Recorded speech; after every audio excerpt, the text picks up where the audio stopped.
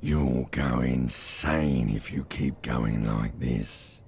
One more day, and you'll be in the loony bin. I just know you will.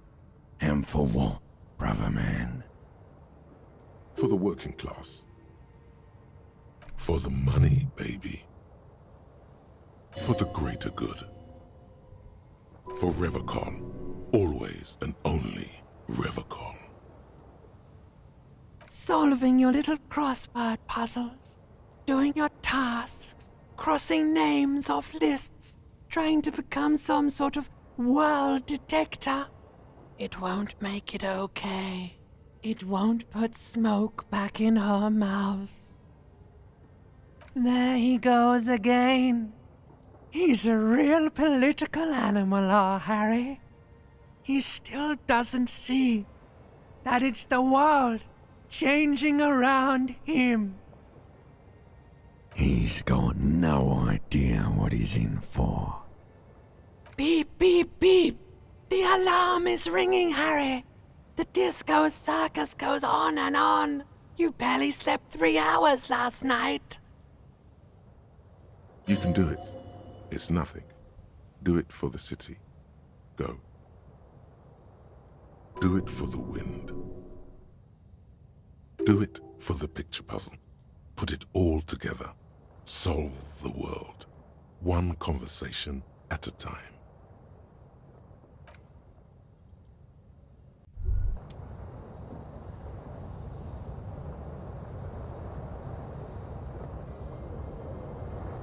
Good. You're up. Listen, there's something that's been bothering you for a few days now. It's a suspicion, or a feeling really, that things are not quite in hand around here. An earth-shattering deduction from your psyche. What will those guys come up with next? Every day, things seem to spin more and more wildly, out of control. The center isn't holding. And despite your efforts to moderate and contain these energies, things only seem to be getting worse. Oh sure, you've been making progress on your case, interviewing people, solving side tasks. But who's focusing on the big questions? But have you ever seen them? How do you know they're even there? More importantly, how do you know they aren't waiting for your participation? You've got to find out who bears la responsabilité. The most awesome, terrible thing. It is human nature to crave la responsabilité and to deny it. That's why it must be distributed across many different organizations, agencies, offices, and portfolios. In other words, it must be diffused across the entire bureaucracy, so that no one can ever truly say who is responsible for what. Harry, you're thinking about this too narrowly. La responsabilité isn't concerned with trivial questions like who killed who. It's about the real issues, the human welfare index, the price of staple goods, the transition to real democracy. Whoa. This isn't some kind of dictatorship. You can't simply seize la responsabilité for yourself. It must be given by a legitimate authority, like a committee. You don't need no stinking committee. You're the law. Really, Harry, you know in your lungs that true authority flows from institutions, not individuals. That's the single principle that separates civilization from barbarism. Technicalities. If you want your work to be accepted, you'll have to go through the appropriate process. There is always time to follow best practices. Once someone's decided to cut corners for the sake of expediency, who knows what else they're capable of? Swift, decisive action. Mass executions. A little self-dealing. Fun stuff. That's what they're capable of. Only the most even-keeled minds in Martinez. Your half-brother, the lieutenant, is a natural place to start. Together, you'll be able to discover who has la responsabilité in Revachol. And, if necessary, you'll have the wisdom and expertise to assign it among yourselves. Most likely, your findings will be collected in a report, which will be carefully reviewed by your superiors. Once they've reviewed it, those same superiors will produce a set of recommendations to be taken up at the next meeting of the Standing Committee. Rest assured, no matter what happens, it will be done through the proper channels. Good luck. Your report is eagerly anticipated. Yes? I'm glad to hear it, Detective. I was wondering when we'd get to this very subject. If you ask me, it's high time for you to set aside these frivolous side tasks and focus 100% of your energies on the case before us. Why are you pronouncing it like you are a coalition bureaucrat? You know what? Forget it. What specifically are you trying to assign responsibility for? Now I understand. Next, I suppose you're going to tell me you need to form a committee to assign this responsibility. Fascinating. And here I believed your recent turn towards moralism was just an act. In any event, I am just a humble law official. I may work under the moral intern's umbrella, but I'm certainly not qualified to serve on any committee. If you are serious about this, you might keep your eyes out for any coalition officials we might happen to run across. Now, was there anything else? And Mikhail noticed the windows, especially with how there are no windows on the south side. This was to deal with. You officers, come to investigate the historic subtext of West Martinez? I'm Tran Heilostam. You must be Kim Kituragi, right? I was just telling my son about this building. Not a lot of people realize the historic significance here. Very rich in hypertext. Nice to meet you. Yes, hypertext. Young Carp and the collection of cultural hyperlinks. He's just making up fancy words. This doesn't mean anything. Oh yes, so Mikhail. They had to deal with monitor glare, especially in the summer. They still had vector monitors back then. That was 49 years ago. So they didn't have windows on the south wall. No, I can't say that we've met before, but I've heard of Kim, of course. Mikhail, say hi to the officers. Mikhail's a little tired today.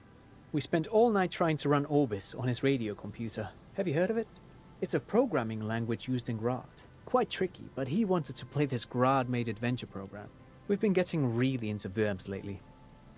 The man speaks in the artificial cadence of a professor, or someone who's been on too many radio shows. But I assume you're not here for giant worms when there are so many real things to see. Just as I was telling Mikhail before, this is where the coalition landed in '08. We could be standing on what is the most interesting landmark in Revachol West. This man is your half-brother. You feel it. But why? Well, get a load of this guy. He really enjoys his trivia. The Orbis programming language was named after its inventor, Victor Orbis, a cybernetician from Grad. They run Vox in the Occidental countries. Detective, a word? Excuse us a moment, please. Of course, Lieutenant. Take your time. Mikhail and I have plenty to keep us occupied. I haven't the faintest idea who this gentleman is, but I've got a hunch he might have some affiliation with the coalition, in case you're still serious about that committee business. In any case, I'll let you take it from here. With that, you both turn back to the blonde man. Me? Yes, at some point, I'm sure I have. There was this one rather memorable instance when I had a chance to meet the head of Dominion Police of Königstein. And as you know, they have this very distinctive dress uniform with scarlet breeches and little cylindrical fur caps. I think these are called... Aha! But it's not just any empty old building. What not a lot of people know is this used to be the R&D department of Felt Electrical, and Felt, which now sells ink cartridges mostly, was once a top dog in the turn-of-the-century cybernetics boom. It looks old and weathered, with seagulls picking apart its stone and metal carcass. Bushy undergrowth has taken hold of the collapsed rooftop. Some kind of bird has set up a nest on a broken windowsill. That's not surprising. Only a vestigial ink cartridge and ferrotape manufacturer remains. They started out as a midway electronics outfit in Königstein 2 centuries ago. After an aggressive move to Revachol, Feld became a global player in the emerging personal electronics market of the pre-revolutionary era. Still, Tricentennial was beating them in business machines. But Feld had an ace up their sleeve, or should I say they were developing an ace up their sleeve? I'm mixing my metaphors here. It was here in Martinez, possibly in this very building, that they developed prototypes for a tape computer.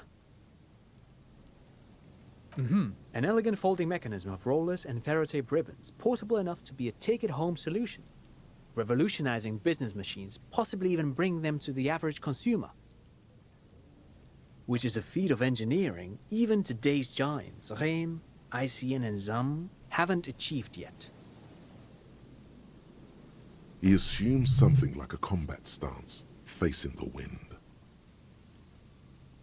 Indeed. What? The revolution! Unfortunately, their moonshot project never made it to the market. Feld's move to Revachol backfired. The revolutionary government liquefied their assets and expropriated those very advanced prototypes, possibly from this very building, or one of the adjacent ruins. All of this was built by Feld, even the boardwalk. Wild Pines built Martinez proper as a resort for their middle management. Feld built this side of town for R&D. Yes, they even built a pleasure wheel, but that got destroyed in the war. A pleasure wheel? Perhaps reminded of a childhood memory. It's clear he would prefer there were a big wheel lighting up the coast. Yes, to lure in their star engineers. This part of Martinez was nothing but reeds before Feld arrived. They had to make the prospect of living here attractive. It was supposed to become a global center for innovation in cybernetics. But history had other plans. Oh, I'm afraid it didn't end well for the boys. But this story is a bit too dark for little Mikhail here. Now, if you were to ask about tape computers... He means that the boys got shot by the communists. The boys were bourgeois. Tape computers. They used them for military communications, but also to write and send out press releases. The most notorious example being Le Décret de Mars. What's the Mars Decree? I mean the radio transmission sent out to news agencies and world governments by the newly created Commune of Revachol on the 7th of March in the year 02. A short-lived legislative foundation for a short-lived utopia. It's a beautiful piece of text, actually. A singer-songwriter I know, Charette, called it a love poem to Revachol on her political concept album, Bon Baiser dans ce Lind. You should read it. Every local library in Revachol stocks a copy of the decree. I tried to get Mikhail to memorize it. Tried to. Someone was much too interested in worms to be paying any attention. The kid takes a peek at the green and silver worm on the cover of the book, already forgetting about this part of the discussion. Actually, no one knows. No one even knows what a computer made entirely of tape would look like. But word has it, they were very elegant, exquisite, alien-looking turn-of-the-century hardware. Buckle up. 10 years ago, I did a little freelancing, I guess you could say. I was a special consultant for an exhibition at the Wompty Dumpty Dum Center in Vredefort, Oranje. It raised the same questions, and we had lengthy discussions with Paul Ockerman, who was head curator at the time. This was before the twins Keith and Guy Hughes joined the team, trying to... Wait, did he just say Wumpty Dumpty Dom Center? He did it. He said Wumpty Dumpty Dom Center, like it's the most natural thing in the world. What the hell is a Wumpty Dumpty Dom Center? And who the hell are Keith and Guy Juiced? This is all ninsy-pinsy garbage for sissy people. The Wumpty Dumpty Dom Center for Contemporary Arts. The exhibition itself drew on Lagerman's notion of memory, and so there were some parallels. That's why the head curator, Paul Ockerman, chose to... In fact, I'm not. The Wumpty Dumpty Dom Center is a place you can visit if you're ever in Vredefort and are ever in the market for an exhibition space / contemporary art research center. But perhaps I should return to the tape computers. As I was saying, the device itself was very elegant, fragile even. One could write directly on the tape using a special chemical solution. The machine would then analyze the handwriting, perform operations, and project output onto a white screen. It was a beautiful, delicate thing. Made of black film and folding tape structures. Even one would be very useful. Though I understand the socio-economic causes of the revolution, it pains me to imagine the revolutionaries setting fire to the precious device. But so they did. The failed playback experiment vanished into the fires of '07. Yes, the official name of the prototype. Some sources report it as the Felt Playback Experience, but those are incorrect. Who knows? Maybe it was an accident, or maybe they didn't want the technology to end up in the wrong hands. Either way, they're all gone now. All 3 versions of the prototype. Nothing but debris and ashes remain inside that building. 2 seagulls circle in the sky. You look up and think, really? Or was there a 4th prototype that remains hidden in the mausoleums below Coal City? But of course, what else? Well, that certainly depends. You know, the popular image of the coalition is of a monolithic politico-military entity. But in reality, it's comprised of many interconnected yet semi-autonomous components. For instance, the offices of Inchecom are responsible for military affairs. These offices are located in the Bank of the World building, just a few kilometers from here. Well, then there's also the Provisional Commission, as well as the Institute for Revacholian Culture, with its architecturally significant headquarters in Le Jardin. Inchecom is responsible for all aspects of the military occupation of Revachol. During the revolution, they coordinated the efforts of the Occidental and Gradian invasion, but these days their function is primarily logistical. Oh, the Institute is a marvelous organization, my favorite part of the coalition by far. Their mandate is twofold: to export notable works of Revacholian culture throughout the moral intern, while also importing the most important cultural products of the wider world to citizens of Revachol. There's an exhibition on Vespertine Proto-Expressionism that I can't wait to take Mikhail to. We're working our way through the major artistic movements of the last century. Of course there is. The coalition's economic affairs are handled by the Bank of the World, Revachol Mission. They operate in concert with the Institute of Price Stabilité in Serre-la-Claire. Ah, that's simple. You're looking for the Comité de Responsabilité de Revachol. It's a sort of clearinghouse for coalition affairs in Revachol. Yes, this is just the sort of reasonable authority you're looking for. If you will, picture the coalition as a kind of wheel. The hub of this wheel is the Comité de Responsabilité, and out from that hub radiate a great many spokes, which connect to Inchecom, the Institute for Revacholian Culture, the Provisional Commission, and so on. I have a long-standing interest in political systems. You see, it's my personal theory that political systems are a lot like personalities. In other words, how a state organizes itself is in some way the public expression of its innermost character. The man smiles at you for a long moment. He is doing his best not to show it, but the smile is ever so slightly more forced than before. Of course, officer, we've only recently met.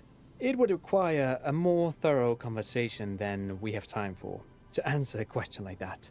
It's fascinating to think about, though, isn't it? Well, now, that is rather complicated. You can write to the committee directly, but I understand that there's quite the backlog. A month or more, according to friends of mine who just so happen to know about this sort of thing. Of course, if you could somehow contact Coalition Warship Archer, you could reach the committee directly, but, well, that obviously presents any number of logistical and technical challenges. A very astute question. You see, in addition to its role as a military warship, the Archer is also responsible for coordinating all Coalition communications and surveillance operations in Revachol. Not just watching, it's listening as well. I don't know the particulars, of course, but I would expect a warship like the Archer to possess the most advanced surveillance equipment available outside of Seoul. Well, I suppose you could rent a private aerostatic and attempt to rendezvous with Archer directly, but I must caution against it. Warships like the Archer are usually authorized to fire on unidentified aerostatics on site. That might be the trickiest question of all. From a technical standpoint, it shouldn't be all that difficult. You simply require a radio transmitter capable of broadcasting on Coalition frequencies. The problem is that those sorts of radio transmitters are tightly controlled by the Coalition. Even the RCM doesn't typically have access to them outside of special joint operations. He's correct. It makes coordinating operations with the Coalition exceedingly difficult, from our perspective.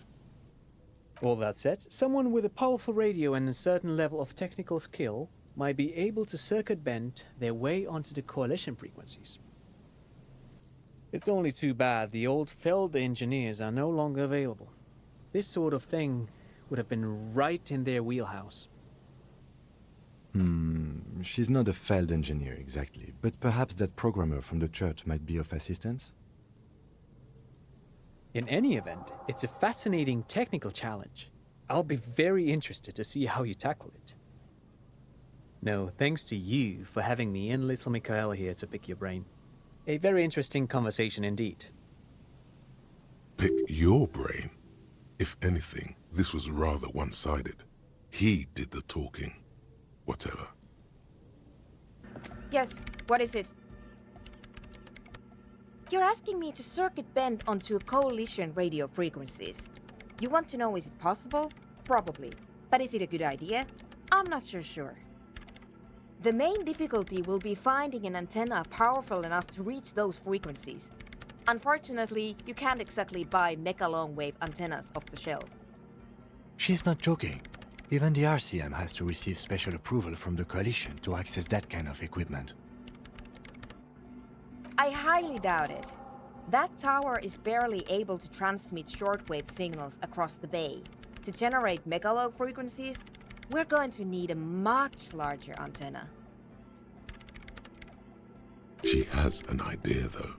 You can see the tiny signal lights firing inside her brain. I don't see any alternative. We're just going to have to build the antenna ourselves. Yes, from a technical view, it's not even difficult. The difficult part will be finding the right location. We need metal, a lot of it. The taller the structure, the better. Something that is both prominent and easily accessible. If it's near a power source, even better. Close your eyes. Unfold your mental map of Martinez. It's morning. You're standing on the plaza before the whirling in rags. The wind pushes a piece of tear across the cracked tiles. From the north comes the malicious laughter of two children. Your eye follows the tiles west. You see a bench and a few twisted, pitiful trees. Then, just water. From behind you, a low, spectral voice whispers, "Nay." Beyond the unkempt backyard rises a monstrous assemblage of concrete, plaster, and corrugated sheet metal. The voice again, more urgent now. Nay. Just a moment. That voice isn't human, and it's not saying nay. It's saying nay. You turn around. The morning sun is blinding. You bring your hand to your brow, and a great shadow materializes before you. A towering beast, frozen in mid-air. The dead king and his horse. It could work. It may work, you think, but why do you feel like there may be a terrible cost? We'll need an adequate power supply and a great quantity of cable. If we connect the cables to some of the stranded lorries, we could theoretically increase the antenna's wavelength exponentially. Whatever ambivalence she had about your project before, she's now fully engaged in solving this technical puzzle. It's completely ridiculous, but I believe we could transform the entire roundabout into one solid fractal antenna. A note of awe in her voice. She's shocked and pleased by her own audacity. What you choose to call it isn't my concern. I'm only here to tell you what's feasible or not from a technical viewpoint. I have plenty of cables and amplifiers on hand. The power supply, I will secure on my own. All we require now is the radio transceiver itself. I cannot answer that for you, but I don't expect it to be that difficult. There's no shortage of radios around here. If you have real to spare, you might even be able to buy one. But it doesn't really matter where it comes from, so long as it works. And before you ask, no, you can't have the radio from Machinima. I highly doubt that. When I crank the volume on my dyno wave, it's like you're in the front row at the National Concert Hall. Joke all you want, detective. Whatever radio you manage to scrounge up won't lay a finger on my setup. There is no need to go out of your way to find a top-shelf radio for this purpose. As long as it's functional, that is what counts. Wasn't there a highly functional radio in that abandoned lorry by the roundabout? Certainly, though it requires a fair amount of technical finesse to remove them.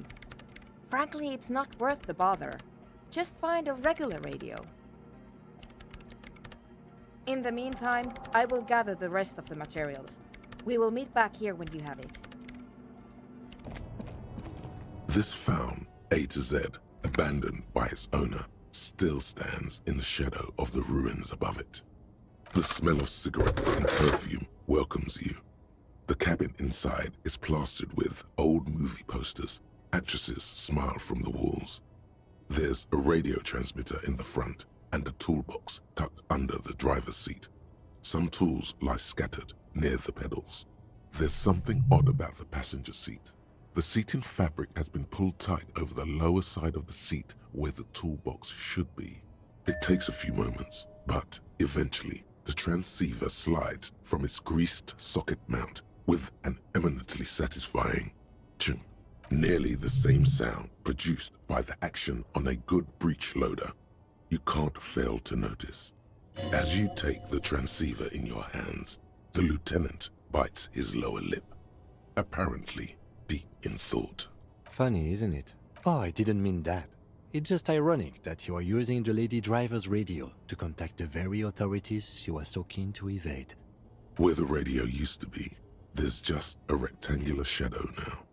It's about the size of a small box of pasta, but much heavier. Now that you're looking at it more closely, you realize the various dials and meters make it look vaguely like a face. A distinctive triangular logo forms the nose. That's the mark of Advertise Electronica, one of the major manufacturers of advanced radio equipment. You've surprised me more than once during the course of our investigation, but I have to say it still seems like a remote scenario. And Advertise is certainly nothing to sniff at. But if you compare the feature sets, I would say they are more or less equivalent. I've no reason to be jealous, Detective. An Esteras is... so it would appear. An Esteras is certainly nothing. It should, assuming we can find a way to replace the frequency dial. The movie stars are still smiling from the walls, but there's a rectangular shadow where the radio used to be, and something strange about the passenger seat. The pull-out toolbox lies hidden under the driver's seat. Some tools have been left scattered near the pedals. You close the rusty old lorry door. Yes, what is it? Ah, very good. Let's see what you have. Interesting. An Esterhaus EH4, heavily customized. This is an advanced model, highly capable. I'll need to replace the frequency dial, but it should certainly work for our purposes. She's impressed by your resourcefulness as much as by the equipment itself. I believe that means we're ready to get started. I should warn you, once we begin setting up this antenna, we'll need to see the whole process through. There won't be any second chances, any do-overs. You understand? So if there's anything you'd like to get in order before we depart, I suggest you do it now. Ah, yes. I wasn't sure what to do about that, but then I discovered an abandoned power source down by the edge of the bay. It's obvious. She's referring to your half-sunken Caprice 40. Oh, yes. I did notice that it was covered in police livery. Then you already know that the carriage itself is irreparable, but the rear-mounted engine seems to be in fine working order. My intention is to run a power cable from the engine up to the antenna. It won't last forever, but it should give us enough time to establish a connection with Coalition Warship Archer. That's up to you. At a minimum, I would make sure you are physically and mentally prepared for an intense and difficult process. Once we begin, there can be no interruptions. At the very least, you should make sure you're wearing a good pair of gloves. Radio engineers typically carry overpriced solvent sprays to clean the antenna connections. But in a pinch, some common ammonia works just fine. Psst. It's the alcohol in the ammonia that's doing the real work. Kinda like with you.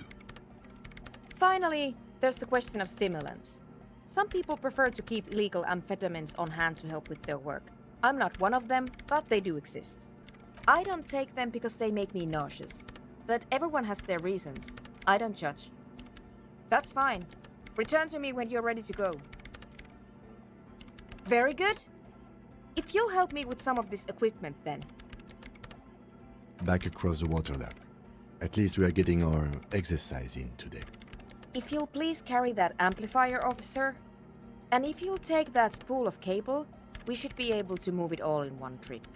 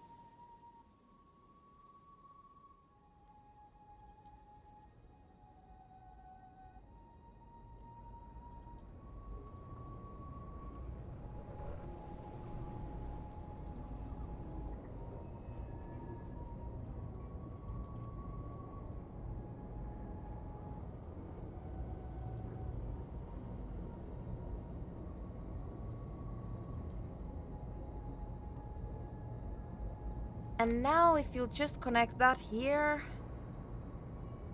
It's done. I believe we are ready. We're ready to try at least. Please put on these headphones. There should be 2 extra sets. I've configured the channels so that only your microphone is set to broadcast, officer.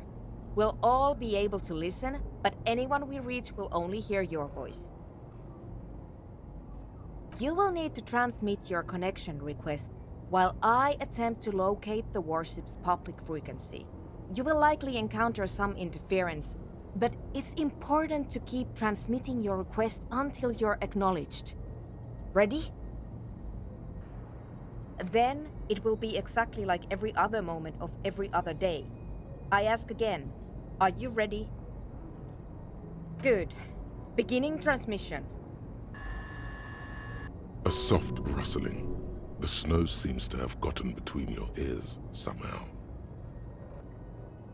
Every light switch, every motor carriage, every doorbell, tea kettle, and radio in Martinez, all mingled with electrical interference caused by scattered thunderstorms over Ozone. Officer, are you in order? We're waiting for you to start. We don't have time for indecision. Just say whatever first comes to mind. You're all alone out there, wandering a blasted heath, calling out to the night. But there is no reply, except for the buzzing of invisible machines. The lieutenant looks up at you with a nervous glance. He is nervous for your sake, of course, but also his own. Looking at him now, with both hands on his headphones, you see very briefly what the lieutenant must have been like when he first joined the RCM. Then he turns to you. He gives you a half smile, along with an almost imperceptible nod of encouragement. Try again, officer. Perhaps you're simply imagining it, but it seems as though you're learning to pull apart the fibers of this auditory felt. You focus on one strand in particular, one that sounds very nearly human. Nein, Liebling, das lasse ich nicht zu. Wie kannst du unseren Jungen bloß auf einen dieser Dinger nach Bredefort schicken? Marianne, mir erzählt, dass Oscar nicht mehr, seit er auf einem Luftschiff aus Graz zurückgekommen ist. Halten ihn die Psychologen für vollkommen normal. Aber sie hat das Gefühl, seit seiner Rückkehr mit einem Fremden zusammenzuleben. Something about her son going to Vredefort on an aerostatic to see some psychologists. Or maybe it's the psychologists saying it's normal to have feelings for strangers. Foreign languages were never your strong suit. The rustling of dry autumn leaves, waves breaking at a distance, 1,000 wings beating at once. The rustling of dry autumn leaves, waves breaking at a distance, 1,000 wings beating at once. Liebling, bitte. Er ist unser einziges Kind. Er kann auch nächstes Jahr zur Akademie gehen. It's crosstalk. In all likelihood, they can't hear you. You have to keep trying until we get a signal through. Again? It's gone now. A slight frisson at the point where your neck meets your spine. Something about the lieutenant's words directed at you, but not you. I didn't say anything, Detective. Someone has been maintaining it. The wiring has been repaired. An uncomfortable silence falls over the connection. It's been a long winter. Long and cold. I promise you I didn't, even though it certainly sounds like me. I can't say with certainty, but it sounds very much like anthroponetic crosstalk. It happens sometimes when sending transmissions across long stretches of pale. Ah, yes, of course. That must be it.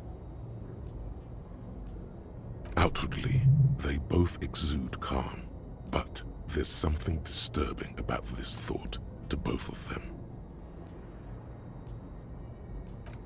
Natürlich halten ihn die Psychologen für vollkommen normal. There won't be any later. This is our chance. Now please keep going.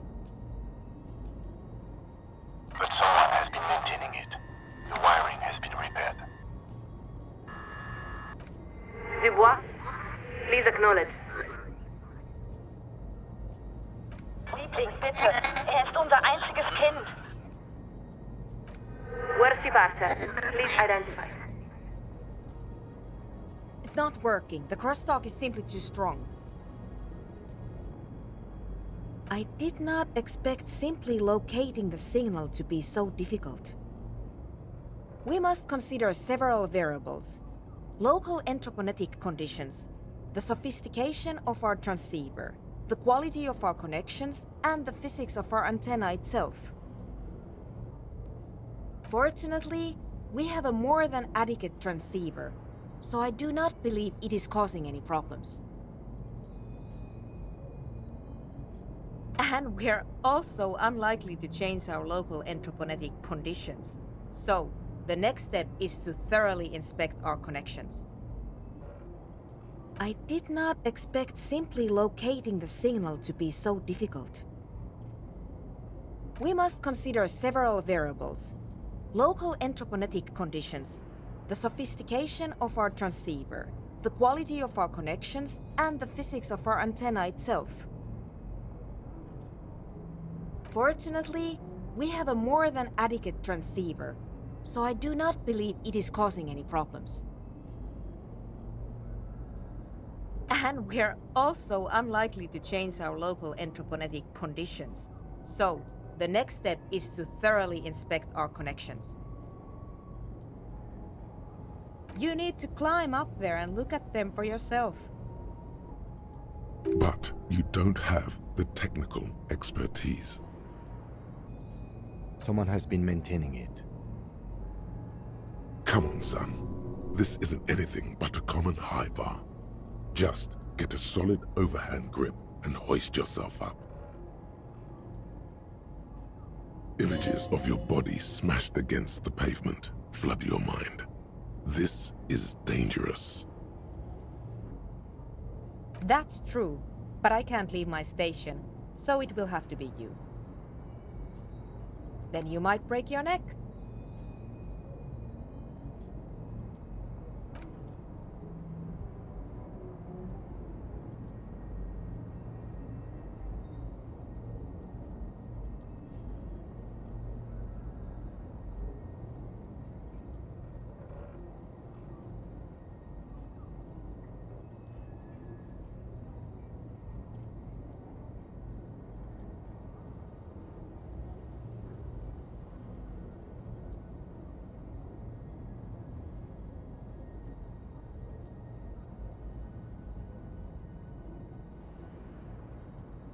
The metal bar is cold and slick with precipitation.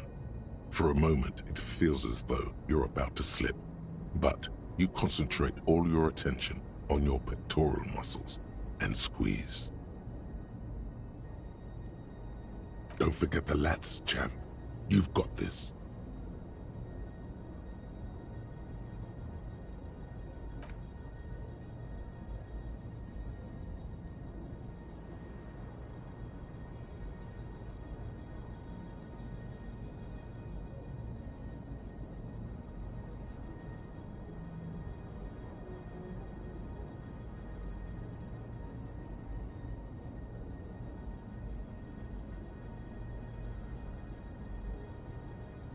And before you know it, you're safely perched atop the monument.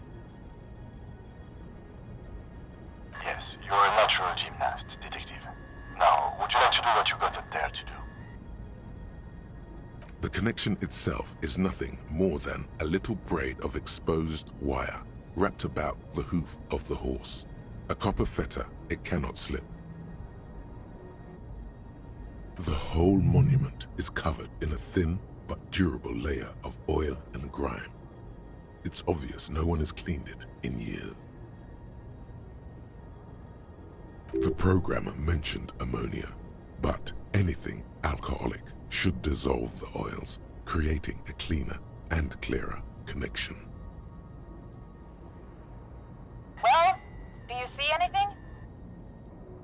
Damn, I was afraid of that. And I didn't bring any solvents with me. How foolish. short of changing the shape of the antenna, I'm not sure what else we can do from here. And the lorries are all jammed together, so that's unlikely to happen. Ideally, narrow the receiving mode so that we can isolate the Warship signal and eliminate the crosstalk.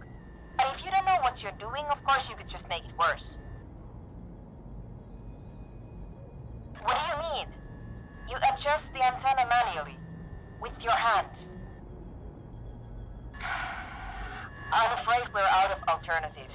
You're just going to have to go for it. She's right. The responsibility is yours, and yours alone. There's no turning back now. You are face to face with Philip III. The Bronze King looks toward the west. Something about his features seems bizarrely distorted. Not intentionally. It's a matter of perspective. The king was never meant to be seen from such an angle as you've attained. His imperious gaze leads you naturally to his outstretched hand, which, for some reason, strikes you as sadly empty. He seems ill-equipped for wherever he's going. A king should not go about unarmed. You can't help but feel that saber you picked up might just give this older king a little more panache and better reception. Come on, kings and sabers are so played out. There's a better way. Why not arm the good king's valiant steed instead? There seems to be just enough room between its teeth there.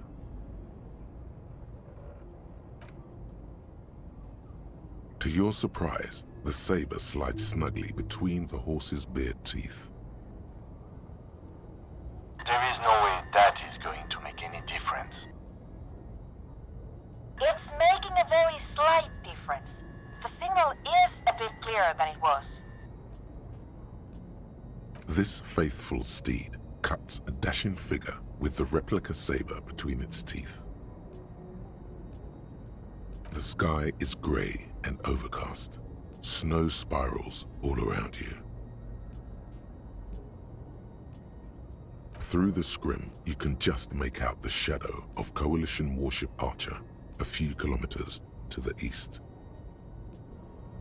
A few of the idle lorry drivers and strikebreakers gesture at you with their cigarettes, more out of curiosity than anything else. From the window of one of the adjacent apartment buildings, an older woman leans out, her heavy breasts sagging.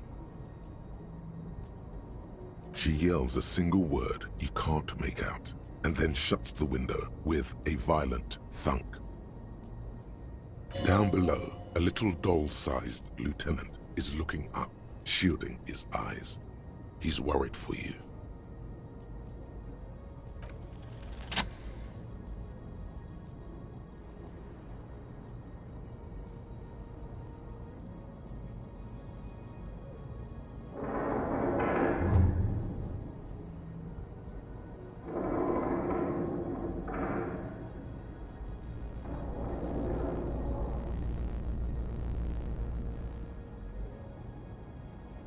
Your grip is firm, yet controlled.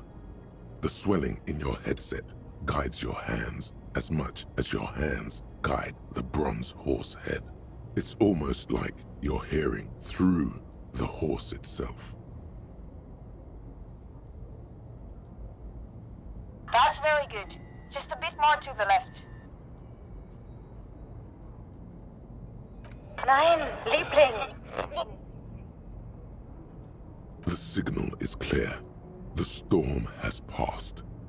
This is another voice, a live voice on the other end of this invisible bridge you've established. Try it now, officer. Lieutenant Dubois, this is Coalition Warship Archer. We are acknowledging and accepting you. Aha! Excellent!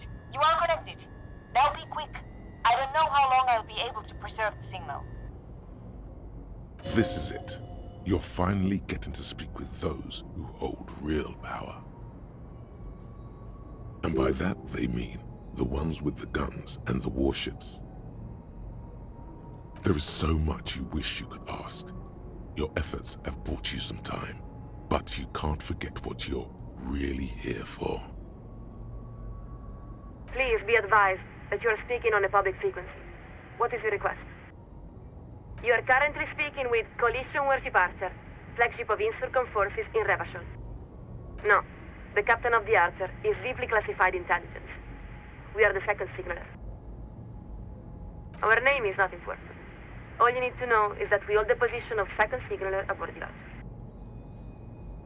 Wait. She's an L something. You just know it. There's something in the way she refers to herself, always with the first person plural.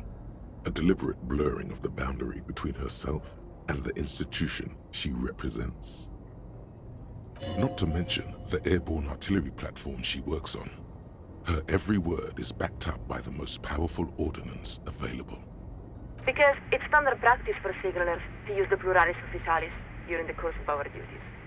It's meant to serve as a reminder that we don't speak only for ourselves. For instance, as second signaler, we represent Coalition Warship Archer, which in turn represents Insurcom and the Coalition more generally, which in turn represents the Moralist International, which itself represents the interests of 1.2 billion people across the world. Meaning, she's the voice of all those living souls. No, of course not. There are many nations outside the Moral Inter's umbrella, in Seoul, Samara, and elsewhere. At most, you might say the Moral Inter represents between a quarter and a third of humanity. A truth conveyed, matter-of-factly, without pride or self-consciousness. Perhaps you could say that we represent the interests and hopes of a great many people. But you could say, just as easily, that we are the assistant to the secretary of a factotum, no more remarkable than the lowest cashier of a common fleet. It all depends on your perspective. The chief signaler, our superior. They are ultimately responsible for all communications aboard the Archer. But now, we've wandered quite far afield. What was your request? That's difficult to say.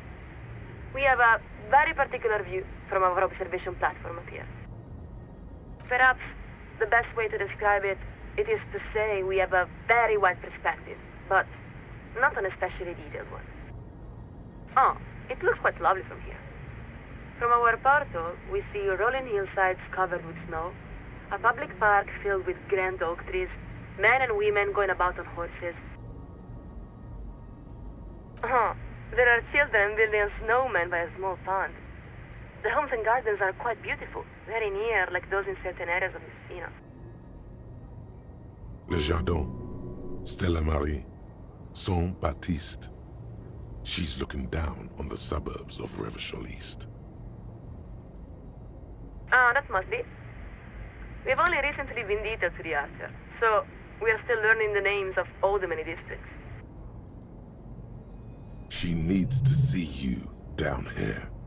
That's the only way she'll really get what you're about. Martinez. That is to the west, yes? Stand by a moment. We are adjusting our viewfinder. Yes, we are looking at the river now. There are small islands in the middle of it. It's very nice, actually. Interesting. The west of the city looks very different from the east. There's a large motorway dividing it nearly in half. This must be the 881, no? Very well. Now, we're looking at an area that seems to be in urgent need of revitalization. She must be describing the eminent domain, the district under the shadow of the 881. It's heavily working class, with no municipal infrastructure to speak of. To your knowledge, no such revitalization is forthcoming. Now we see the lake, and around that, a rather vibrant-looking city quarter. There are some large buildings, from the turn of the century, we would guess. Yes, this must be the heart of the district.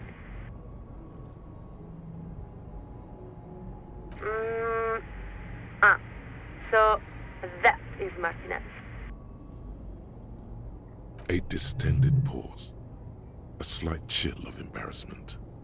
She isn't sure what to say.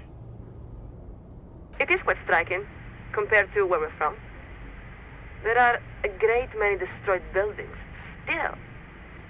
And we don't see any horses. It's really nothing like the eastern side of the city.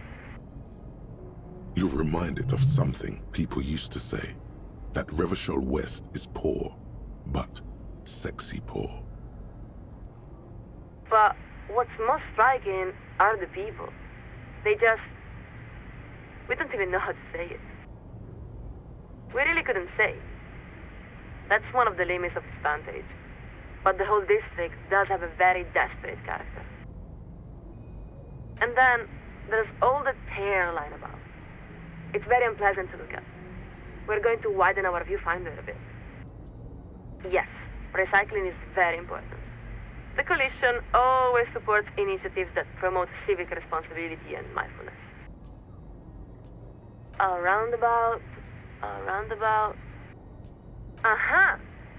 Yes, we see the monument. But there seems to be a man on top of it. To be completely honest, Lieutenant, we are not in a position to say. We can't really make out faces from this distance.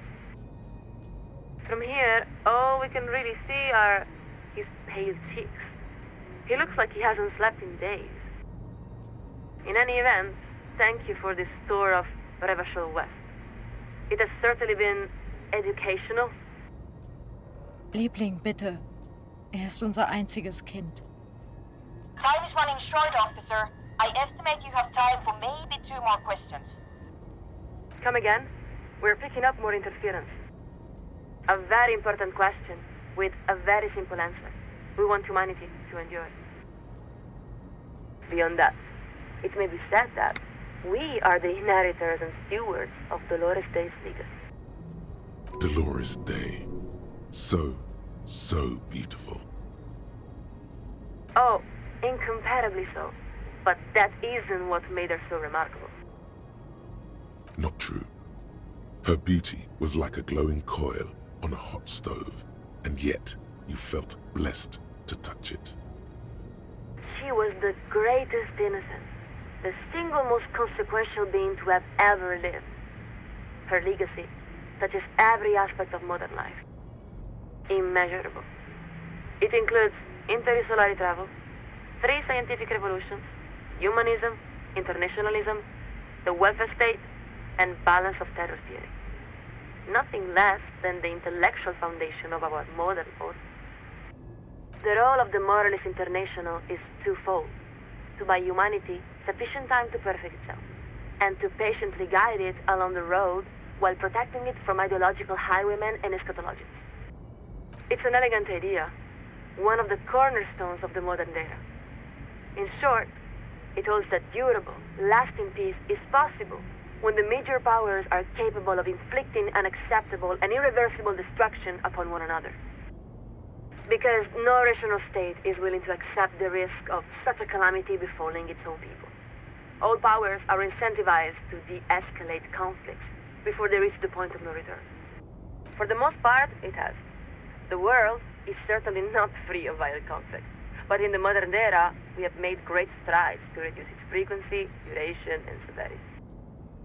It was established by many of the same founding party members who elected Dolores Day, and who, after her assassination, dedicated their lives to the continuation of her political and intellectual project. The other members of the founding party moved to Sur-la-Clay and invented modern corporate finance. Their names may still be found on the pediments of some of the largest investment banks in the world. There are many. The communists say they are the next dialectical step in an inexorable spiral of progress. They claim to have resolved the inherent contradictions of moralism, and believe they're just one revolution away from establishing a humanist paradise. The fascists say they are both the ancestors of and the successors to the Lawyerism. In other words, They believe that Dolores Day's reign simply represents a glorious phase of expansion within a greater Franco-Nigerian heritage.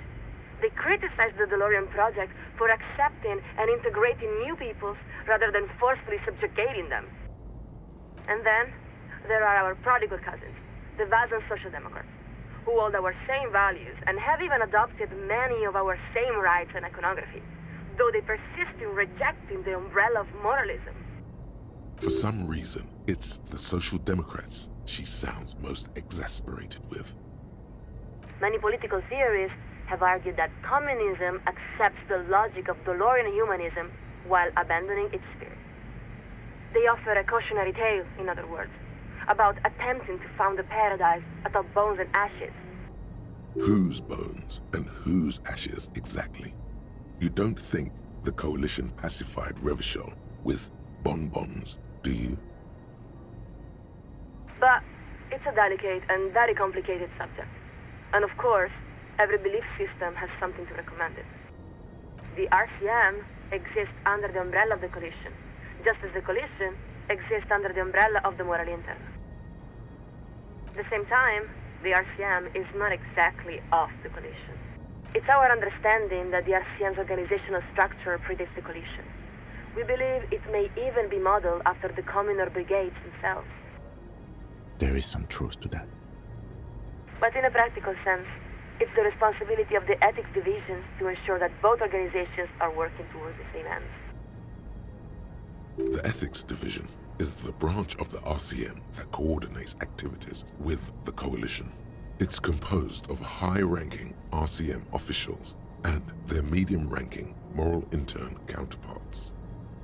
It's considered a career-making assignment for elite RCM officers. In other words, it's a fundamental part of the RCM, so you probably shouldn't ask her any questions about it. I suppose I enjoy casework too much, but surely you have more interesting things to discuss with the coalition than my career path. Lieutenant Dubois, was there anything else? Let us answer your question with a question. Have you ever seen evening fall over the old town of Advertise? If you had, then you would remember. It is one of the great wonders of the world, impossible to mistake or forget. The heart of the city, the old town, is a district composed of weather marble, comprising thousands of columns and arcades arranged around a series of grand plazas. During the day, it's a beautiful sight, equal to any of the great cities of Pericarnassus.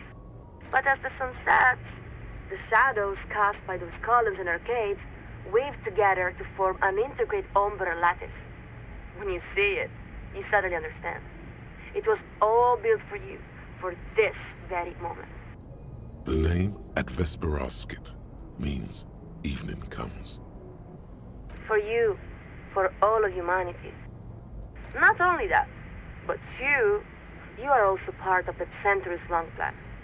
When you cross one of the open plazas, your own shadows is effortlessly woven into the great lattice work, a deliberate synthesis of humanity, art, and the natural world. Yes, it is.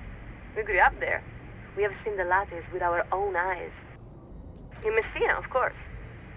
Not only was it the site of Dolores Day's crowning, it was also one of the great cities of the DeLorean era, a glorious expression of humanity's highest potential. Of course, such a city does not spring from nowhere, nor does it endure without effort. Its construction was the work of many generations, and its preservation is an equally monumental responsibility. There's a word at the tip of your tongue, a name. Egret. Don't ask us what it means. We're not sure. It's the name of a common bird, a heron with white plumage. At various times, its feathers have been prized for ladies' hats. Yes, it does. It's the name of a bird, of course, but it's also the designation for the Archer's Coordinated Impact Artillery System. Why do you ask? It is one of the most advanced currently in service, capable of firing 50 rounds per minute along 20 co-aligned arcs. However you feel about weaponry as such, it is one of the great technical achievements of the modern era. Officer, I've held the signal open as long long as I can. Whatever you came here to ask it now. Is everything alright? We can assure you, it is coming as soon as possible. That's rather optimistic. Though, of course, it depends on the contingencies. You must understand, the Moral Intern is responsible for ensuring the continuance and flourishing of mankind for the next 3,000 years. The Planning Division must account for a great many possible outcomes and chance events. Fortunately, we have contingency spreads to help guide our decision-making. Originally developed by mechanical engineers at the Isherwood branch of CZU Industries around the turn of the last century. Contingency spreads are used to model complex events in a number of fields, including business, public health, radio computer science, insurance, and international diplomacy. Of course, there is no one spread that can reasonably account for all these possible events. But at least we're able to prepare for the most likely eventualities. It's not really our area of expertise, but we can try to explain. Picture a smooth hill made from fresh dirt. Now, if you stand atop this hill and put a glass of water over it, what will happen? Precisamente. We know only that it will run down, but not what course it will take. If we place a rock in the water's path, will it divert to the left or to the right? We cannot say, but we may predict which way it might run in either event. That is the essence of the idea. You might also imagine these spreads as a kind of tree, with every juncture representing a different event, and every branch representing a different timeline. Not exactly. No one can know the future. But with contingency spreads, it is possible to predict what the future realities might reasonably look like. Meaning, there are more and less reasonable futures. You should follow up on that. But we shouldn't overstate their importance. They are simply one of many tools used by the Moral Intern to set policy. Well, yes, just as some events are less probable than others. While we expect the vast majority of realities will fall within a normal confidence interval, there must necessarily be some that fall outside that range as well. It may be. We are only a second signaler, not a metaphysician. It's a rather cold way to think about the world, isn't it? The key, we believe, is to be open to meaning, even amidst great uncertainty. But now we are only speaking for ourselves. That's impossible to say. It may be that Revachol has a great role to play, or no role at all. That is the nature of contingencies. But didn't the Wild Pines representative say that Revachol would resolve history? You must understand, when we speak of contingency spreads, we are talking about the most fantastically complex data visualization human beings are capable of producing, with thousands of events, from elections and wars to natural disaster or scientific miracles, and millions of possible outcomes. It may be the case that, under certain scenarios, Revachol is vitally important, as it was during the collision landings in 08. It may also be the case, in many other equally plausible scenarios, that Revachol is simply another once great city, like countless others throughout history. Did she just admit that the coalition invading Revachol was one of those contingencies? No, well, not quite. The Moral Intern never intends to violate another nation's sovereignty. That would be a serious violation of international law. But one must consider that the world was in the midst of a global catastrophe brought on by an unstoppable pandemic. No amount of contingency planning could account for all of that. Yes, we would say that is a fair and reasonable way to describe it. For this reason, responsibility for developing contingency spreads is only assigned to highly trained analysts working with advanced radio computers and a steady supply of drones. Of course, while the content of individual contingency spreads is deeply classified, many degrees beyond our access, everything we have heard from the Provisional Commission indicates that the transition is proceeding according to the appropriate timetable. Well, not yet. Right now, it's more like a simple seed, buried out of sight.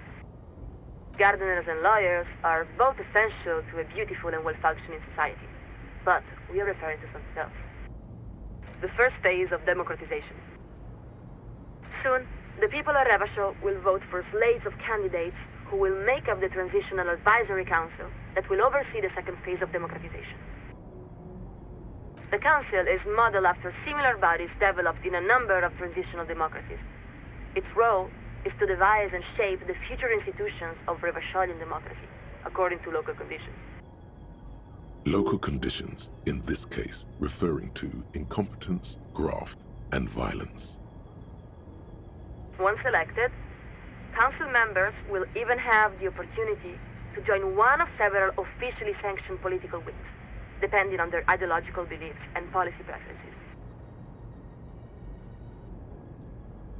A very important question. The wings are carefully selected to represent a wide spectrum of political thought. Typically, there's a liberal technocratic wing, a social democratic wing, and even a conservative populist wing. You wouldn't believe some of the ideas they express, but a vibrant and free political culture requires that all perspectives be given voice, even those many may find objectionable.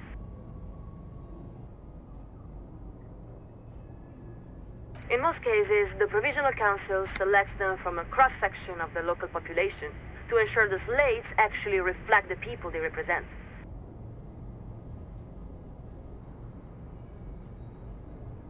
Of course, such a situation is not ideal. We would all prefer for Revacholians to nominate the representatives directly, but that is why it's a transitional council. Our best theoreticians believe that 3 to 5 phases are appropriate for states that lack strong democratic traditions, which would certainly apply to Revachol. But we must stress that real democracy is an ongoing process and not simply an outcome. It must be cultivated and preserved if it is to endure.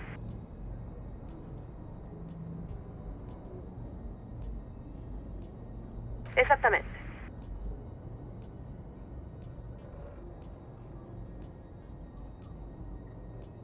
It's been a long winter, long and cold.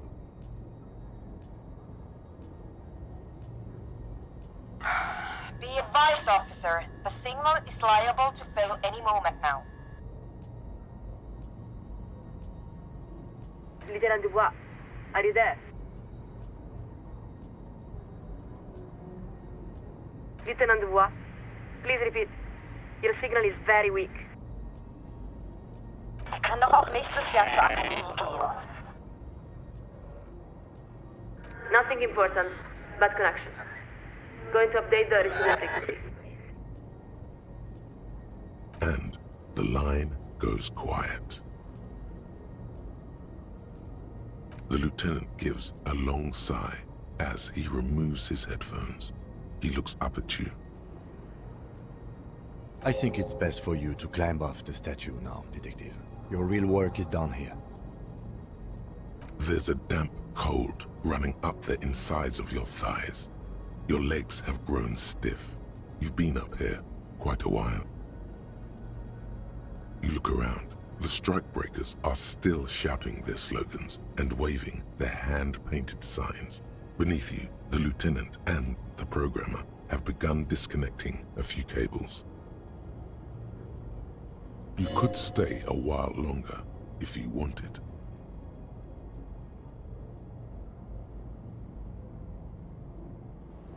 Out on the bay, a pair of dinghies bob and roll in the waves. The breeze drags the voices of the fishermen toward the plaza, faint and indecipherable. Further out, a few dirty icebergs drift to and fro. Further still, at the outer edge of your recognizance, the ancient ruins of the sea fort lay piled on the horizon. Everything all right, Detective? Listen, I understand that you're disappointed that things did not turn out how you might have hoped.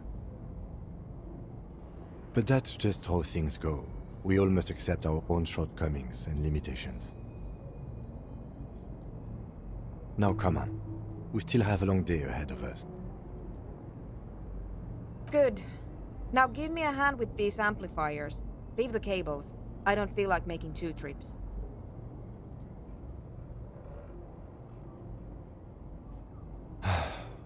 What's one more trip across the waterlock?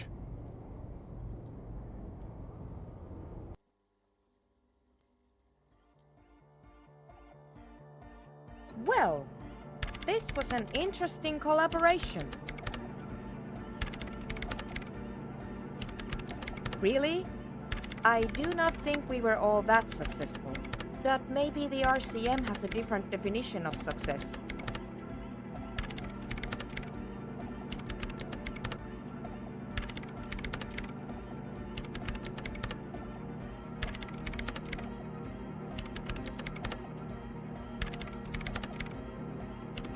In any event, just leave that equipment here. I'll put it away later. If you'd like, you can take one of the extra headsets. I don't need so many spares.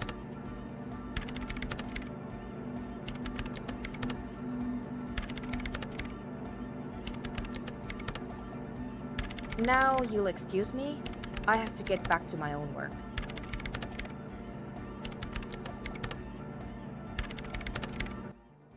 Trying to get in line with the big bad, are ya? Those are some serious frequencies you want to mess with. Come on, Noid. I think we owe him. Asel's right. He's one of us now. Yeah, alright. But if you're going to sync up with them, you're gonna need a serious wave generator of your own.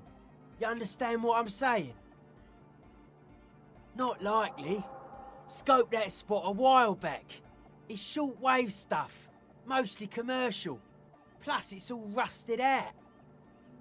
Build it ourselves! We built this nightclub, we can build anything! Yeah, maybe. Tech-wise, radio's not the spookiest thing around. Our part's finding an antenna big enough to align with those megalo frequencies. An antenna hardcore enough to shake the whole world! Maybe not that big, but pretty big. Centaur Man is made of metal.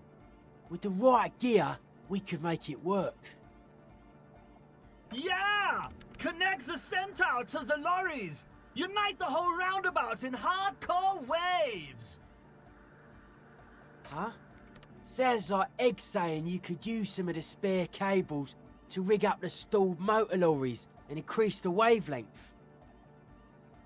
Effectively transforming the entire roundabout into a single fractal antenna.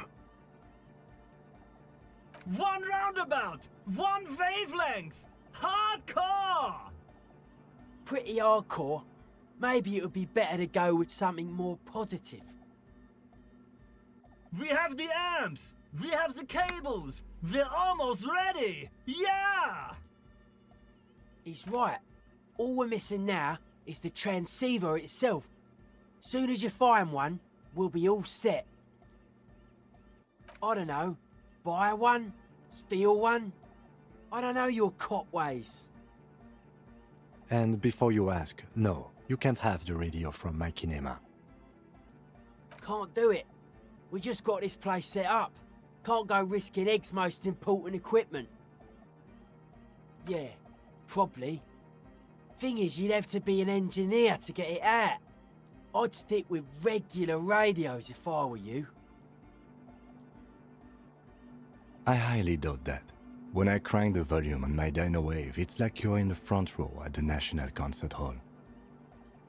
It's all transmission. A regular old transceiver should work fine. It just won't be as hardcore, you know.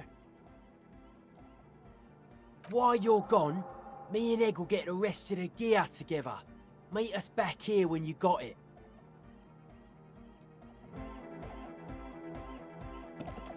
Yo, man. What's on your mind? So your cop ways came through again. Impressive. Let's see what you got. Thought I felt a special sign coming off this one. I'll just have egg pop in a frequency dial here, and we should be set. Rarely has there been a more apt pairing of man and transceiver. This is a portent of great success. Alright, Lawfarer, we're ready to do this. I have to warn you though, once we commit, there's no stopping until we've seen it all the way through. No pauses, no second chances, this is our shot. You got it? So any cop prep you gotta do, you do it now. We'll wait if we have to. Don't sweat that. Egg found something down near the waterlock. Some maniac abandoned a perfectly good power source. That maniac is obviously you, which makes the power source your half-sunken Caprice 40. That explains why it was covered in cop colours. Whole thing's totaled. But lucky for us, the engine on the back is still perfectly good. All I have to do is run a cable from the engine up the Centaur Man's Memorial. It won't last forever, but it should buy us enough time to get you synced up with a big bad. How should I know? It's up to everyone to know their own needs. Whatever keeps your body and soul in top working condition. At the very least, you should make sure you're wearing a good pair of gloves. Personally, I'm gonna make sure I've got a steady supply of prep tied handy. The speed is to get you through the tedious, detail-oriented parts of the work. Maybe this freak will spot you some.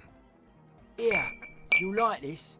It's got a little straw and everything so you can slurp while you work. The lieutenant politely averts his eyes as you make a drug deal in a house of worship. But make no mistake, he's less than thrilled about it. Fuck what the lieutenant thinks. We're off to the races, baby. You'll probably want to take a minute to get your gear situation sorted out. Rest of the crew has got to stay here.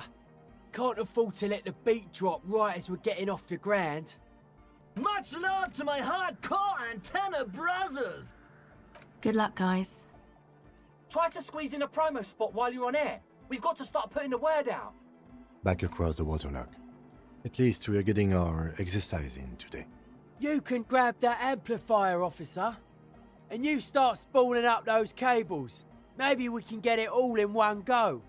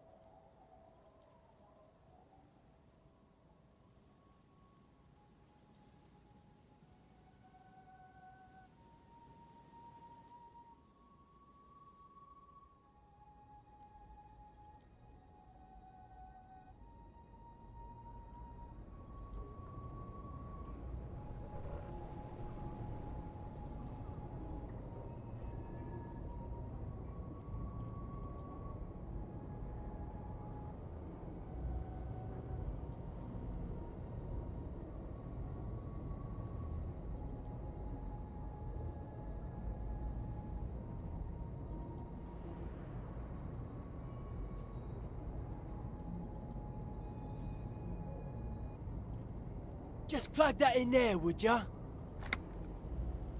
It's done. I believe we are ready. Yeah, as ready as we're gonna be.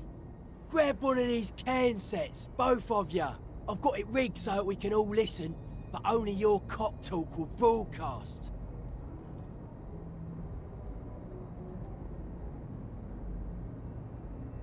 No idea what we're gonna hear when I turn this thing on, so be prepared for anything.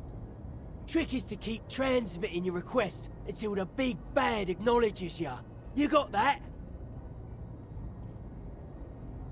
Honestly, that might be for the best. Like I said, the signs coming off this whole project are seriously uncharted. Don't know how much juice we've got, so we better get to it. You ready? Good. We're live in 2, 1... A soft rustling. Between your ears, a winterscape with fast falling snow. Every light switch, every motor carriage, every doorbell, tea kettle, and radio in Martinez, all mingled with electrical interference caused by scattered thunderstorms over Ozone. Hey, Lawman! We're waiting on ya! You're all alone out there, wandering a blasted heath, calling out to the night. But there is no reply, except for the buzzing of invisible machines. The lieutenant looks up at you with a nervous glance. He is nervous for your sake, of course, but also his own. Looking at him now, with both hands on his headphones, you see very briefly what the lieutenant must have been like when he first joined the RCM.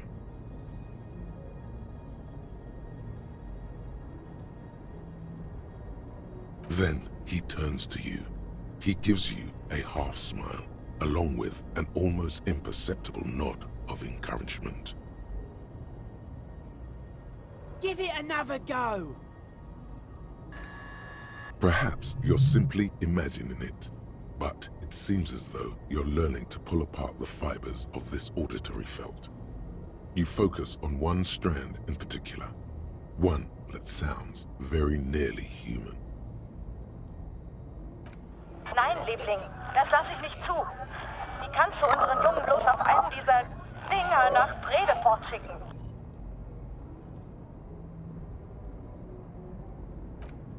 Marianne hat mir erzählt, dass Oscar nicht mehr, seit er auf einem Luftschiff aus Graz zurückgekommen ist. Sie halten ihn die Psychologen für vollkommen normal. Aber sie hat das Gefühl, seit seiner Rückkehr mit einem Fremden zusammenzuleben. Something about her son going to Vredefort on an aerostatic to see some psychologists. Or maybe the psychologists are saying it's normal to have feelings for strangers. Foreign languages were never your strong suit. Liebling, bitte. Er ist unser einziges Kind. Er kann doch auch nächstes Jahr zur Akademie gehen. Just radio spookers. We get him all the time round here. Keep trying.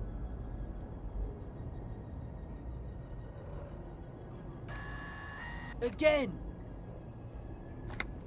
It's cold now. A slight frisson at the point where your neck meets your spine. Something about the lieutenant's words directed at you, but not you. I didn't say anything, Detective. Someone has been maintaining it. The wiring has been repaired. An uncomfortable silence falls over the connection.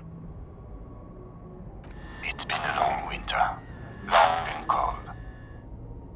I can assure you it's not my twin brother, though it certainly does sound like me. Sounds like your partner's being haunted by his past self. Or maybe he's trying to warn himself. From the future, most like. I don't know much about radios. It's just a little bit of pale interference, Detective. A little eerie, perhaps, but perfectly explicable. Outwardly, the lieutenant exudes reassurance, but you can sense a lingering doubt in his voice. Natürlich halten ihn die Psychologen für vollkommen normal.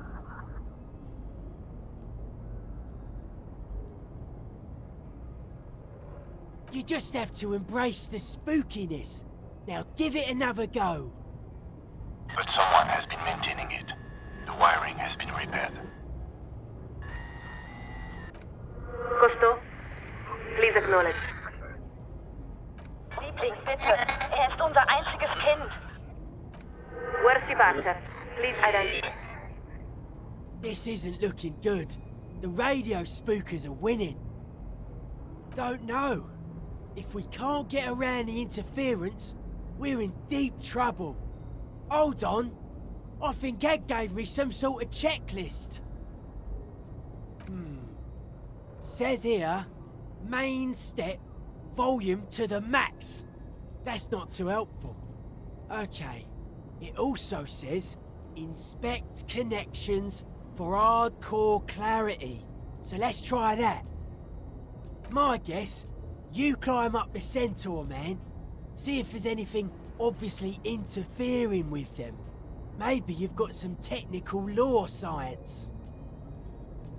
This isn't exactly your area of expertise, though.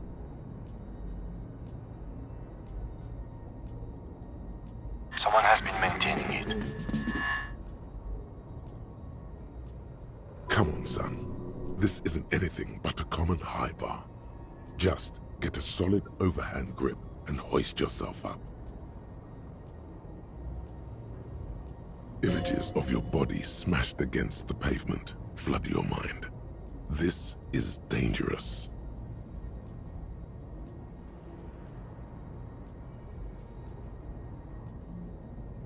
It's gotta be you. I'm manning the decks down here.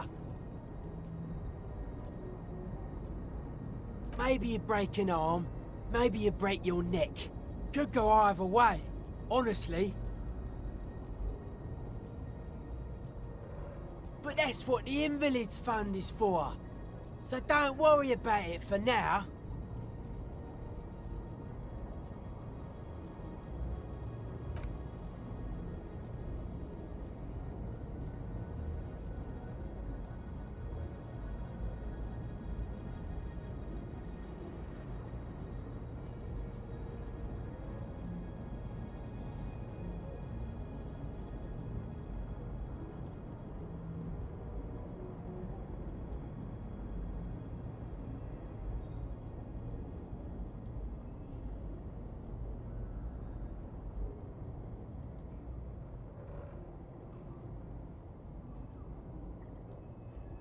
Cold metal chills your bare hands.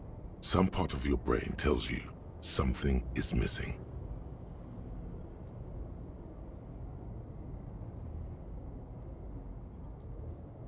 Chalk powder absorbs moisture and keeps your grip firm.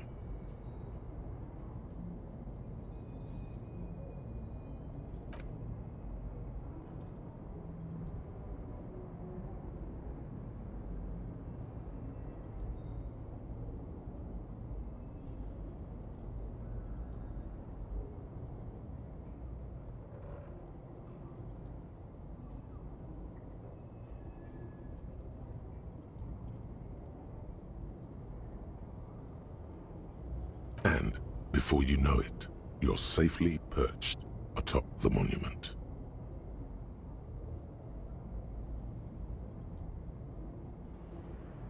Yes, you're a natural gymnast, detective. Now, would you like to do what you got up there to do? The connection itself is nothing more than a little braid of exposed wire wrapped about the hoof of the horse. A copper fetter it cannot slip. The whole monument is covered in a thin but durable layer of oil and grime. It's obvious no one has cleaned it in years. If you had something alcoholic, you could dissolve the oils, creating a cleaner and clearer connection. Well, what's it look like?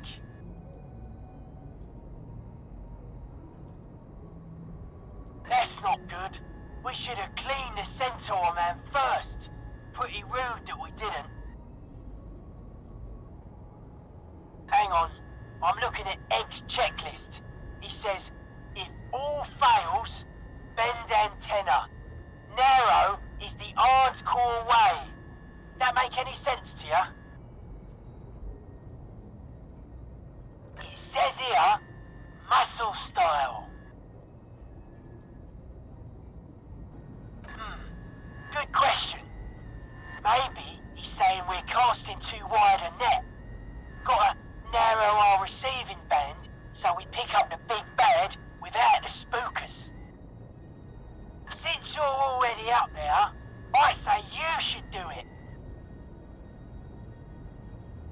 The speed freak is right. The responsibility is yours and yours alone. There's no turning back now. You are face to face with Philip III. The Bronze King looks toward the west. Something about his features seems bizarrely distorted. Not intentionally. It's a matter of perspective.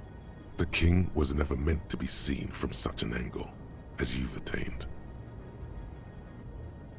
His imperious gaze leads you naturally to his outstretched hand, which, for some reason, strikes you as sadly empty. He seems ill-equipped for wherever he's going. A king should not go about unarmed. You can't help but feel that saber you picked up might just give this older king a little more panache and better reception. Come on. Kings and sabers are so played out. There's a better way. To your surprise, the saber's hilt fits quite snugly in the statue's hand. The king cuts quite the triumphal figure now. There is no way that is going to make any difference. Nah, every bit helps. We need this antenna to be as hardcore as humanly possible. This faithful steed is in nearly as poor a condition as its rider. A clear sky, the kind of day where anything might happen. Across the river, you can see Coalition Warship Archer tracing its gradual circuit above Revachol East. A few of the idle lorry drivers and strikebreakers gesture at you with their cigarettes, more out of curiosity than anything else. From the window of one of the adjacent apartment buildings, an older woman leans out, her heavy breasts sagging.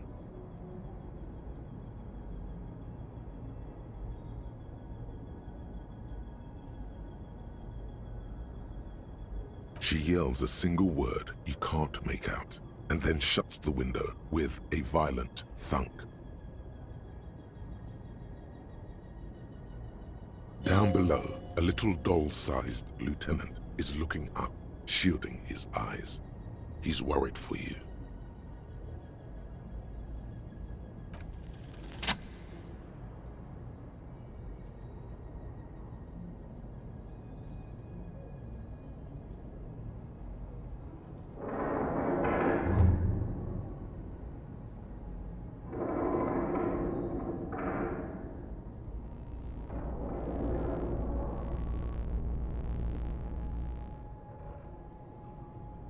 Your grip is firm, yet controlled. The swelling in your headset guides your hands as much as your hands guide the bronze horse head. It's almost like you're hearing through the horse itself. Looks like it's working. Keep going. Just a bit more. Nein, Liebling. The signal is clear. The storm has passed. This is another voice, a live voice on the other end of this invisible bridge you've established.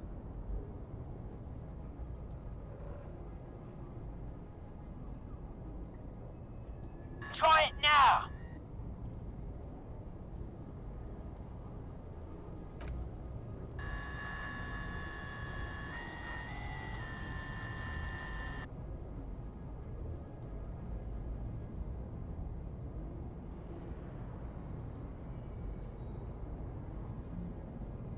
Detective Cousteau, this is Coalition Warship Archer.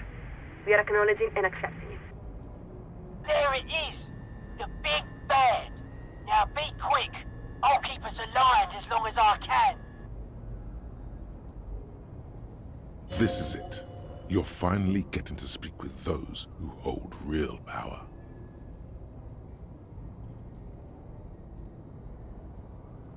And by that, we mean the ones with the guns and the warships.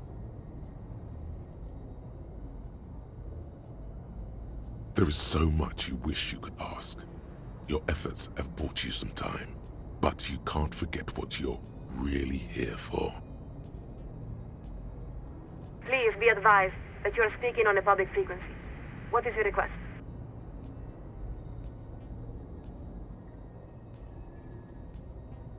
Acknowledged. To reach the committee, all you need to do is fill out the appropriate request form and submit it to the Liaison for Public Affairs. If the liaison accepts your request, you will be invited to address the committee at their next quarterly public hearing. We believe the next hearing is scheduled for July. She's got to be jerking your chain, right? You can't wait that long. Not a problem. If this is a time-sensitive matter, you may file an emergency address request with the Liaison for Public Affairs. They typically respond within a few weeks.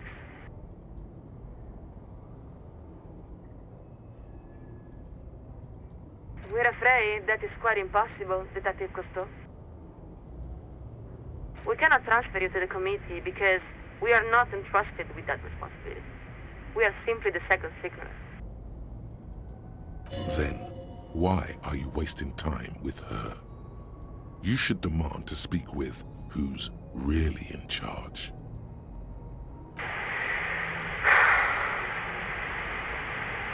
You know, that is simply not how the command pyramid works. We can no more overrule our chief signaler than you could overrule your own precinct captain. You're getting out-tangled by the big bad. Time to try something else.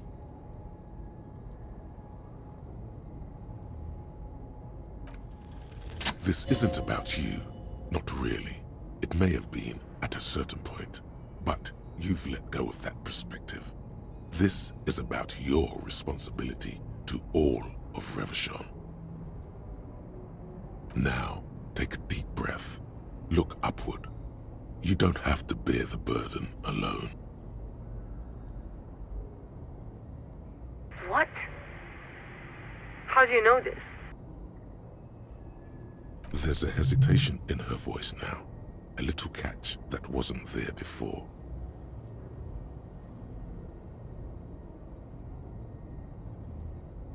Detective Cousteau, this is a very serious claim. Please describe the situation as succinctly as possible. We will forward your summary to the committee. There's papers rustling in the background. She's clearing her desk, preparing to take notes. There, you've wedged your foot in the door. Now, if you can show the Coalition how much they're needed, they'll have no choice but to intervene. You have the facts. Just lay them out beneath the cold light of reason. Please continue. We're listening. Was there anything else the committee should know? Detective, before you answer that, I urge you to weigh your words extremely carefully. You're not only speaking for yourself. He means to tell you, you're speaking for all of the RCM. What you say now will reflect on all of your half-brothers and sisters. The lieutenant is afraid you're going to say something too outre. We are listening. What did you learn about the victim? Oh dear, you seem to be losing the thread. Don't listen to them. Everyone loves a good political angle. Come again, Detective Cousteau. You're saying the victim was killed by communists. Was this a politically motivated homicide? We're afraid we're not following. Did you speak with the victim before his death? We see. Detective, we must be perfectly honest with you. We cannot recommend that you address the committee, not under the present circumstances at least. Because what you're saying suggests that you are experiencing an acute psychic break with reality. You don't need to speak with the committee. You need to speak with your station Lazarus immediately. No. She's got it all backwards. It's reality that's obscuring what's real. You have never been closer to the dark truths of existence. We will pass along a summary of your report, minus any speculative or paranatural elements. What the committee does from there is beyond our control. That's correct. But we must say that it has been interesting to speak with you. If nothing else, The Elysium is frequently a source of curiosity to those of us aboard the Adver. Now, the first signaler has informed us that we must update the receiving frequency. This connection will be cleared in 4, 3, 2, 1. And the line goes quiet. The lieutenant gives a long sigh as he removes his headphones. He looks up at you. I think it's best for you to climb off the statue now, Detective. Your real work is done here. About time. You grab that amp. Forget the cables. Need to leave some evidence of our antenna to inspire future generations. What's one more trip across the waterlock?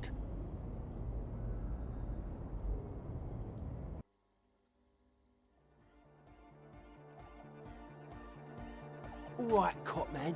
We've held up more than our share of this collaboration. I hope you recognise how much the hardcore underground came through for you.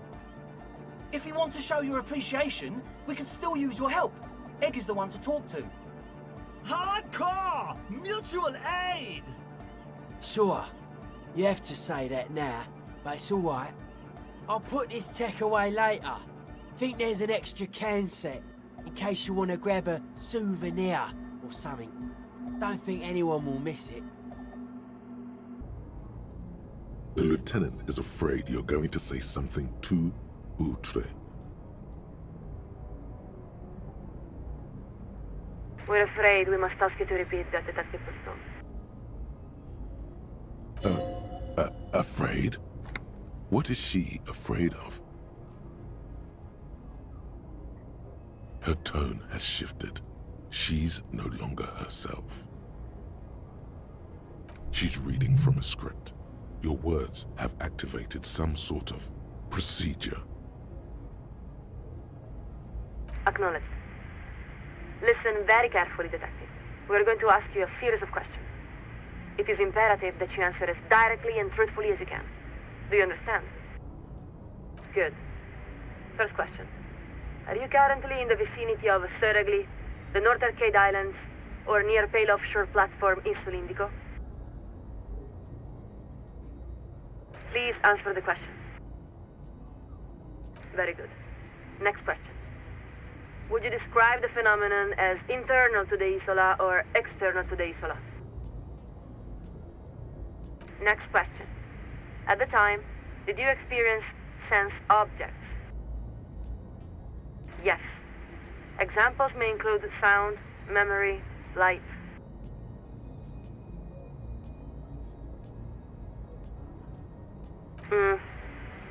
Let's go on. Final question. Were you alone? Yes, unquestionably, irrevocably alone. Of course not. The radio programmer was there. How could you be alone? You're a star, man. You've got an entourage and adoring fans wherever you go. You are part of a large family. You are never alone.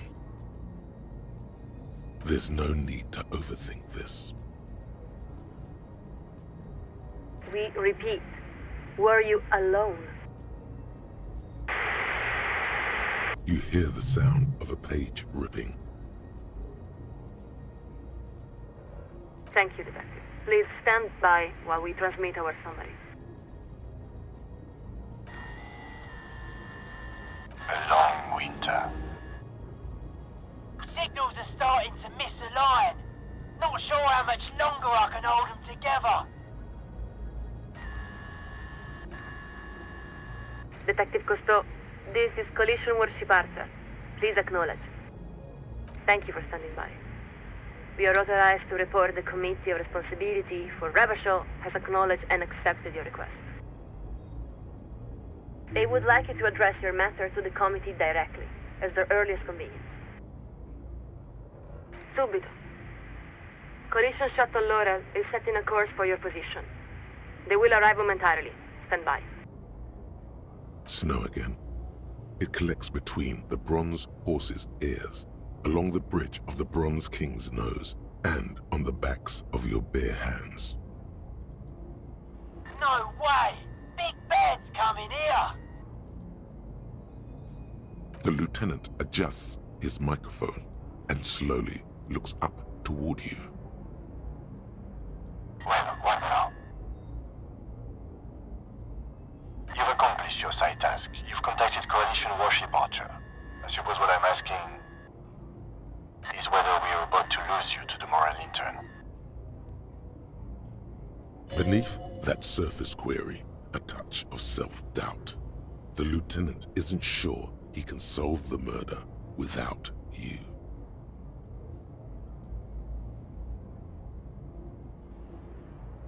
I don't... What are you saying, detective? What he means is, he can't believe you're about to renounce your half-brothers and sisters. The lieutenant takes a moment to compose his thoughts. Detective, each of us has our part to play in the world. My part is to solve crimes. I am under no illusion that my role isn't a minor one in the scheme of things. But I embrace it because it's my role, and it's yours too, detective, whether you accept it or not. The lieutenant's final words are nearly swallowed by the roar of the aerostatic's main rotors. Detective Cousteau, this is Coalition Warship Archer. We have been instructed to inform you that the Laurel arrived at your position. Please acknowledge. No shit. How are they supposed to hear your acknowledgement over the thundering of their own rotors? Thank you. The Committee of Responsibility for Revachol has authorized us to offer you an immediate extraction. Do you accept? The roundabout, Martinez North, daytime. Across the plaza, a pair of seagulls fight over the remains of a chicken wing. It's the same plaza you've been looking at for days. What do you hope to see now that you haven't before? The speed freak eyes you with a curious blend of awe and contempt. He's torn. There's nothing more softcore than the Coalition, according to his worldview. And yet, having summoned an aerostatic with your voice is one of the most hardcore feats imaginable. The lieutenant looks up toward you. He starts to open his mouth, then appears to think better of it. He's spoken his piece, he thinks. It's up to you now. You cannot leave. So much hangs in the balance. Acknowledge. Laurel has initiated the extraction procedure. Stand by.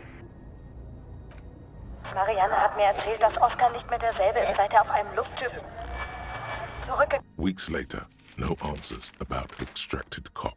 The condition and whereabouts of an RCM officer extracted by a Coalition aerostatic 2 weeks ago remain unknown. The dramatic maneuver witnessed by dozens near the North Roundabout has reportedly increased tensions between the citizens of Martinez, the RCM, and Coalition authorities. Early reports that the lieutenant was investigating entropinetic phenomena along the coast have not been confirmed.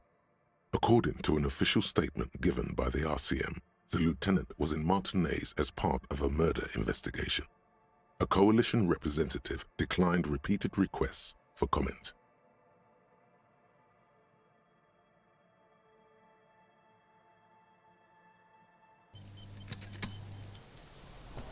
It's clear you like the hard stuff, Brota. Evening falls. The time has come to take the vow. The vows are blood and flesh. Lower intestine, the term is metabolic and circulatory system. Fascism, Brota.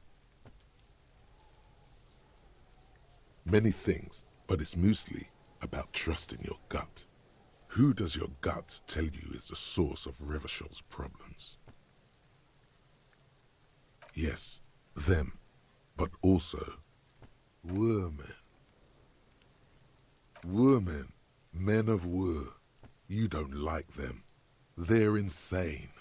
Their idiocy needs to be scrubbed off this world with rubbing alcohol. Woo men need to go back to the fucking kitchen. That's what fascism boils down to. The rest is also important. But the main thing is that woo men need to know their place. Feminists? No, it can't be. Not you. No one believes this. Stomach truth. You're having a stomach truth. Because you've said the hard things that others won't say. The good things, you've said them many times. Okay, yes, let's call it that. Good thinking. That sounds much better. Traditionalism. You like the sound of that. You're going to keep your views, right? Keep your views, Brota. For the nation, smart. Best not to mention the woo men too often. That's why you're the head and I am the stomach. Of course you are, Bruta. Of course. Across the room, the heating system hums its soft lullaby. The mattress feels soft and sheets warm. It only takes you moments for the world to fall away. Thoughts, baby. A million little lights in the dark. You're one fine instrument, brother. All those faces and all those names. All that laughter and screaming and scheming around. Every corner and every street. Recorded in you forever. On and on it goes, for untold hours. At the disco where you first asked her to dance. Rising, rising, above the dark curvature, the great wingspan of sleep, studded with stars. Behold, there are millions of them down there. The first time, the last time, the smoke in her mouth, the plotted flowers, the faces turning, changing. It's the world, Harry boy, and you're made of it. Every day you're out there, you make more of yourself from it. I'm afraid you can't be unmade now.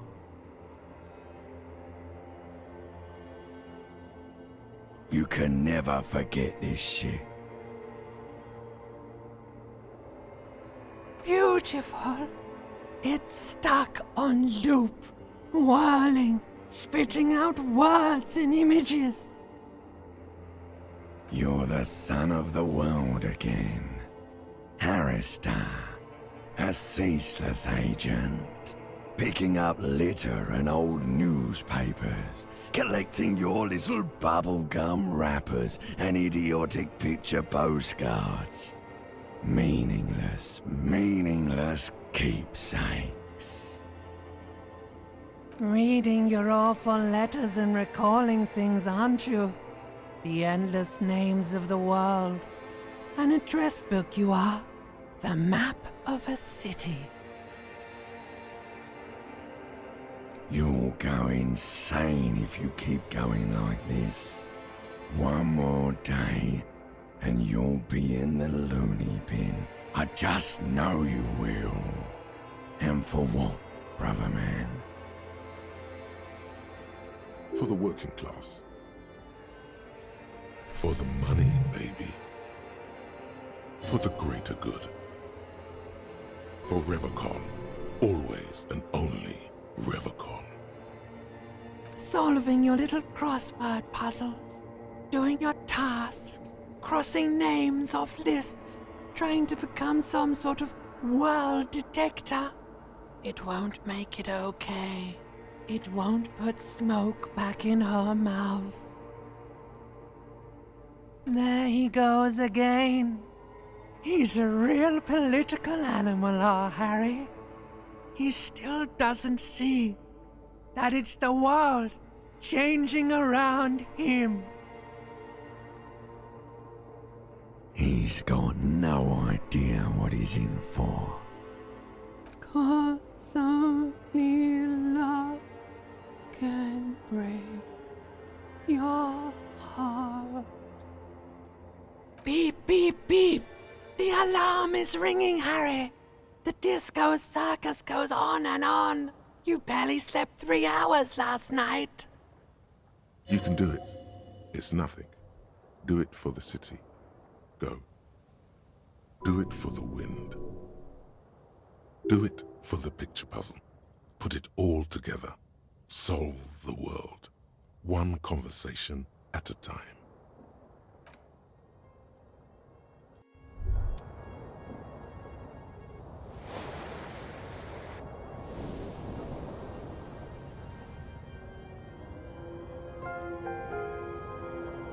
You were right, brother. Back there, in your sleep, all the weak-willed delinquents, dilly-dalliers, foreign moneylenders, insane anarchists, and yes, the woemen. They've run this place to ruin.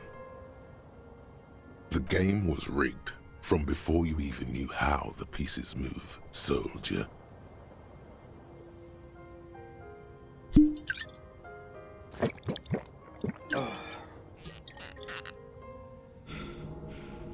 It has, brother, but we are going to turn back time. A solemn gurgle emanates from your stomach. I will send you back to the time when the sun had not yet vanished, when it was still setting into the sea. The time of the suzerain, the time when love was still possible. To go back with the knowledge and the experience you now have, and to do it all over. Do it richtig this time. Protect the suzerainty, clean up the city, revive disco music, and get her back. You could save Revachon. You could be the man, brother. Her? No one. Don't ask about her. You fool. Second chances are not about questions. They are about actions. Are you ready to start taking action, brother? Ultramarathon here meant Revachon. Our streets and all that. It's all there is. Just move on and answer the question. There must be others like you. Men who long for the days when words like loyalty and love meant something. Love is shit. Loyalty is meaningless. People whose yearning for the past is so great they barely live in the present. Those are the men you need to find. Those are the guys who know. Think, maybe you've already met someone like that. Oh yes, Gary is exactly the kind of guy we want. He knows something. Who else? Now we're making bank. A man with guts and a memory. I felt it too. He could be a treasure trove of wisdom. Who else? Bullseye. And that's the vibe we're looking for. Those are the people with answers. And by longing, you meant blatantly racist, right? Now, there is a man who values the past with passion. And you know how the saying goes. He who clings to the past shapes the future. That is not a saying. It makes no sense. Measurehead is exactly the kind of man who'd know how to step back into the past. 4 is a good number of traditionalists. It's plenty. Let's go see what they know. History will remember us, and this time we don't have to worry about her being kind. Praeterea Redia, Kingsman. Charge for Revocol. Charge for love.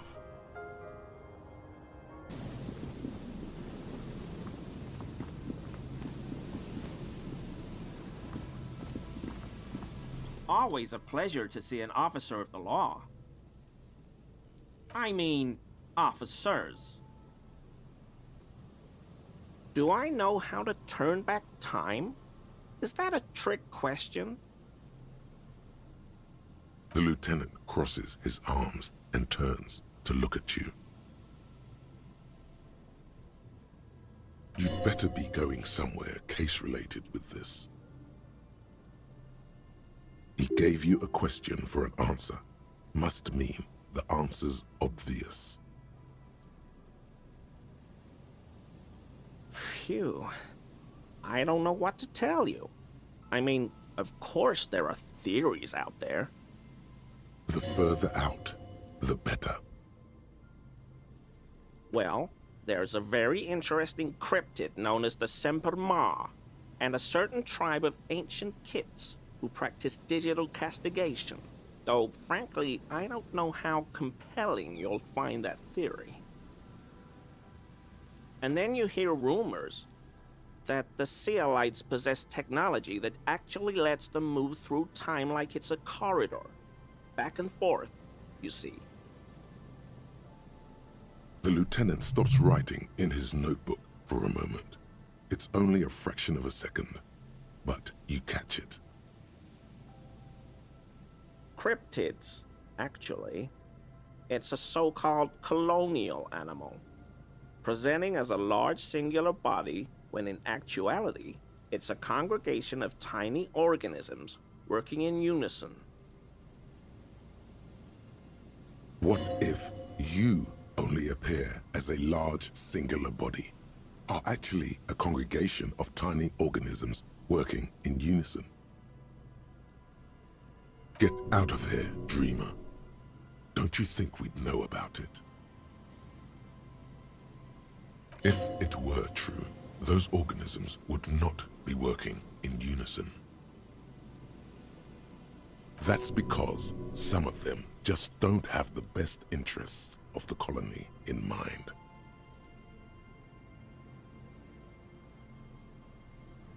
Hey, maybe if the rest of you took a chill pill every now and then, they'd be more motivated. Shut up. We can't hear what he's saying. It's found in the subtropical jungles of Samara. Extremely difficult to spot, as it appears to the untrained eye like common mud. It's thought to be impossible to catch, and very dangerous. Yes, it blends in with the jungle floor. Unsurprisingly, it's become the subject of many local myths. Some have even described it as an angry forest spirit, or a manifestation of the forest itself. I once heard a story about a whole village disappearing overnight, without a trace. Can you imagine that? Just a large patch of mud where the settlement was.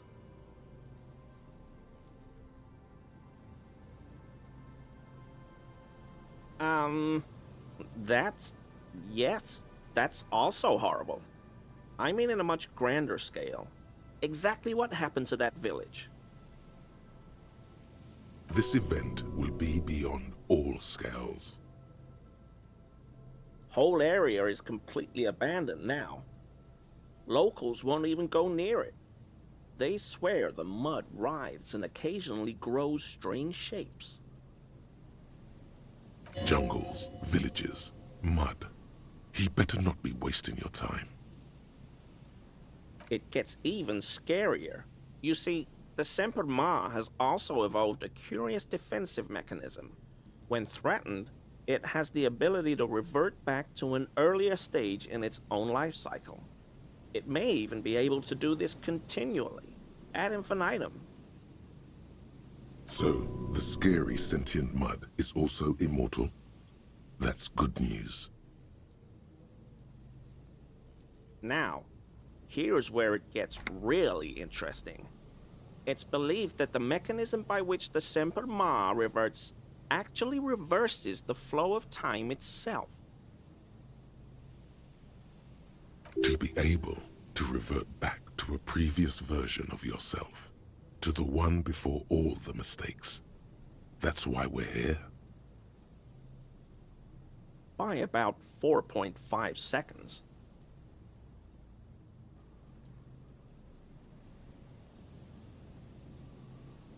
Well, you see, the fascinating thing about it is that this temporal reversion is said to extend to anything touching the Semper Ma at the moment of reversal. And attack it over and over again, you could theoretically punch your way back to the Franco-Nigerian era. Like a diving suit powered by pain.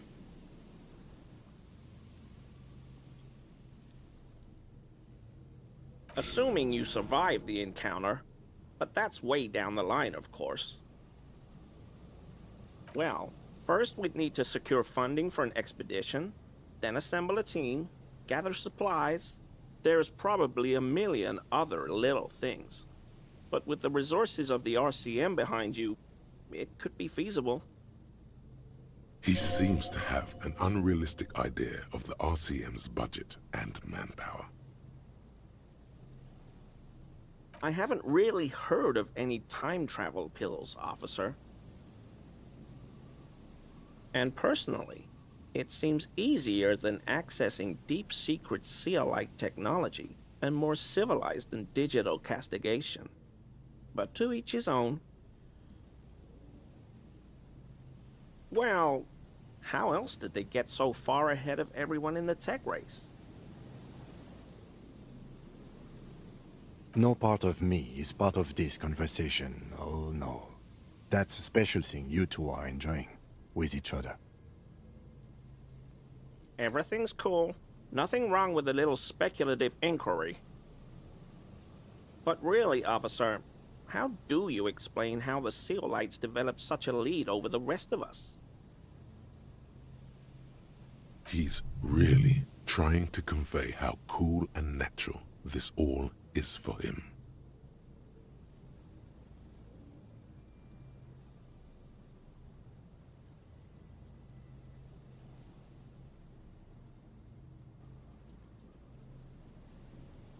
I don't know. Sounds a bit incestuous to me. But sure, none of my business. I'm not a SEALite. But no way that's the reason they're winning the race. Oh, trying to keep only one type of people around you is suddenly incestuous, Gary? Come on, officer. Everybody knows about it. The stuff they've got, most people here can't even dream of it. He's just discovered that he can't think of any examples, though.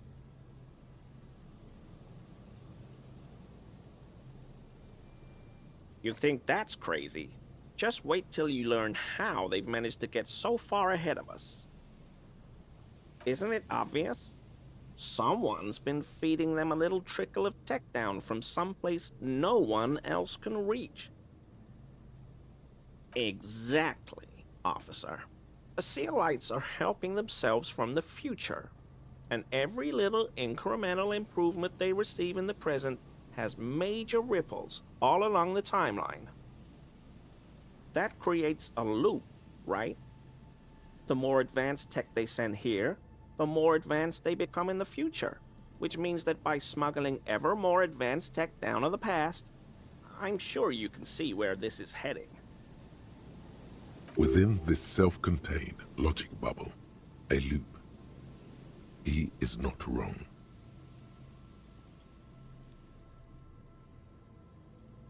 I don't know, officer.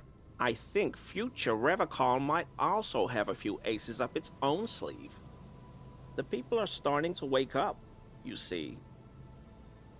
You notice the lieutenant flinch and rub his forehead, as if hit by a sudden migraine. God, I hope he meant it sarcastically. If not, I don't really see how he can continue being a police detective.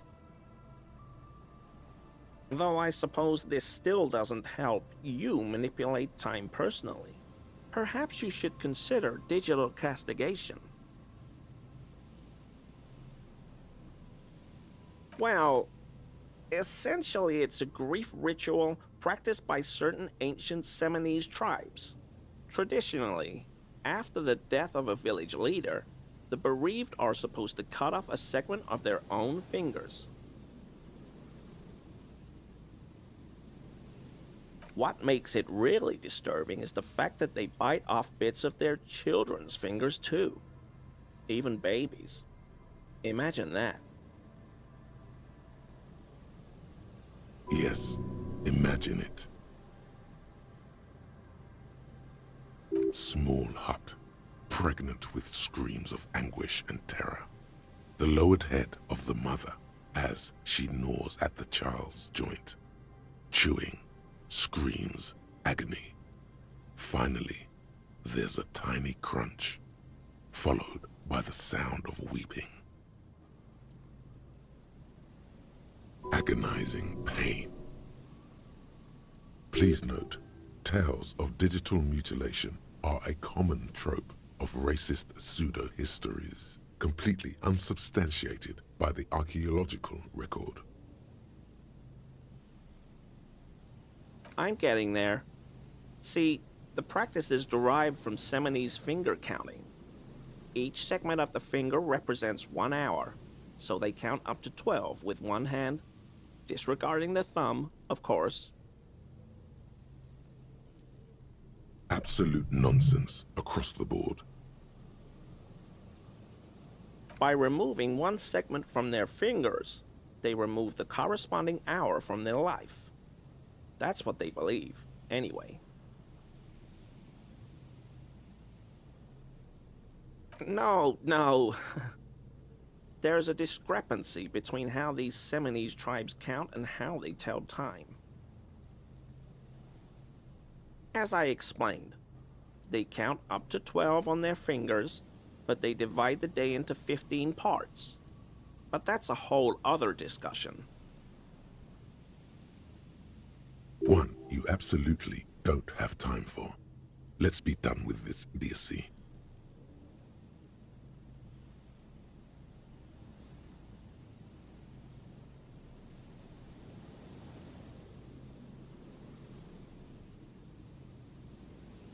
Oh, well, this is embarrassing, but I'm really not sure what else to tell you.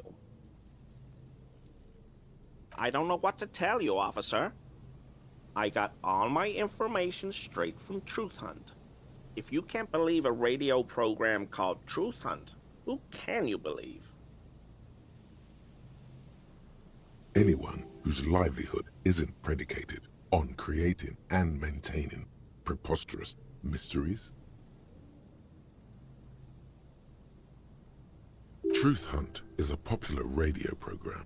Each week, its two eccentric hosts explore a variety of topics, from cryptids and conspiracy theories to ethnic warfare and the historical man from Yelmdal, a radio counterpart to the Guardian fringe science magazine, Paradox B. This guy has proved to be a dead end. A dissatisfied growl in your abdomen. But the hard endure, and the true Kingsman keeps searching. Viance, Bruder. The night is darkest before the dawn.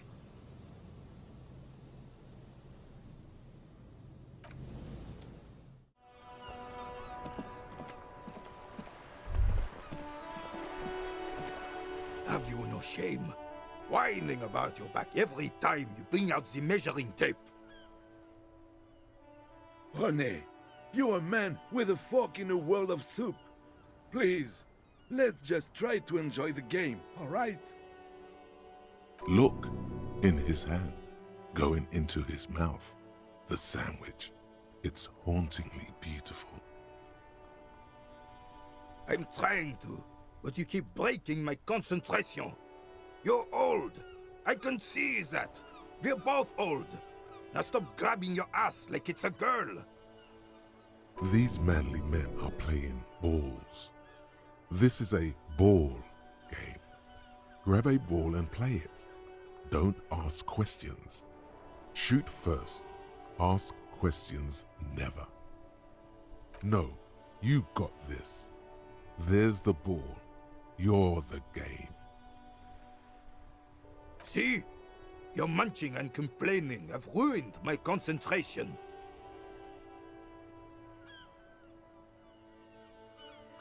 Could the objective of the game be to throw the metal ball so it lands by the wooden ball? Ah, mon Dieu. The pain in my back is unbearable. I can't even say if it's in my back or hip anymore. Feels like it's in both. I hope you pass out from it, you goddamn jellyfish. Men like you are the reason this nation is sinking. Trying to throw something as close to a predetermined point as possible. Measuring. This must be the age-old game of petanque. Shush. Ignore them. They don't know what they're doing. They're old. You are letting down yourself and the team. Get in the damn game already. Doesn't matter what team. Pick a team. Any team. The blue team. You're letting them down. Get in the game and throw the goddamn ball. Eyes on the ball, Dinky Winky.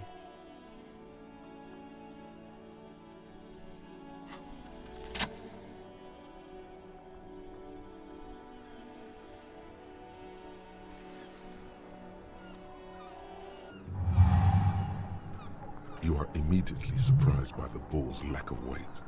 No matter. You'll make it work.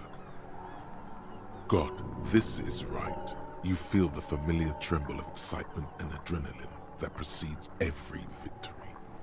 Time has frozen. The cold metal ball is surprisingly smooth against your neck.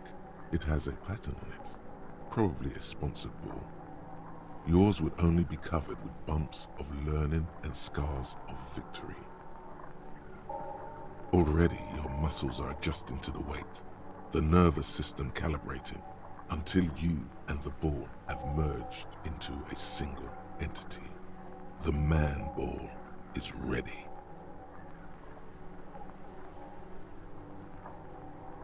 A chilly breeze ruffles your hair as you stand there, feet firmly planted. All sounds, smells, even the wind, everything fades until the only thing left is the union of man and ball. West, in the Grand Couronne area, a sharp overhand left from Arsène Luc Edelbrock sends the Samaran heavyweight champion, Kostya Miasnok Kostanicha, flying to the mat. The crowd goes wild. Revachol loves her heroes.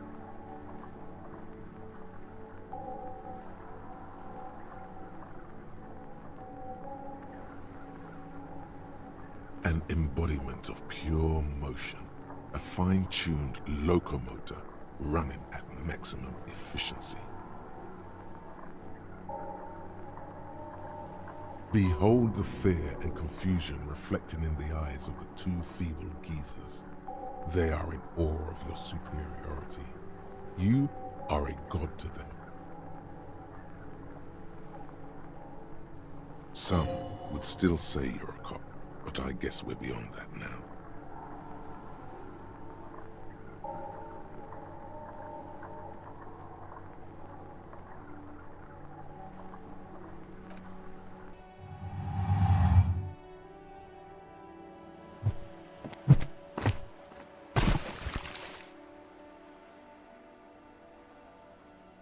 Merde!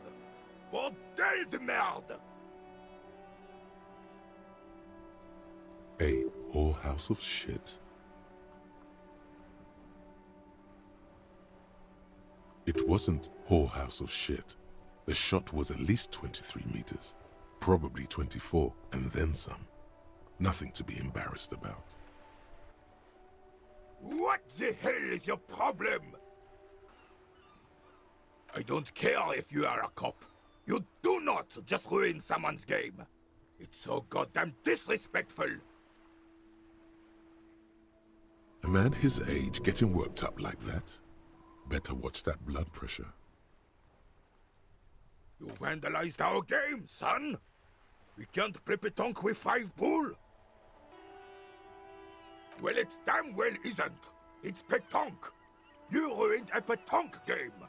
We want our bull back. Take it easy, René. This is just a misunderstanding, isn't it, officer? No harm done. Of course there's harm done, you orange slug. You owe us a goddamn bull. You are an officer of the law, with way more important things to worry about than bowls. Don't take this crap. Good. Mistakes are forgiven, when men at least try to right their wrongs. I believe you will try. Now, why did you approach us? Yes, why did you come here? It's unlikely they know anything about the murder. You never know. He might know something. This is a good vantage point. Just talk. It'll smooth things over. Old people like attention. Yes, the Debardeurs Union pays me to stand vigil during the night. Not out of any political allegiance, mind you. I'm an old man. Don't sleep more than a few hours every night anyway, and money is tight. He feels like he has to justify himself for some reason. She is nobody. This is none of your concern, and I refuse to discuss my private affairs with the RCM. The lady is Jeanne-Marie Beaulieu, and she sure as hell wasn't a nobody. Yes, it does. Unfortunately, I wasn't working that night. Been on a 2-week leave since last Monday. It's a private matter. Nothing to do with your investigation. You see, officer, René is the kind of man would rather die than admit he needs medical assistance or, God forbid, sick it. A real man's man is just gonna ride it out. I'm fine, goddammit. Mind your own business. It's nothing. Just got to cut back on coffee. It's his heart. No one. The bus has been unmanned since last Monday. There's no other guard. It's just me. No one has been guarding the container yard since last Monday. Yes. It's not actually an issue. I mean... Look, officers. The container yard doesn't actually need a guardsman. Never had one before René. Monsieur Claire had that booth built specially for him. It's mostly decorative. The possibility of someone being in there is enough to discourage any ill-minded individuals. Evrard created this job for René because he knows the Royal Carabiniers' pension of honor and PTSD isn't something a man can live off. A decorated Kingsman collecting tear reflects bad on the whole neighborhood. His words. It's not charity. Not to me. Up there, I give it all I got. I earn my keep. But you're right, officer. There is no middle ground. It's do or die.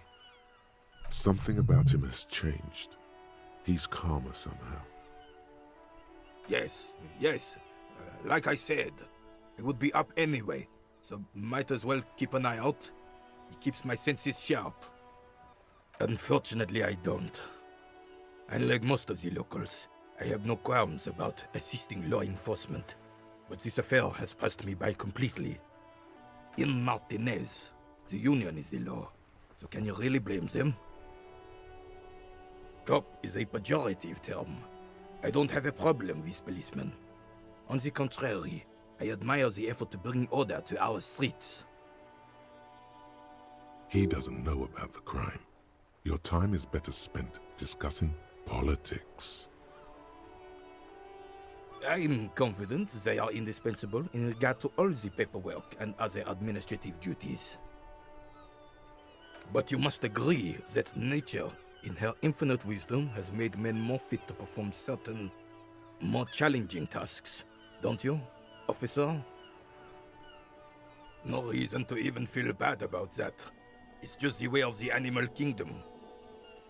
Yes, the terrain here provides an interesting variety to a familiar game. I do. Fire from heavy artillery. Heavy artillery fire, you say? That's the best kind of artillery fire. Very interesting. Why what? Because that's what happens when communists hijack your country, execute your supreme leadership, and turn your capital into a slaughterhouse. You use heavy ordnance to clean up your home. Commies, communists, socialists, anarchists, call them what you like. They just chose the name to feel special. Senseless sentimentality. Sadly, no. It was the foreigners who brought them to their knees. We fought valiantly. Too valiantly. So valiantly we got licked. Should have fought dirty, like they did with their suicide sex cult propaganda and mad anarchist women strapped to shrapnel bombs. We didn't though, and we lacked caliber. God bless him, but the suzerain's cannons simply weren't big enough. It was probably a bit more complicated than that. Because this place is a damn beachhead. Had to soften the commies up first. Yes, the military coordinated amphibious landing to take back Revachol. He finds your lack of historic knowledge troubling, a sign of mental deterioration in the preceding generations. Martinez was used as one of the 3 footholds in Revachol during Operation Deathblow in 08. The other 2 are off in Stella Maris and the Delta. This here is Blood Ground, where Coalition boots first made landfall and cleaned those rabid dogs out. Most likely, we're playing pétanque on their mangled corpses. Blood Ground. You got old René going there. Like he isn't hungry enough already. Damn right, son. They laid the fire of hell on this city before they stormed it. And it worked, too. He approves of this radical approach, knows it was necessary. The rest of the city got cleaned up, but Martinez they keep as a monument. And now the Union Socialists are practically running the place.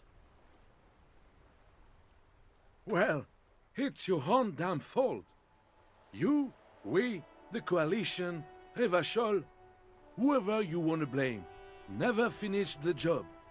Officially, the party never surrendered. Of course they still hold influence. You don't even begin to truly understand the players at the table, let alone the specific circumstances surrounding the...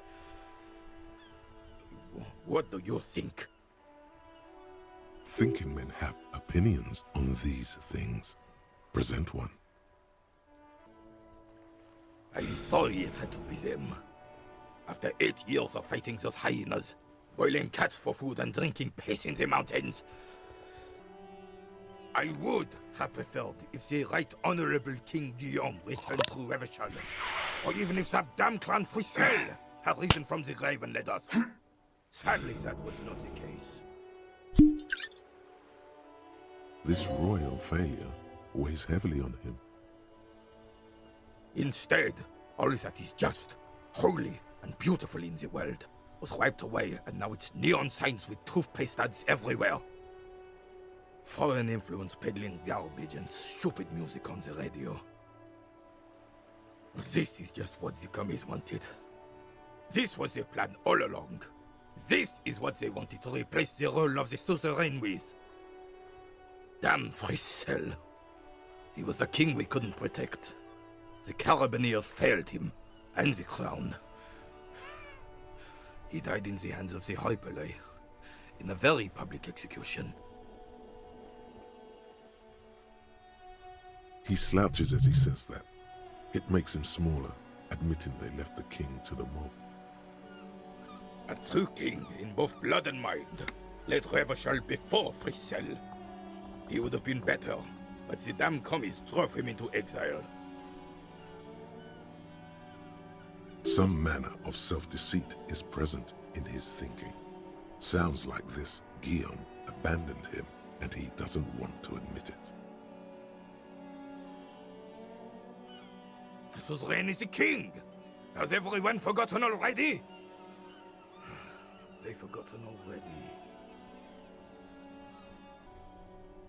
Soon, they will forget everything. Him too. Then he chooses anger over melancholy. It's no use talking to you. You were still in Daddy's balls when it happened. When we took our last stand against the filth and rode the cavalry straight into gunfire. An extremely inadvisable strategy against automatic weapons. Be sure not to make the same mistake.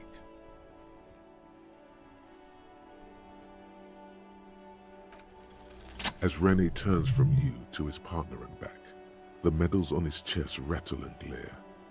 He keeps his spine straight and his ribcage lifted, displaying them proudly. 2. The larger one is shaped like a cross, while the smaller medal resembles the sun. A crowned head in front of 2 crossed rifles. The medal hangs from a blue striped triangle. It's the Croix de Bravoure, Cross of Valor. The cross was the highest battlefield decoration in Suzerain's armed forces, awarded for exceptional bravery in the line of duty, in service of King Frissel I. A small blue star inside an orange sun. It has the word Valiance written below. The setting sun was a decoration used to distinguish seasoned combat veterans in service of King Frissel I during the Revolution. For bravery. It's a conflicted topic for the old veteran. There must have been a number of controversial episodes in his service days. No! We were the last ones to keep all the baby killers and rapists in check. And let me tell you, son, if there hadn't been Royal Carabineers, Revachol might not be standing at all. Whoa! Sounds like you're about to open the gates of conversation. This man will literally talk your ear off if you let him wander off to memory lane. For doing my duty in the heat of battle, for looking my mortality in the eye, when men like Gaston here hid in the bushes and shat themselves. He saved some muddy princeling who foolishly strolled into the front line in his gown of velvet and gold. It was on the first months of the revolution here in Revachol. Unrest was spreading like wildfire. Marauders had taken most of the Couronne and were getting really ambitious. King Frissel thought he could end it all in one decisive strike. Sent his cousin, Drisson, to put an end to the unrest.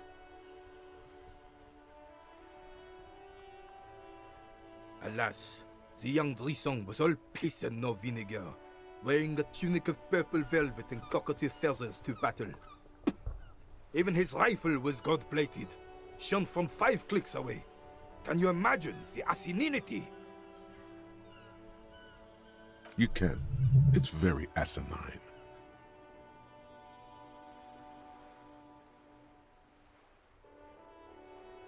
He really despises that Drissant fellow.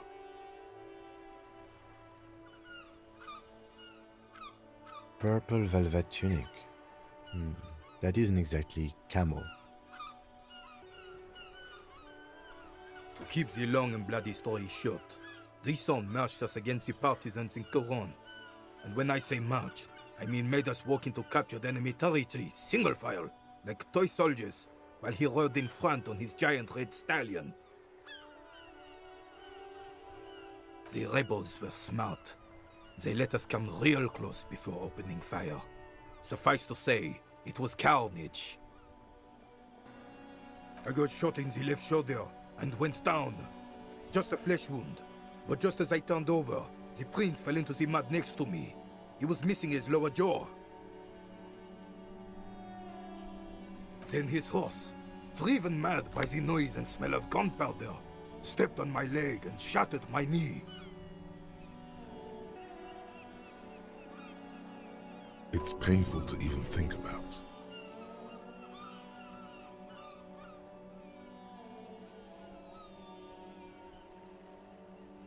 Hang on to the story. Veterans get sentimental after such retellings. This might yield something useful.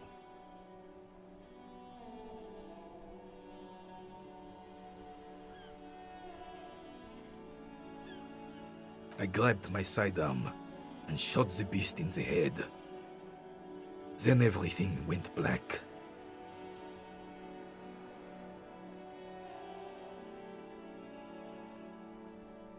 Capitaine Arnoux, le fléau des chevaux. The bane of horses.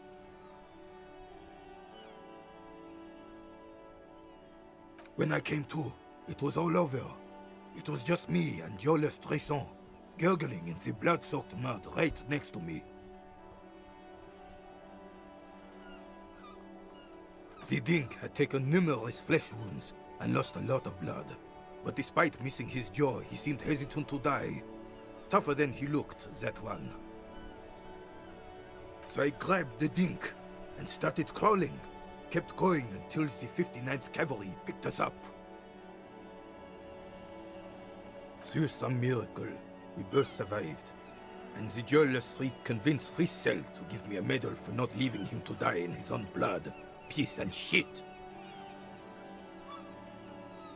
He was the commanding officer and I was on duty. Just doing my job. Shouldn't hand out medals for that. 13 months later, I received the Sun for distinguished service. It's not worth mentioning. You sense he's downplaying it. He did a lot more than his duty. More than anyone's duty. It's in his spine, in his billowing breasts, and untarnished self-worth. Duty, medals, honor, chain of command. I like this guy. He's not a pansy. I don't like pansies.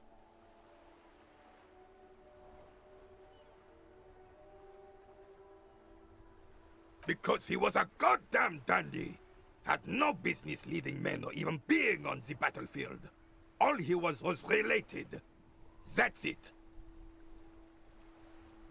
Royal blood alone doesn't make army commanders. He was a stupid kid, only interested in horses, hairstyles, and man-loving. And 782 Royal Carabiniers are dead because of his incompetence. Whoa, man-loving? Is that even a word? It is not. The old carabinier stands quietly like a statue, his features motionless. What Monseigneur Modesty is not telling you is that he crawled over 7 kilometers before the cavalrymen found him and Drissant. 2 days later that was. And that even whilst crawling with a mangled half-dead prince on his back, he still managed to murder 3 rebels on his way. Is that pride in his voice? It's deep down, but Maybe even unbeknownst to the man himself, it's there. Maybe, but also bear in mind, officer. They don't hand this out for anyone with a service record. Oh no, you have to get shot, repeatedly. And you need to get your hands bloody too. Really, really bloody. Do not speak of what you know nothing about, Poltroon. Duty is something you will never understand. Bah! There were many such stories in those days. Many such men too. True Eversholians. Men with backbone. Oh yes, René, yes. Men were bigger, girls were prettier, and everyone wore the fascia. Lord, please bring those days back, if you can.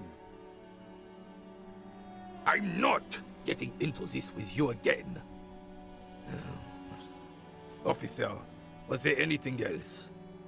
You should try to come up with a heroic story of your own. Impress this old soldier. Go low, go deep, go unconventional. Sure, officer. Let's hear your take. I'm not following you. He'll get it. Don't worry. Just continue. He's gonna be impressed. The man stares at you, silently frowning. Doesn't look like he's imagining it.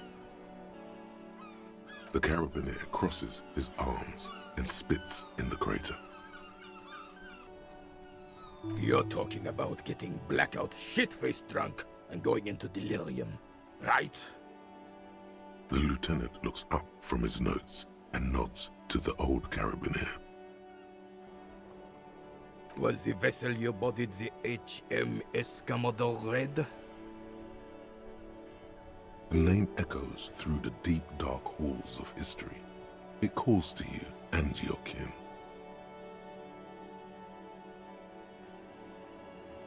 You mean alcohol? Everyone can see that, yes. And I thought getting my knee shattered and surviving on rat carcasses in the trench was bad. Here, have one of my medals. You've earned it, officer. Your sarcasm will be your undoing, old man. Extremely rigid principles this old soldier has. Don't leave room for a change of heart or backing out.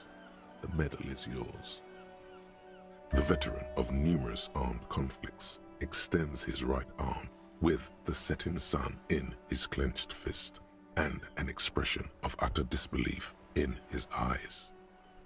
Flashes of bloody and terrible scenes of war, men dying, horses shrieking, blood sinking into sand and snow and asphalt and fertile black earth.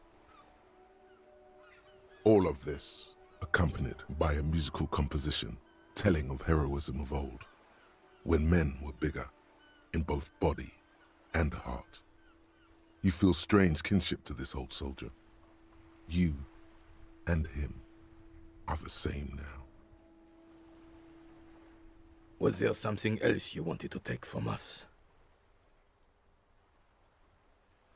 Just like that, he analyzed the situation, accepted the facts and moved on, like a soldier. I don't think there was anything else he wanted, was there? You got the medal. Now let's solve the crime.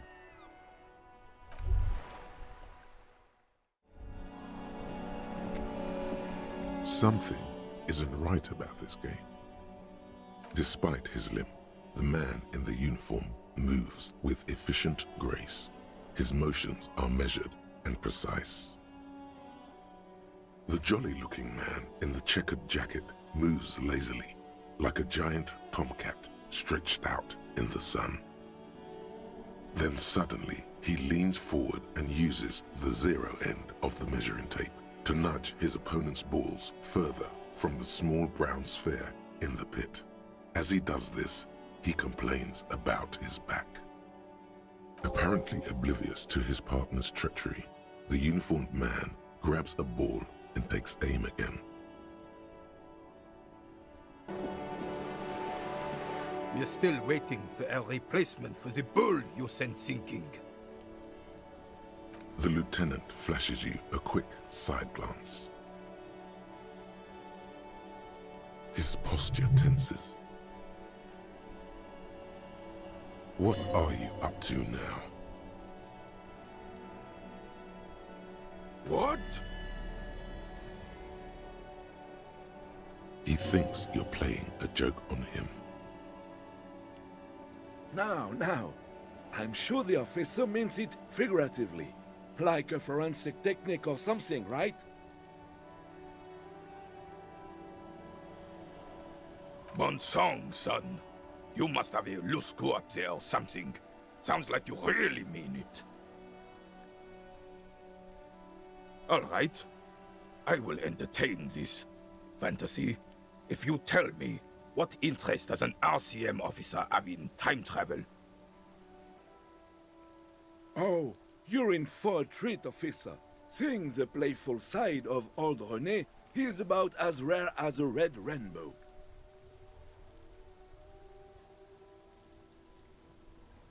Not actually that rare. It's just that red or monochrome rainbows usually occur at sunrise or sunset, when blue and green wavelengths are scattered before reaching water droplets. Fewer eyes to see them then. Even after the revolution, after the beachhead, there was a chance. Had we just stayed true to our values. It happened slowly, like a seedling growing into a tree. Tiny incremental steps, imperceptible till the thicket was so thick you couldn't clear it with a flamethrower. You could definitely clear it with a flamethrower. It really does, doesn't it? But honestly, why? Keep the war crime jokes coming, and you'll end up on his good side. The right track? This is the right track. The only track. This is the world we shaped. A reflection of what we are. Cowardly, ugly, and numb. And there are no second chances. We don't deserve them. You can't just go back and restart.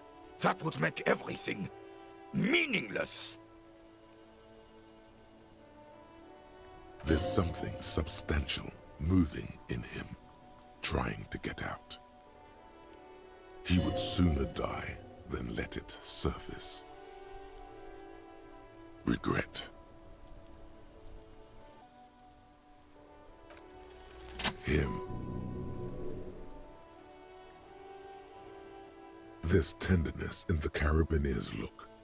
Tenderness that's curdled into pain or something darker. Even worse, a love aborted and smothered, stamped beneath his brilliant boot heel.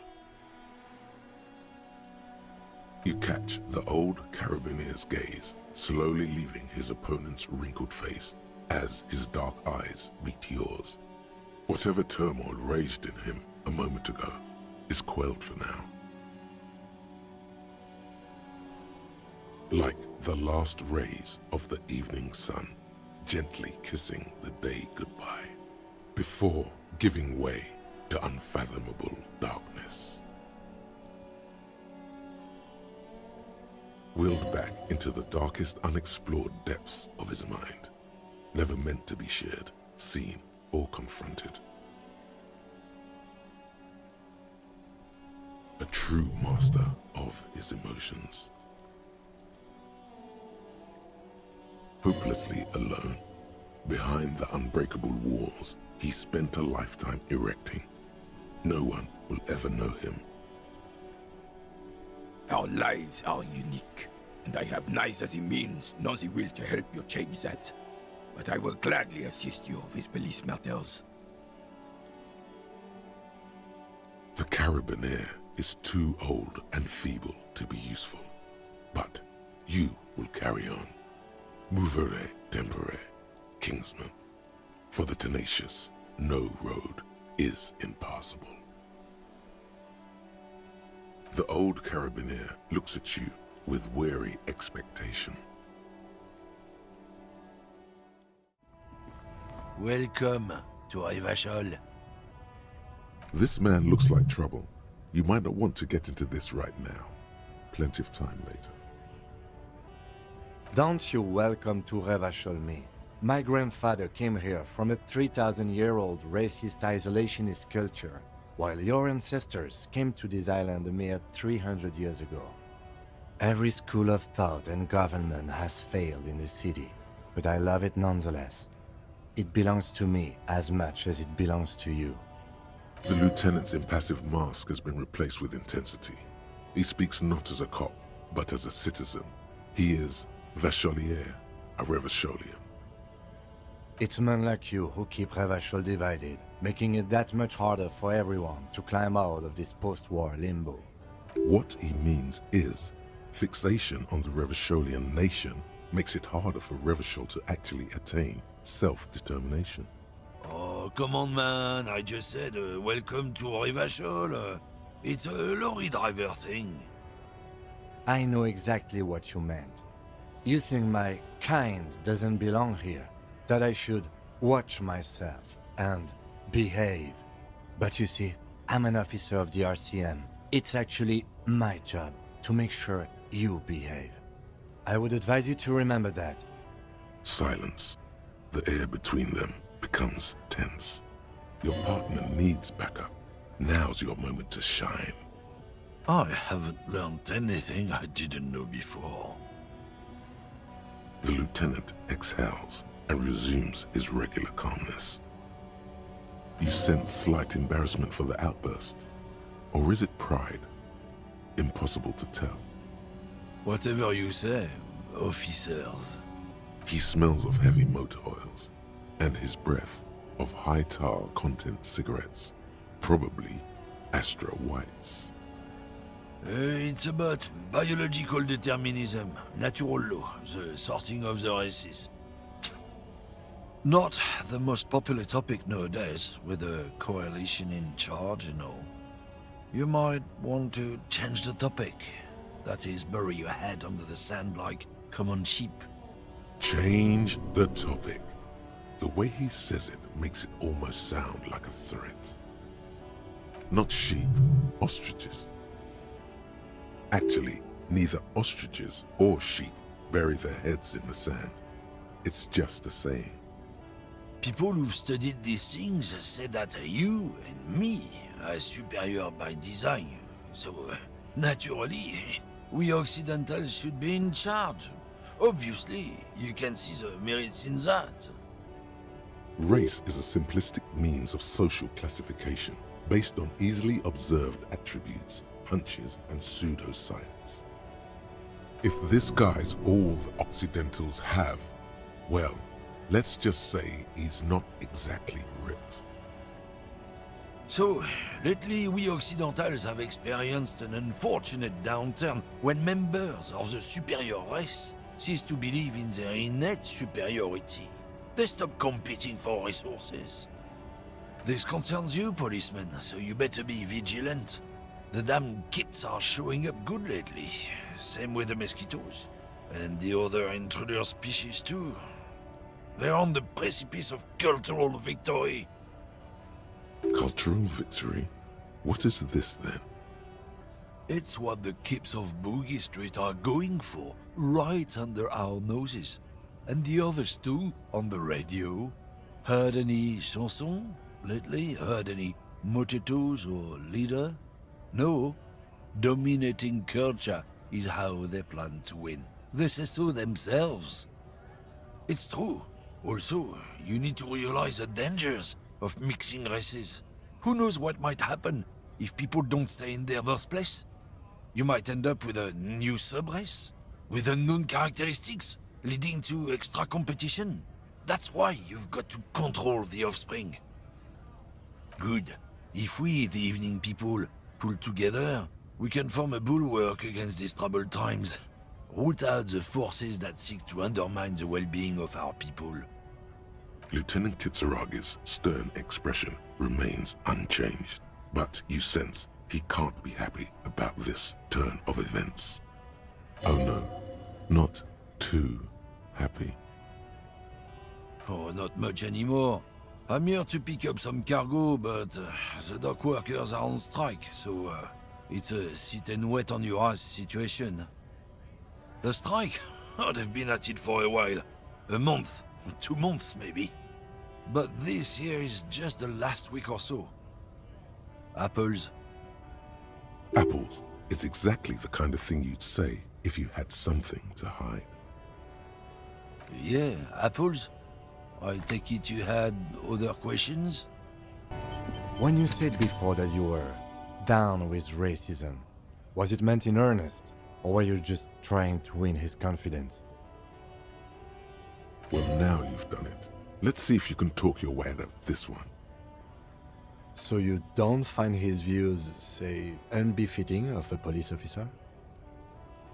Okay. Feels like this is going to be a discussion now. And what point would that be? Wait a second. Are you sure you want to go there? Even if you succeed, you're going to fail. Are you sure about that? Oh boy, we're really doing this. The lieutenant says nothing, waiting for you to continue. And what exactly do you think should happen to those with undesirable traits? Wonderful. Let me say just one more thing. As you've seen, these sorts of attitudes are quite common in Martinez, so I expect this to happen again and again. I've had this conversation enough times in my life. From now on, I'm going to stay out of it. How you choose to respond is your business. Now, let's get back to the task at hand.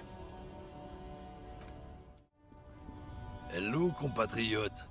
You have something to discuss? You've got to be kidding me. What is this, detective? I promise he isn't. Just please make it quick. I'll organize my notes in the meantime. My friend, I don't know what you're after, but I have to tell you, there's no turning back time. I've seen the demographic report. I know what our experts say. Our greatest days as a people are behind us, and we're not going back. Trust me, brother, I've done the research. Fascist magic just ain't true. Nah, that's bullshit. We can't turn back time, but that doesn't mean we can just surrender to the savages. It's about preserving our heritage, our birthright. That's the question, isn't it? People think you and me got it so easy, but the reality is it's fucking hard to be a regular guy these days. Is he serious right now? The rumbling in your stomach says there's something not quite right with this one. You know, I get funny looks from people all the time. I know they're looking at my gut. I can see that. Big fucking deal. A guy put on a little weight. Who cares? Alert. We detect major body image disturbance. He's really got himself worked up now. Dangerous stores of pent-up emotion there. He grinds a cigarette butt into the pavement and quickly lights another. In reality, there is no culture war, but there is a struggle for mating privileges. Always has been.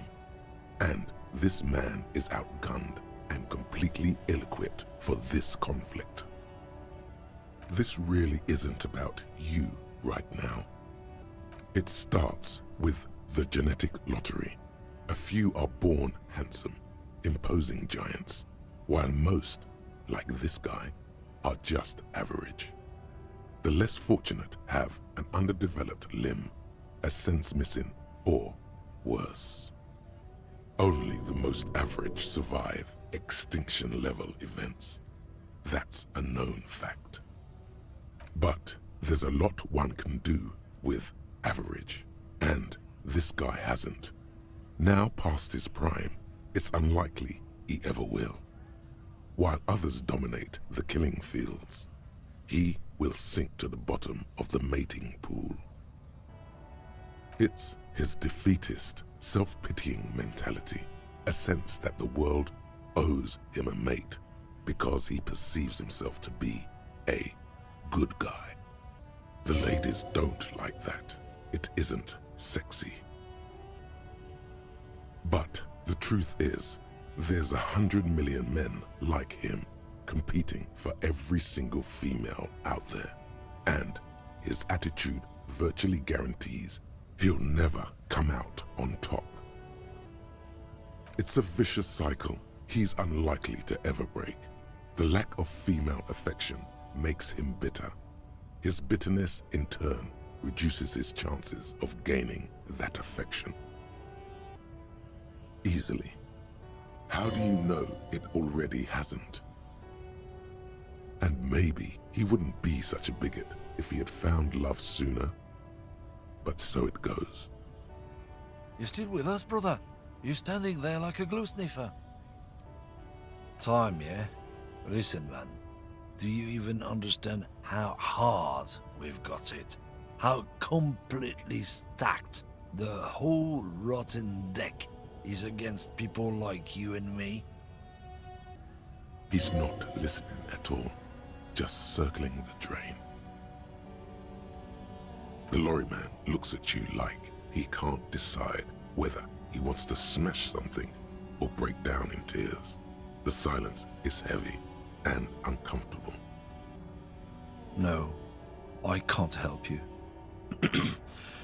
And I'll tell you why.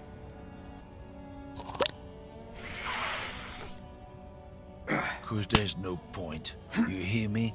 Unless you believe in ancient fascist magic like some wannabe magus. Actually, it's called extra-physics, and you don't need to be a magus to access it. The lieutenant doesn't utter a word, but his face says, "I told you so." This fool is a colossal waste of time. There's no Kingsman inside him, just self-loathing and entitlement. Let's keep searching.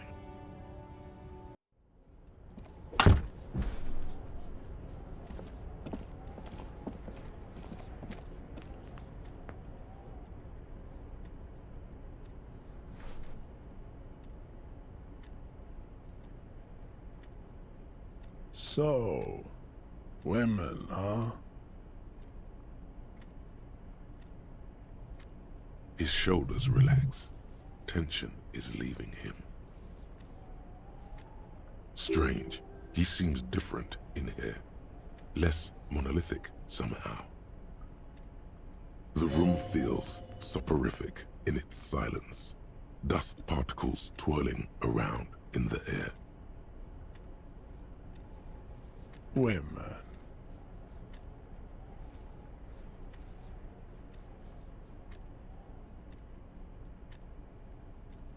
And that's what you wanted to talk about? What is this really about?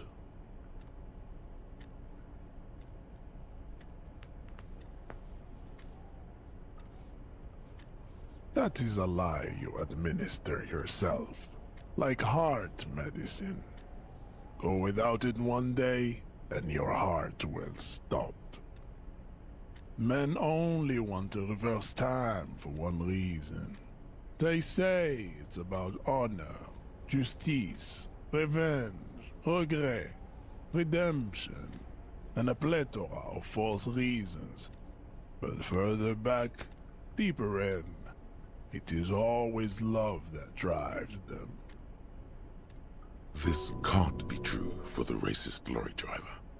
Guy didn't have an ounce of love in his life. I'm going to do you a kindness, Poopa. I'm going to share a secret with you. Here is the secret. There is no love in the past, only the present. The past is made of static images, distorted memories, demented nostalgia. This, the present, with all its possibilities, innumerable its and misses, is far superior. It is a living organism. Maybe, if you inquire more about the present, you'll figure out the secret of returning to the past. What about all the women that surround him? Is the love extended for them as well? Look around you. Look at the advancements in the sexual sciences.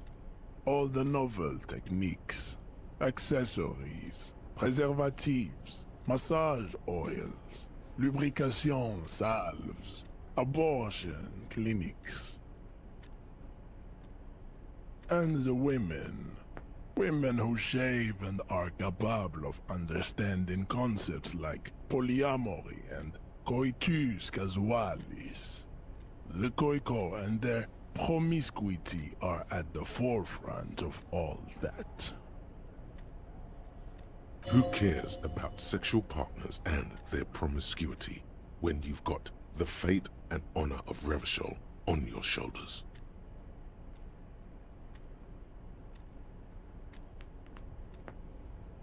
But promiscuity leads to drama. Sounds fun. It's high time you incorporated some of these things into your daily life. You really have to find out at some point what's up with him and the Khoikas.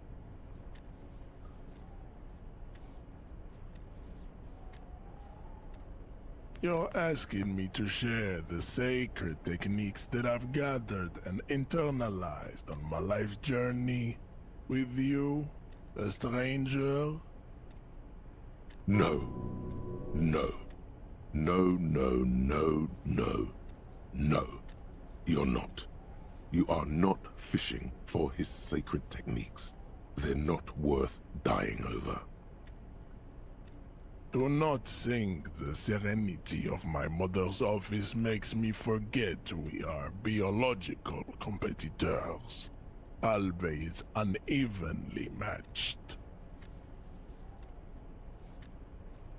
You are more likely to get the Coalition to sign over their warships than get these weapons of pleasure and control out of me.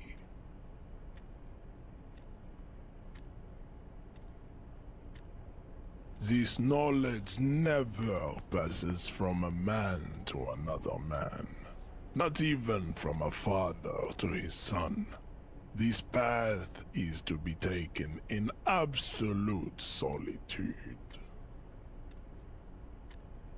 He's flexing as he says these last words. It seems to be involuntary. Desperation, wishful thinking, confusion.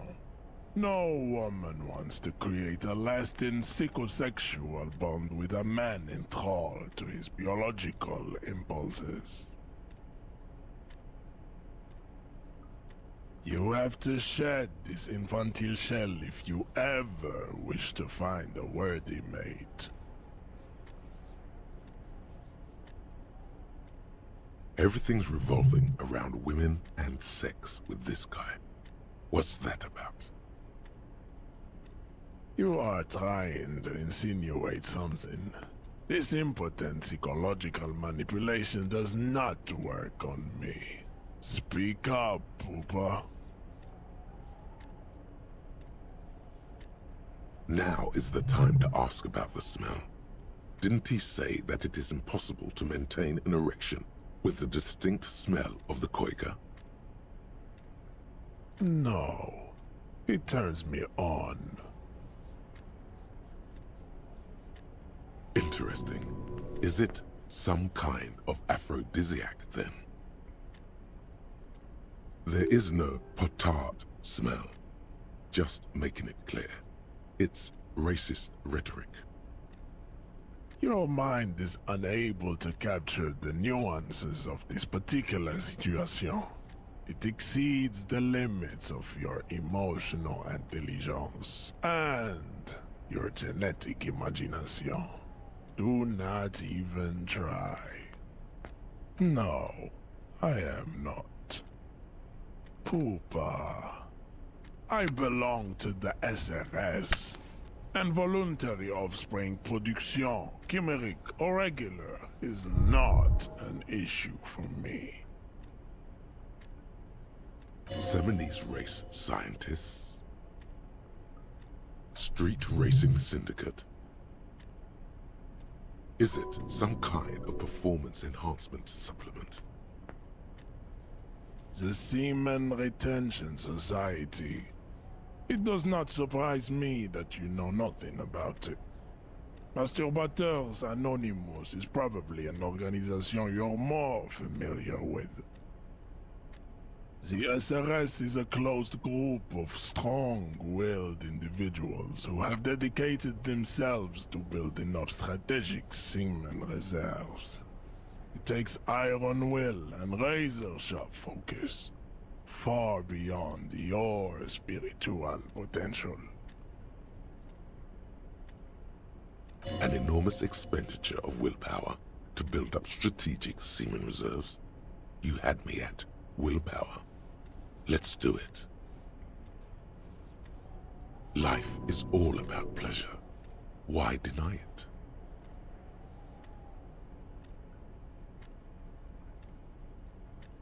This is an oversimplification, but yes.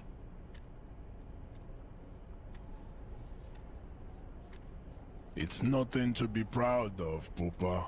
Hysterical masturbation is but one of the many illnesses of Occidental civilization. We are life. Life is sexuality. Sexuality in competition with sexuality. The sexuality of other organisms. The point of any competition is to win. The future. In a biological sense, the man whose essence, whose genetic blueprint is passed on to the most hosts, down to the most generations, fulfills his biological purpose to the greatest extent. This is the love victory. What about the Seaman Retention Society? He's right. Everything's a contest, and only the shiftiest competitors win.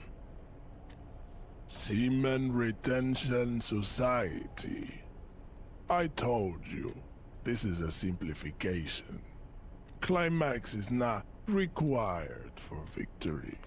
In fact, it is discouraged. A true man retains his essence. It is far more masculine to pass on a blueprint of your mind and your spirit than your flesh. Women give birth to flesh, and men give birth to spirit. Spirit is immortal. He has a point. While an idea is born potentially immortal, flesh is always doomed to die. Spirit is housed in flesh. No one cares about your fancy ideas if you're getting beaten up behind a bar. Your agreement means nothing to me. You're a man defeated by love. It is plain to see. It is in your face, in your voice, in your heart. Love takes courage. You did not have enough. You had a little, too little. That is why we are in my mother's office. You have come to me, seeking wisdom in the sexual arts. Do not waste this opportunity on sycophantic personality mirroring. It will serve you poorly in the great war of love.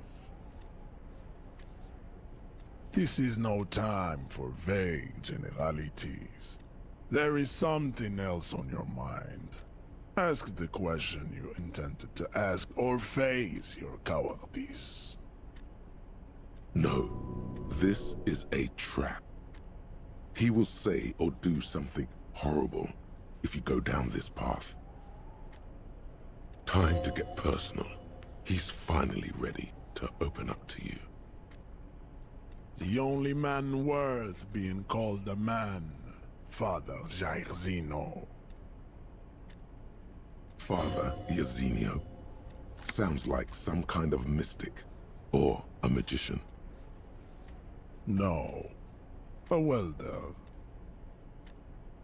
An honest job for an honest man. Father Jairzinho made me hard, where my mother made me soft. Together, they made me complete. Nothing in the history of things that are has ever been as monolithic as Jean-Luc Measurehead right now. He is an obelisk, a towering phallic obelisk of willpower. The hair on your arm stands up as you hear the wind howl behind the window. An outline of a small bathroom appears in your mind's eye. Above the sink, in a tumbler, is a pair of labeled toothbrushes. One of them is labeled Martha, and the other one, which appears to be a chewing bone, has Iazinho carved into it. A shadow falls over the ceramic tumbler. An imposing figure with almost mythical proportions fills the entire room. He's hunched over the sink, and muscles like waves on the ocean roll under his skin with even the smallest of movements.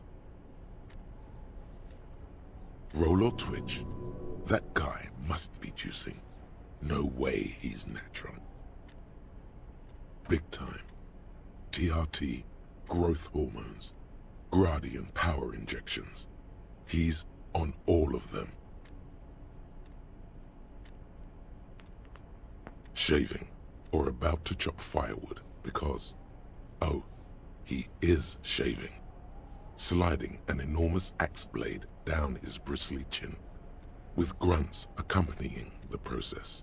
Steam is emanating from his naked body. The image blurs. He wasn't even using soap. Incredible. Let me say that again. It is the balance between soft and hard that made me complete. Father Jairzinho was very wise. He realized that if the tender touch of my mother wasn't opposed, I would turn into a complete pussy. No, not a pussy. So he did what a man must. He became a counterweight of iron, through scarcity, ascesis, discipline, and respectful distance every father should have for his son. How sad.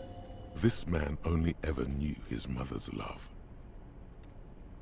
Smells like physical violence, just like with Kuno and his dad. Hopefully, he at least taught his son some welding. Yes, I inherited my genetic makeup from Father Jairzinho. I am an evolution of him. He is immortalized in my essence, even after his physical body expires.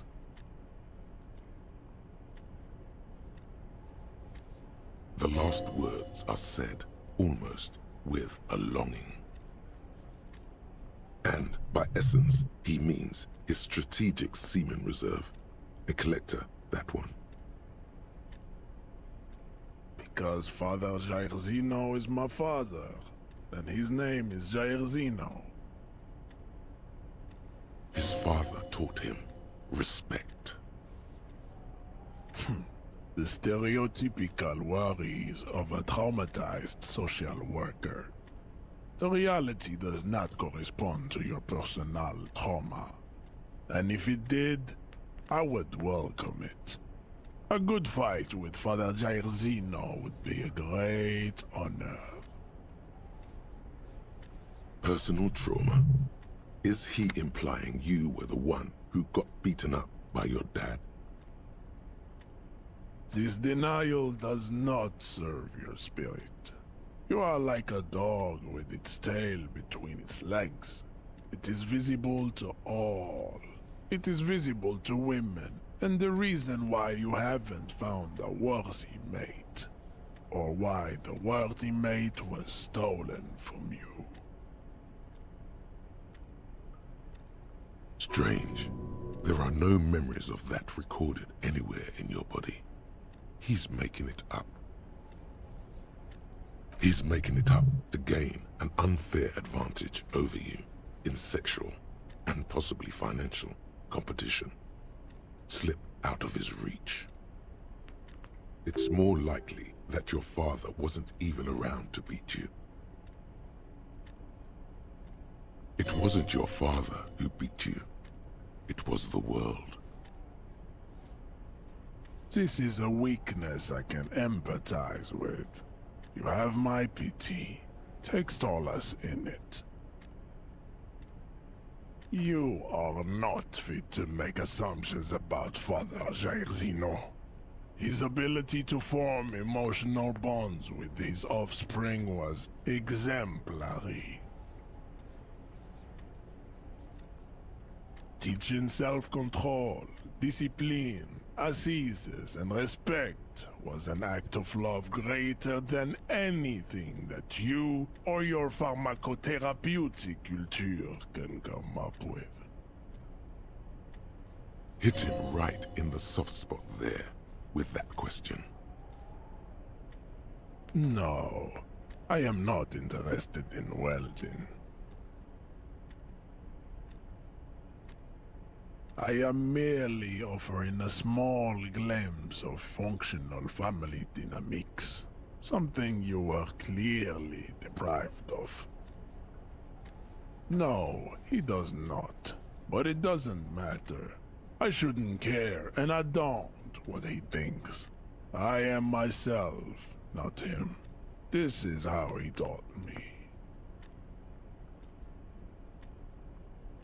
Intellectual independence.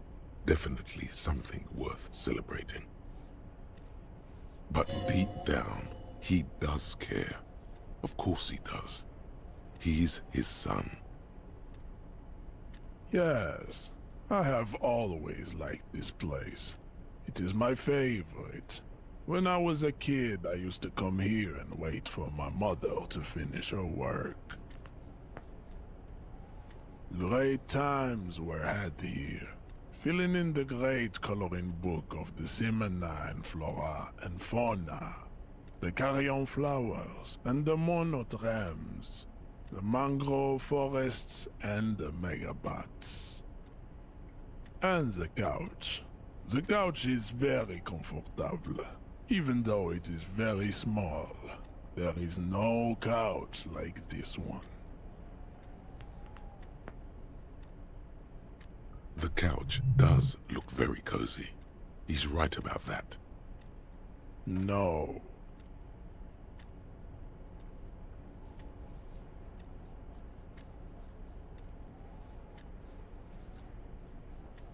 Yes. She did, yes. With great honors. The greatest, some say. A true modern ritual. The entire organization attended when she was given the honorary engraved paperweight. It was a tender day. Here's a son who absolutely adores his mother. Adorable.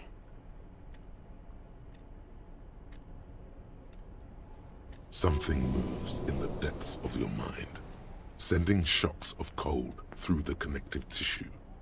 You're sitting on a kick sled, whizzing through the snow. A warm, kind presence is guiding the sled behind you, her mittened hand resting on your back. You feel very, very loved, and very, very safe. The greatest. His tone is so solemn that, if your eyes were closed, you could swear he has taken a knee. Clearly, it is impossible for you to shed your neurotic obsession. This wailing for the past is a task unfit for men. It is better left for widows mourning their husbands, and for mentally ill communists mourning their commune. If you want advice on babes, or the mysteries of life, or even on Revachol, look forward.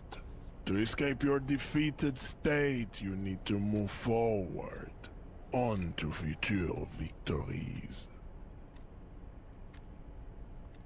But isn't he a traditionalist? Why does he keep talking about future?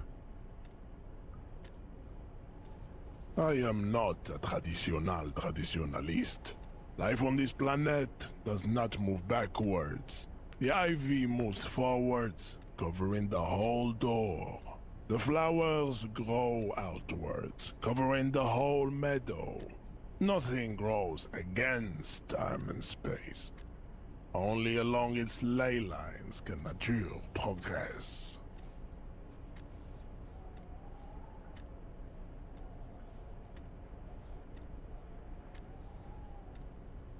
It seems to me you are in need of a warning. Here it is. It is absolutely possible to return to the past.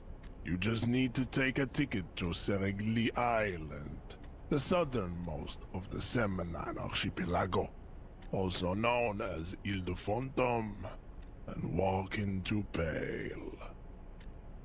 Let it dither and rot your mind. Then you can marinate forever in your irreversible defeat, while race enemies laugh at your motionless, gap-mouthed corpse. No, this does not sound inviting. Where would you even get a ticket? You can't just pack your bags and leave. Finally, a chance to connect with the divine.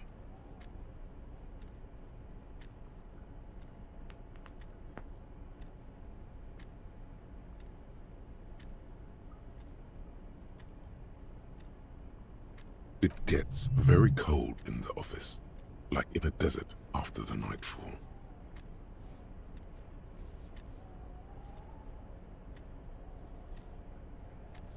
Before you go looking for tickets, I suggest you see what it does to a man. The rule is a cruel master, but it is not Pale. Pale takes your mind and rejects the flesh. It is capricious and terrifying, like a virgin. You will lose your courage before her face.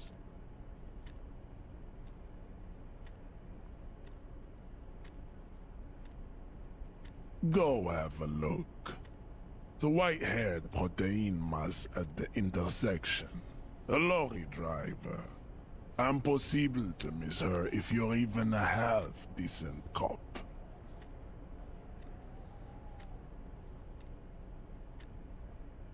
An empty vessel the mind has deserted. A husk no longer inhabited by the consciousness. Biological waste. Ah yes, protein mass. A scientific term from Grad for a person terminally overexposed to the pale. Mouth open, catatonic, completely unable to return to the present. This goes far beyond your conceptual reach. Beyond the conceptual reach of anyone, really. A chill races down your spine. This one is not like the others. Go find her. See what a relentless obsession with the past does to a man. Yes, our little meeting has finished. It's time to leave my mother's office and return to our jobs. I hope this has been illuminating to you. And remember, what happens in my mom's office stays in my mom's office. Quiet contemplation ends, biological rivalry resumes. The small, wrinkled woman does not greet you. She nods along to something on her radio. A photograph is clutched in her hands, and there is a warm smile on her face. The photo, an ambrotype from the turn of the century, as golden as her smile. It's the warmth of a winter night's fire. Maybe she could give you comfort and shelter, some cigarettes and food money. Maybe she's your... Nothing. Her smile just keeps widening. Her hair is gray like lead. No, this one is a monster in disguise. If you want her attention, you may need to be more forceful. Where am I? Who are you? The smile on her face has disappeared, replaced by the wary aspect of a cornered beast. Never mind. I remember now. I'm still stuck in that traffic jam in the 50s. Back in Methka, during the time of the revolution. The sidewalks and cafes are filled with young people. I was on my way to see a new Boyadero picture starring Gabriel Buendero. Until you came along, that is. This is Gabriel Buendero. A strikingly handsome man looks straight at you, his head crowned with a wide-brim hat. His hair is dark as an oil slick, and his jaw the most perfectly chiseled thing you've ever seen. This man's got a hold over her, even 50 years later. You can feel it. He was the biggest star of his day. Girls used to faint in the aisles of cinema whenever he came on the screen. And schoolboys used to memorize all of his lines. In all likelihood, it's a world that's only ever existed in her mind. Someone was. They are someone's memories, boy. What difference does it make if it's me or not? They're beautiful. That is all that matters. Beautiful and true. And they will win. They're coming for this, you know? All of this. All of what? The world? The present? She seems to derive some bitter pleasure from this strange thought, as if the past will one day wipe the present away, like a tidal wave approaching. I wasn't dreaming. I was there, Lowman. It was early spring, and the man behind the black sun had just come out. The posters were 20 meters tall. Everything was golden. While you, people, were tearing each other apart over your petty little revolution, in Methk, it was a golden age. The Republic of Mesk is a massive confederation on the Isola of Muindi, the world's largest state by territory. It's a petrostate, a constitutional monarchy, and, as of recently, an outcast due to its tilt to the far right. Why not, Harife? It's not like I have anything better to do in this hellhole. She's just a distracted old woman. We should maybe let her get back to her things. You hear that, Lowman? I don't think your partner likes you spending too much time with me. Nothing. I just don't think she's connected to anything. It's because of the Pale. He doesn't want your frail mind caught up in it. And this woman has spent time in the Pale. A lot of time. Whatever it is about this woman, it's connected to time. She knows the way back. Oh, don't worry about me. I'm one of the best communers around. I drive routes no one else will. Lomonosov's Land, Udashnaya Zemlya, the Western Plain. A terrible cold comes over her, rattling her teeth as she stares inward. The Transcatolia Magistral. You for 1A. Adestradas do Mirador. All the good ones. The deep trenches. Where the bluebirds fly. You're right, Lowman.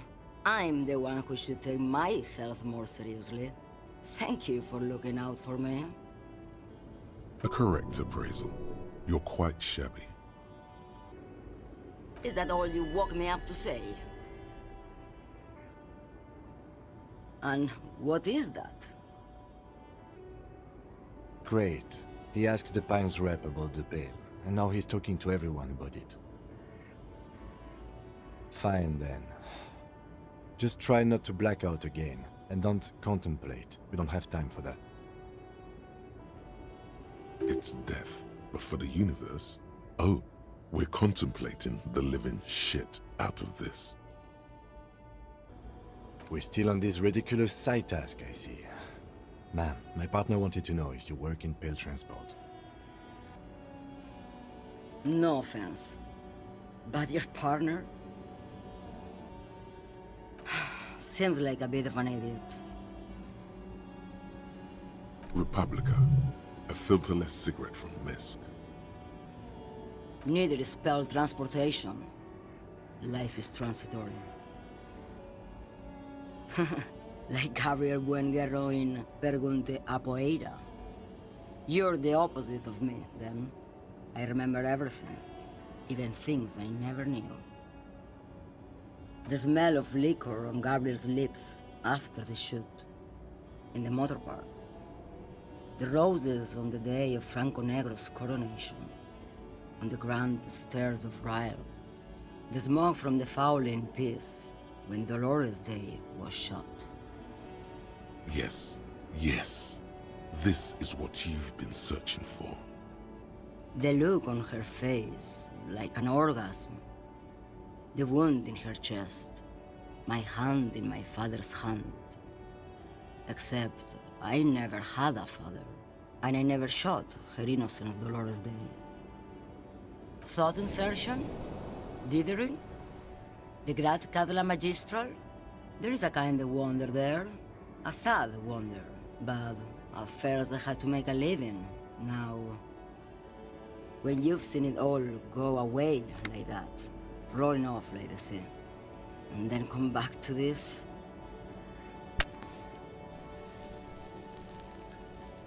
What are we doing here?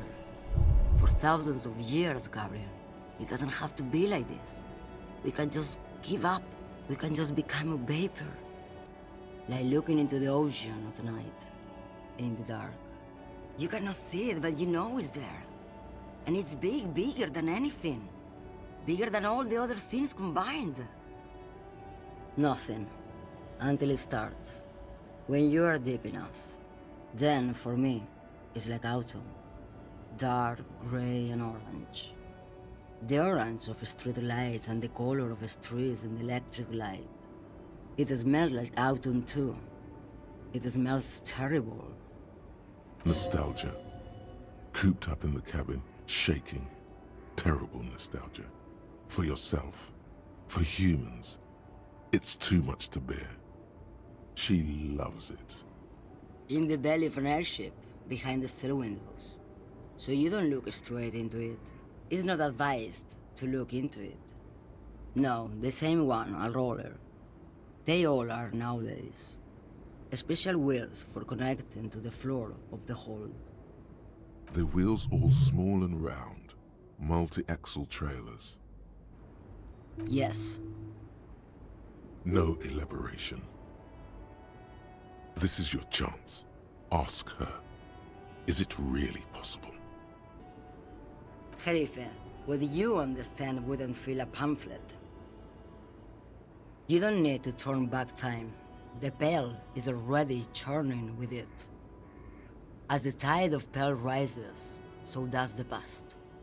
Someday both will cover the whole world. That's it. That's the story. And that's just fine with me. I don't mind becoming vapor. I like vapor. There is a name for this ideology. Intrapalism. A faith in and desire to accelerate the spread of Pale across the world until humanity has reached what its adherents call the rest state of humanity. The final reconciliation of past, present, and future in timeless spirit. You don't like the sound of that, Chief. All the really good stuff is right here, in the present. They say there is a point, one that I have not crossed. In the Pale, super deep. If you stray too far, of course, on the U41A, or in Lomonosov's land, where every step you take is one step further from home, no matter the direction. It's a point you cannot come back from. Your mind becomes so radiant with the past, there is a flip. Instead of writing, it erases memory, nearing some kind of indescribable finale. Maybe you've been down the motorway south? It's a story as lone horsemen tell. Lone horsemen, Sheriff, not Paledrivers. Way beyond the established Pale that's lit by radio frequencies, where it goes silent and dark, and the process begins, erasure, kilometer by kilometer, in any direction. The motorway south is a road you cannot come back from. No one knows what's at the end. I've only glimpsed the beginning. I've only felt it in the distance when I was a child growing on the lake. Josiane. There is nothing more to do now. She's far away. She is receding in the clutches of some indescribable scattered emotion. A child descending. You've fried both your brains enough for today, Detective. Now, I'd like to have a word with you about this side task of yours. You've been saying that for a while, and yet we only seem to be getting further from our actual goal. Because the problem isn't time, it's you, Detective. If you're serious about this, really truly serious, then I suggest you take a long, hard look in the mirror and ask yourself what's really going on. The lieutenant is right. It's the only way forward. Face yourself, Kingsman. Why don't you ever listen to us? We tried to warn you that you wouldn't like what the mirror had to say. No, come on. Let's leave this one to her reveries.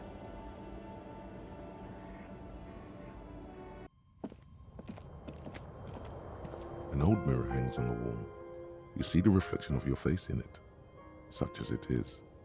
A regular, clean-shaven police officer. It's time. Time to see yourself as you truly are. It's going to be absolutely devastating, but there's no way to avoid it. It's time you knew the truth, brother. Love, time, river call. It's all shit. All of it. Especially love, brother. Face it, no one's willing to make the sacrifices that are necessary, not in this day and age. Look deep inside yourself. You know it's true, because it hurts. Brother, you have succeeded. It takes a true Kingsman to summon the will to face reality in all its darkness, to stare straight into the abyss and do what must be done. There's a lever in front of you. Pull it, and atomic fire blankets your beloved Revocol. Millions die in an instant, but you are spared. You and the voice in the payphone. That voice, so warm and sweet. No, not the voice. Make it stop. While the world burns, the two of you, together again, ride an aerostatic into the sunset. Maybe it will work this time. Spare Revocol, and you'll never hear from her again. Will you sacrifice a second chance at love to keep Revocol safe? An involuntary twitch runs through your hand, almost like reflex. Fine. The three of you, all together, ride an aerostatic into the sunset. The question remains, will you sacrifice love to keep Revocol safe? You're a hard motherfucker. Tightness in gaseous form leaves your body. If we didn't know better, we'd say you enjoyed consigning your city to the flames. 9 million souls flicker out of existence, 16 if you include the greater metropolitan area. Enough. The Franco-Nigerian Court of Honor has held your naked soul up against the sevenfold sun miracle and looked right through it. Close your eyes and know this is who you are. You're tired, afraid, sad, hungry, and in pain. But most of all, confused. Yet, still, like a tiny icebreaker, the tiniest boat in the fleet, you plow ever forward. Now, open your eyes and witness the small wonder. The HMS Modest Kingsman has left the docks. You are neither the greatest nor the strongest icebreaker on the seas, but you are what you are. It was time to banish that pitiful, sad look from your face and replace it with a perfect reflection of your unyielding resolve, your noble suffering. Maybe it will make you temptation-proof, so something good will come out of this at least. You are a terror, even to yourself. You'll plow your way toward the frigid lands of Gutla and Vasa, smashing every ice sheet in your path. Nothing can stop an icebreaker. It's a lot like the face a certain muscle man is making on that t-shirt you insist on carrying around. Never. May this serve as a constant reminder of your sacred, unputdownable burden. That's one way of saying that the nerve damage is quite severe. The only way you'll be able to change your face now is with your fingers. Now, shout from the top of your lungs. You are the noble sufferer. In a rundown shack on the far coast, a middle-aged man pounds his fists and looses an animal cry as he stares into a slither of clouded glass. From above the Bay of Revachol, a cold wind gathers in response. The people of the fishing village pull their coats and blankets tight about themselves. You step back from the mirror. A loose board creaks. What happened to you? Better keep the lieutenant in the dark about the whole icebreaker thing. He's not gonna get it. You look different. Constipated somehow?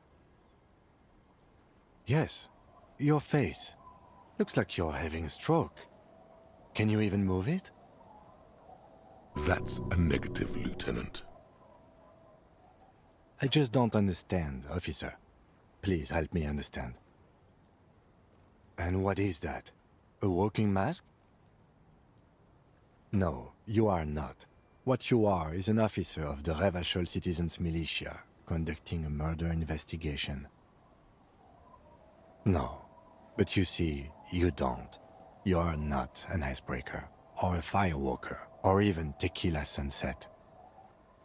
Are you fucking insane? Don't answer that, and stop doing it. Let's go. The lieutenant's command instantly lets all the wind out of your sails, like he overrode your mind or flicked some secret master switch. Suddenly, the whole icebreaker concept seems just lame. It's like he reconditioned your brain. You'll go insane if you keep going like this. One more day, and you'll be in the loony bin. I just know you will. And for what, brother man? For the working class.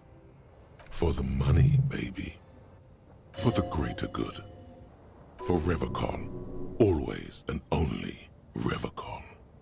Solving your little crossword puzzles, doing your tasks, crossing names off lists, trying to become some sort of world detector. It won't make it okay. It won't put smoke back in her mouth. There he goes again. He's a real political animal, our Harry. He still doesn't see that it's the world changing around him. He's got no idea what he's in for. Beep, beep, beep. The alarm is ringing, Harry. The disco circus goes on and on. You barely slept 3 hours last night. You can do it. It's nothing. Do it for the city. Go. Do it for the wind. Do it for the picture puzzle. Put it all together. Solve the world. One conversation at a time.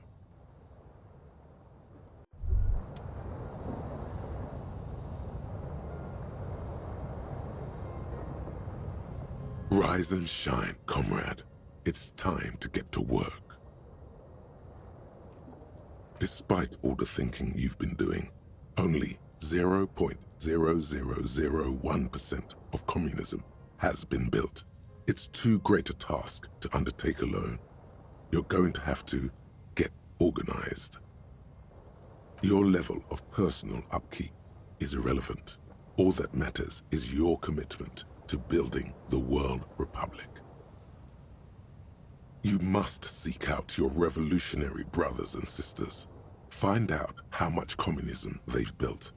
Then, together, maybe you'll be able to build as much as 0.0002% of communism.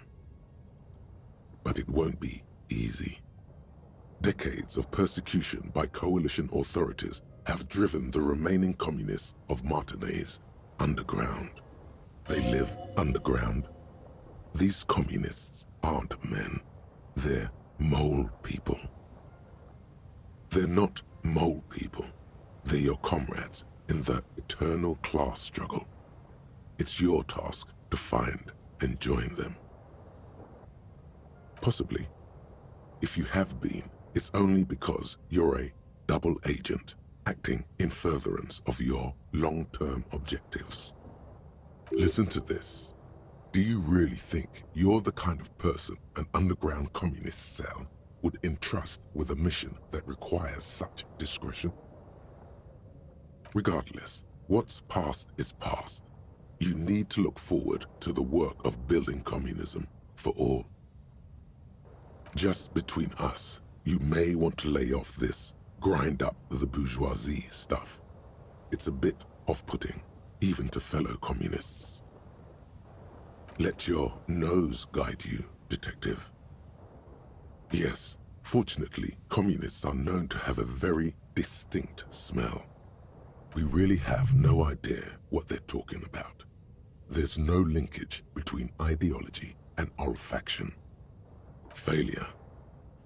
That's why you're perfect for the job. No one's got a better nose for failure than you Harry. What you're smelling is your own body odor, of course. Nothing a shower and change of clothes couldn't fix. People sometimes complain there are no real communists left in Martinaise, but you can smell their presence. They're out there, waiting for you to join them. Incidentally, during the waning days of the anti-centennial revolution, a number of Revacholian communards constructed elaborate hideouts in abandoned root cellars, hollowed out tree trunks, and even residential sewage tanks. This latter phenomenon gave rise to the early anti-communist slogan, "The future's bright when you flush out the white." First, you'll have to locate the remaining communists in Martinaise. When you get near to someone with revolutionary potential, your nose will give you the signal to establish contact. Again, no, it won't. Any olfactory response you perceive will be strictly psychosomatic. Judging from the bust of Krasmazov and other revolutionary paraphernalia you discovered, it seems that the Capeside apartments may be a hotbed of communist activity. You should begin by interrogating those lawless malcontents at the Dock Workers Union. They're an obvious place to start. You'll discuss the monumental world historical task that lies before you. You'll engage in rigorous and spirited debates about Mazovian theory and practice. But mostly, you'll probably complain about other communists. Not at all. Complaining about other communists is one of the most important parts of being a communist. Here we go. Wake, brave worker, 'tis no time for bed. Fight till there's no slaves below, and no masters o'erhead.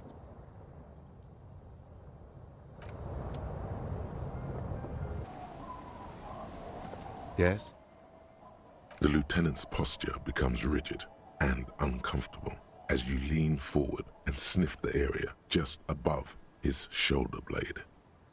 The lieutenant is fastidious as a cat in matters of his personal upkeep, and yet, in the folds of his jacket, you can just perceive the stale and acrid traces of oil rags, transmission fluid, and brake pads. Wait, there's something else there. Something that sets your GABA receptors aflutter. The lieutenant's aftershave, a common drugstore brand, strong hints of pine needle. But what sort of ideological picture do these smells paint? Tough to say. Do you need something, detective? I do like to hang around the motor pool every now and then, but that doesn't make me a mechanic. Sort of like how hanging around the liquor store hasn't made you into a master distiller. My apologies, detective. I couldn't resist. Was there something else you wish to discuss? Yes, of course. Now we're on the right track. It smells like... We're getting crates and pallets calling to mind. Vast stands of winter pines. A swirl of ancient odors absorbed by heavy carpet fibers. But also a pervasive, treacly sweetness that somehow reminds you of cola nuts. The whole place could probably use a good deep cleaning, you think. The lieutenant gives you a sharp, sideways look. Meanwhile, Everard Clare clatters away on his typewriter, willfully indifferent to your presence. Mr. Dubois, a pleasure as always. Mr. Dubois, really? Do I look like a man who has time for underground communists? I'm as above ground as it gets. That's a non sequitur, if you've ever heard one. Sure thing, Harry. We're all business now. The answer is still no. I'm a busy man, as you can see. I don't block off time on my schedule for underground types. That note of contempt in his voice is sincere, sire. If you haven't spoken with my man Magnani yet, I'd suggest you start there. He's more in touch with what's happening at the ground level, so to speak. That's all you're going to get out of him. it appears. Now, was there anything else you wish to discuss today? Hola, Wandering Man. How can I help you? What's that, Boya? Now's your chance. Remember, communists are notoriously skittish, so it's best to insinuate your way in. Hold on. This isn't a man who goes in for subterfuge. He prefers someone who'll look him in the eye and say exactly what's on his mind. Now, that is an important subject, but also a sensitive one. Still, good of you to just come straight out with it. No beating around the bush. Yes, he certainly has a way of just coming out and saying things that normal people wouldn't. So you've given up copying and now you're hunting comunistas. Care to say why? Oh, I see. I wish I could help. Unfortunately, I don't know many comunistas. Some are, some aren't. It's a big institution, room for all kinds. Comunistas, Seminist supremacists, even an anti-institutional boyadero.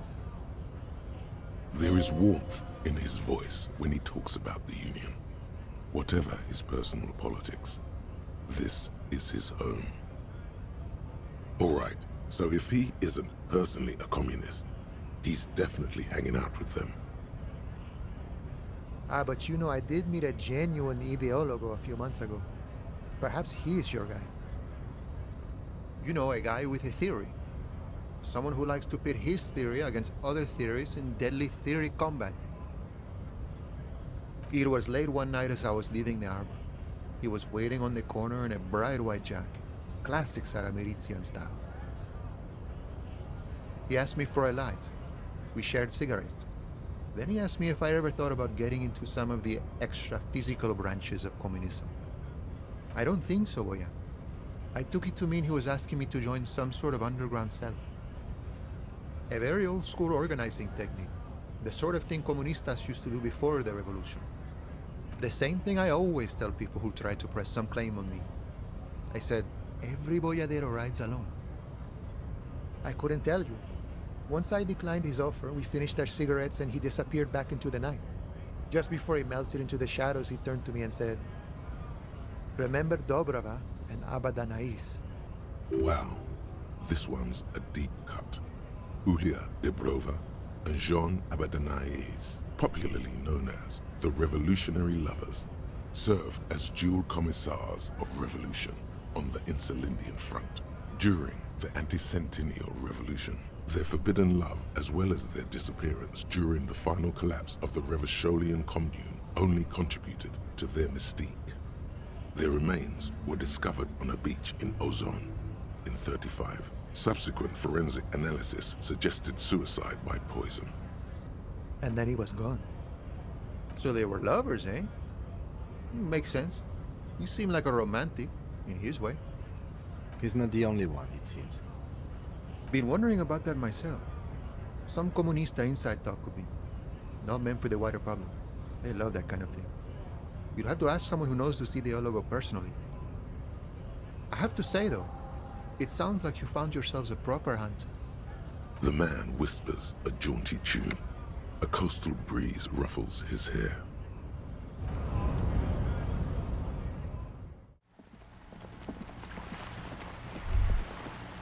There it is again. There's a spectral scent haunting this pair, no doubt.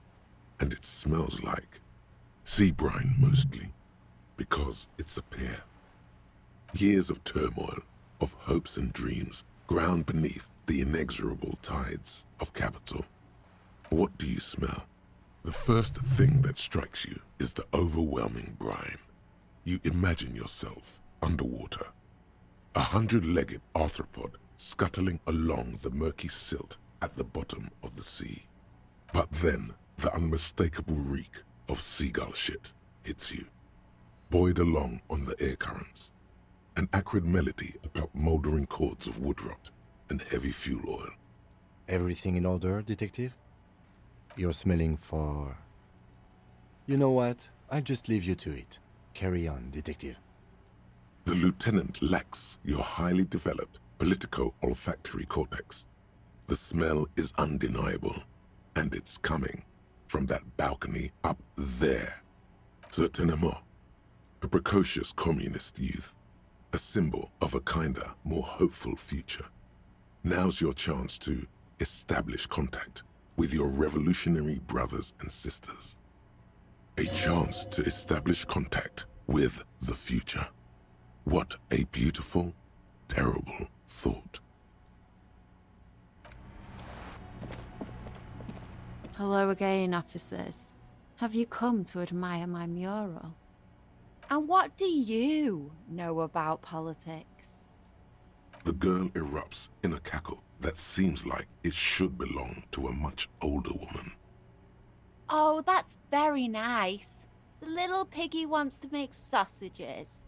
Out of what? His little piggy friends?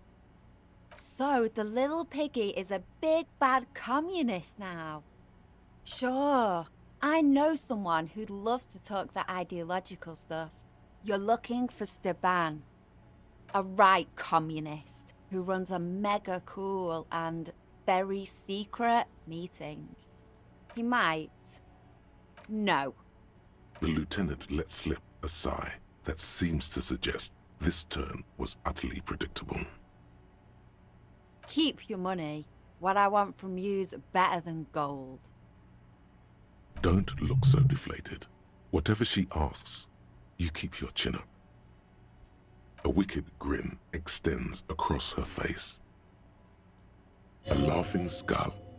Death hilarious. This is gonna be bad. Oink for me, piggy. Just once. Wow, that was easier than I expected. It's almost like you've been wanting to do it this whole time. The lieutenant, needless to say, is not impressed. Sounds like you're really serious about meeting Steban. It's touching, sort of. Steban's group meets only at night, in an old room in these apartments here. It just so happens you're in luck. Their weekly meeting is tonight. Poke your snout around sometime after 10 p.m. and you might just find them. Just that he's a real communist. Not like the play acting you've been doing. The rest, you'll have to see for yourself. Hold on. You didn't think it would be that easy, did you? See, Steban's a bit on the paranoid side. He's got all these mega secret passphrases to keep out infiltrators and the like. You can't join the meeting without one. Not to interfere in your personal errand, but I wonder whether it might have something to do with that phrase Mañana mentioned overhearing. Remember Dobreva and Advertise. The lieutenant nods. Guess this is what happens when two pigs put their heads together. That's enough. Off with you then. That isn't just a five-pointed star. It's an inverted white pentagram cradled in a wreath of antlers. The iconography of communism, in other words. The star and antlers was developed in the 6th decade of the last century and quickly adopted by Mezov and the communards during the revolution. Even today, half a century after, the star and antlers retains the ability to evoke hope, disappointment, and fear in equal measure. To symbolize the toppling of the old order. Also, some social democrats were already using it. The wreath of antlers represents a natural crown. It was about building a society that could exist in accord with the natural world, and at the same time above it. Because white is the color of peace. Gone is the glory of hope. Only the scribblings of impoverished students remain in dirty hallways. You are the big communism builder now. It's you or no one. As you approach the metal grill, you can hear several voices having what appears to be an animated discussion. This must be it. Beyond this door lies the beating heart of radical communism in Martinez. Somehow, the night air softens the smell of trash and sea brine. As the breeze pulls through the canvas like a shuttle through a loom, you catch a hint of something unexpected. Something earthy, warm, and burnt. The acrid smell of failure. No, that's just slightly burnt coffee. A smell you would recognize anywhere. Just look at these pigs sniffing about after hours. Must have slipped my mind. You know how it goes. The metal grill is cool to the touch. You notice the lieutenant is looking uncustomarily anxious. His posture is rigid. His right hand hovers near the zipper of his jacket. He wants so badly to draw his armistice, but he also doesn't want to draw it. Something's not right here. The equation doesn't quite balance. Which is just to say, we should be prepared for any eventuality. You can make out at least 2 separate voices. 2 voices, both male, approximately early 20s. Careful with those now. I have it. It's going to work. I can feel it. The clang of metal reverberates all along the scaffolding. The voices coming from the other side fall silent. A pair of frightened hares cowering in some dark crevice of their burrow. Who's there? Is that you, Morris? Come crawling back already. Get out of here, traitor. For a moment, silence. A slight sensation of static electricity as before a storm. A miniature conference is taking place inside, and you are the subject. What's the passphrase? There's no response. You begin to wonder whether they've slipped out some back way. No, they're still there. You can feel them back there. Alright. The key's taped to the back of the door frame. Just make sure you put it back when you're done, or we'll all be locked out. And do watch the concrete. It just kind of falls away, in places. Charmant. After you, detective. Have fun at your underground meeting, pig. Hope it's a blast. The 2 young men are either oblivious to or ignoring your entrance. Their attentions are fixed on whatever it is they're stacking in the middle of the floor. Matchboxes, it appears. I think it's holding, Alexis. It is. It's holding. It's definitely not holding. Those matchboxes are stacked so haphazardly, it's like they want them to collapse. Careful, careful.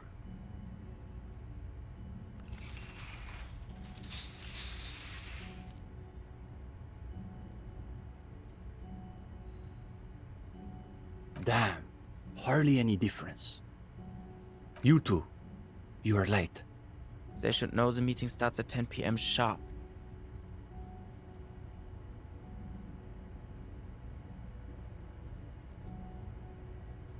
One leader and one follower. The most ancient power dynamic. There's a great deal of tension in this young man's shoulders, more than someone his age should bear.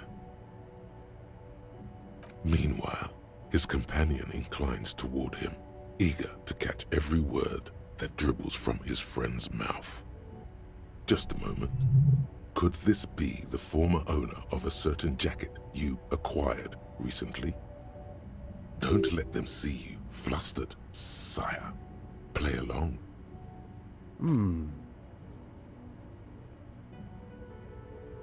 He's taken your measure, like an ideological boxer stepping into the ring. This must be the theory combat the Boyadero warned you about. On guard. We all have to take precautions, especially during these delicate times. What matters is that you've made it, and that you've done the reading. Well, this is getting awkward. I'm not sure what you're expecting to find here then. There's profound consternation in his voice. You suspect it's about something bigger than your not having done the reading. Maybe they can explain themselves. In the most generous sense, I would say we're cultivating revolutionary consciousness. Yes, That's probably the best way to describe it. But more specifically, we are running a reading group. It's the most rigorous and theoretically advanced materialist reading group in Martinaise. Comrade Steban is a great discussion leader, one of the best at the university. It's obvious they take this group of theirs extremely seriously. Whatever you do, don't compare it to a common book club. Yawn. Can you imagine anything duller than a bunch of Beano-clads yanking each other's knobs? That's our whole thing.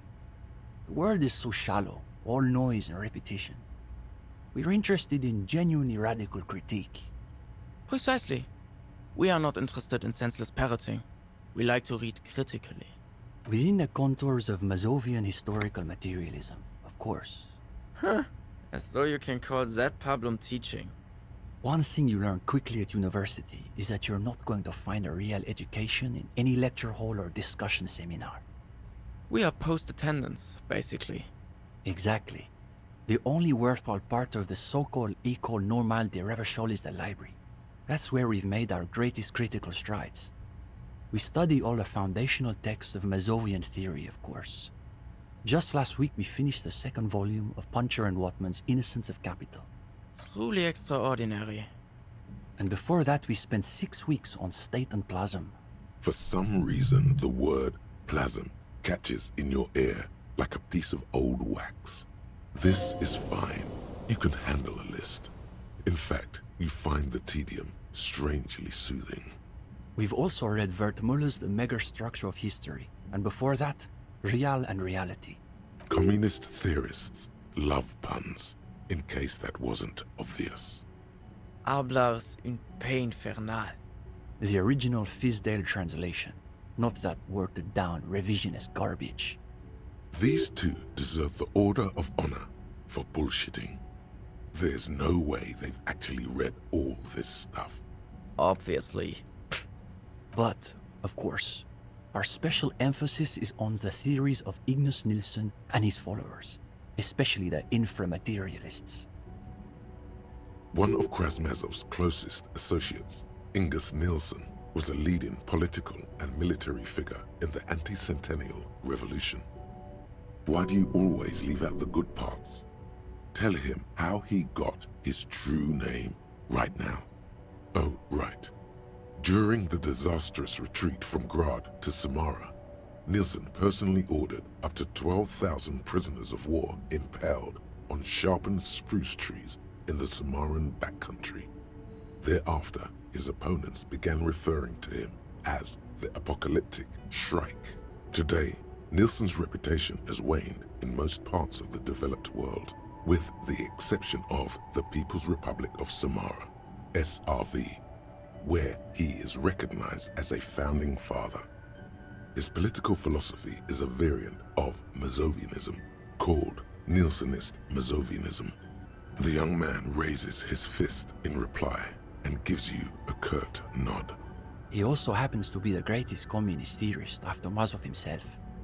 It was Nilsson who first postulated the existence of ideological plasm, which forms the basis of inframaterialist theory. Those words again. You've got to find out what this inframaterialist stuff is all about. Whatever it is, one thing's perfectly clear. These young students have a much deeper understanding of communism than you do. You could learn a thing or two from them. If you can convince them you're one of them. The young man sighs. His companion looks about furtively. What do you mean? This is the reading group. We're in something of a rebuilding phase.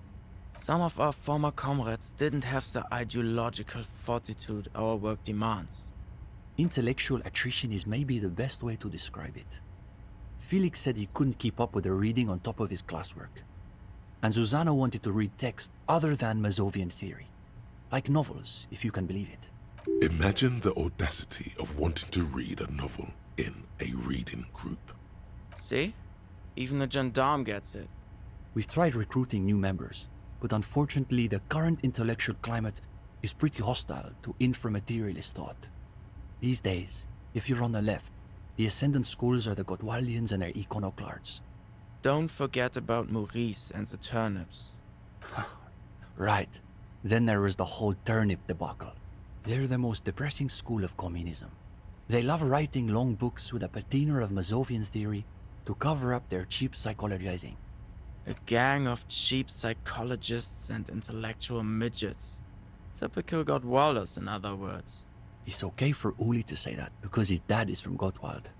The Gottwald school believe that intellectuals as a class are incapable of sparking revolutionary change. So all they can do is critique capitalism from inside itself. In other words, they have lost faith in their own relevance. That's why they spend all their time smoking cigarettes and writing long works of criticism that make you want to commit suicide. It is miserable. That's probably why they're always committing suicide. You see, the Gottwald school look like communists. They talk like communists. But scratch the patina and you'll see beneath that they're just depressed liberals who've read too many books. For starters, they love talking about beans. That's right. Iconoclasts are obsessed with beans.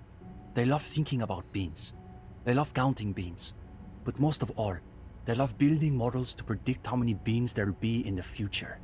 Nota bene, iconoclast is an extra pejorative form of the already pejorative name Mazovian economists, a moderate school of Mazovianism which advocates the gradual transition to communism through carefully managed economic modernization rather than violent social revolution.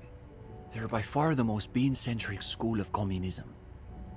Ah yes, the much maligned bean counters, ensconced in their think tanks and high-rises, believing they can save the world through a series of incremental, assiduously technocratic reforms. If only. They've got all the beans accounted for in their asset sheets, their quarterly budgets, their future projections. But for some reason, there are never enough beans to go around. So we've just got to cut our bean rations in half. And next thing you know, there are budget cuts, so now we've got to cut the bean rations in half again. You see, iconoclasts claim to be communists, but in reality they're just liberals with hard-ons for spreadsheets. Of course not. The only people who actually call themselves liberals are mouth-foaming reactionaries. Basically indistinguishable from fascists. You'd need an X-ray machine to tell the difference. Cindy is... how to describe her role? Something of an ideological auxiliary, perhaps. Yes, that's exactly how I would put it. And naturally, we support her radical counter-liberal aesthetics. But she refuses to submit an essay, so we can't call her a member of the group per se. That doesn't stop her from using a room for studio space, of course. It's an unfortunate story. You see, our ex-comrade Maurice is something of an economist. He's studying macro and microeconomics. Wow, a real intellectual, it sounds like. Right. So a few weeks ago we were discussing the extra physical capabilities of the revolutionary state. And Maurice said... what were his exact words, Ulex's? It was unbelievable. He said, turnips don't care if they are grown by communists, moralists, or Vulcan. They grow just the same. Basically, he was rejecting the whole foundation of inframaterialist theory. What is this inframaterialist business they keep blathering about? You've never heard of anything like it. Susanna said that he has been hanging out with some non-communists lately. For us, the question boiled down to, if you don't even accept the basic ideas of Nielsen and inframaterialist theory, why are you in the reading group? Of course you do. It's pretty basic stuff. Well, it wasn't so much that he was expelled. He just quit coming. We haven't seen him around for weeks. Go ahead. Lynching? No. We're not an operational cell. We think of ourselves as more of an intellectual vanguard. To be clear, communism is not an official suspect in this investigation, because it's not a person, you see. Seems unlikely, from a strictly inframaterialist perspective. Comrade Ulix is right. The amount of plasm required to strike down an ideological enemy outright is enormous. We're talking second-level effects, at a minimum. Or even third. What are these levels they're talking about? This doesn't sound like any communism you've encountered before. In any case, It's not like the SRV has established a party line on the subject of lynchings in Martinez. Though historically speaking, the SRV has supported direct action against right-wing paramilitary squads, especially when they are doing the Indo-tribe's dirty work. Good point. So as a provisional matter, I can say we support it. It's not that the boundary between sarcasm and sincerity is porous with these two. It's that they actually seem to overlap, as though one is meant to conceal the other. It's always that way. Beneath the crust of irony, there's a molten sincerity that threatens to erupt forth. You may witness it yet. No, we're an independent organization. We acknowledge and respect the union's efforts, but our interests are more theoretical than Mr. Clare's. He speaks the truth. That's easy. Crime is simply the inevitable expression of the injustice and incoherence embedded within capitalism itself. Delivered with the smug assurance of a schoolboy reciting a maxim he's committed to memory. It's a symptom, in other words, not a cause. His companion can barely suppress a yawn. No, unfortunately, the communards were hunted down and killed nearly to a man. All that's left of them are bones and old rifles. His companion's eyes widen as you hold up the ancient weapon. He's practically itching to stick that thing in someone's face and pull the trigger. Yes, like that one. I wonder how many of these are still lying around in cellars or sealed up behind the masonry. Can I hold it? It's heavier than I was expecting. The attitude of a priest bearing one of the holy relics of his faith. Though it is long out of service, its power is evident to him. When he's finished, he returns the rifle to you with a nod of appreciation. The young man frowns at the little pile of boxes on the floor. Nothing, just messing around until the meeting started. They're watching those matchboxes awfully intently for two guys who are just messing around. It's almost as though they were trying to create the most unstable structure they could, with predictable results. We typically only accept new members once per semester. There's this whole process with essays and presentations on assigned topics. But given that we have some extra seating at the moment, I guess we could be convinced to expedite an application or two. Steban, you can't be serious. For these gendarmes? I am serious. As materialists, we've got to adapt to conditions as they are. Besides, he'll still need to pass the interview portion of the entrance process. Assuming he's even still interested, that is. Remember, where most people go wrong is in thinking they have to hide what they don't know. Another thing, these young men have the most exquisitely tuned insecurity receptors you've ever witnessed. Now, chin up. You've got this. Oh, you want to start now? Sure, we can manage that. You've caught him off balance. The momentum is already in your favor. Go ahead and take a seat. Since we haven't had time to prepare an exhaustive questionnaire, I think we can keep this interview more freeform. Why don't you tell us a bit about the books you're interested in, and we'll just see where the conversation goes. Okay, we'll bite. What sort of stories are we talking about? A real-life procedural, complete with gory details. How about a tale of adventure, intrigue, and daring-do? You've got our attention. Let's see where this goes. Yes, I'm rather curious myself. You've got them. They're starting to loosen up. You're relaxed and in control. You deftly weave every piece of the story together.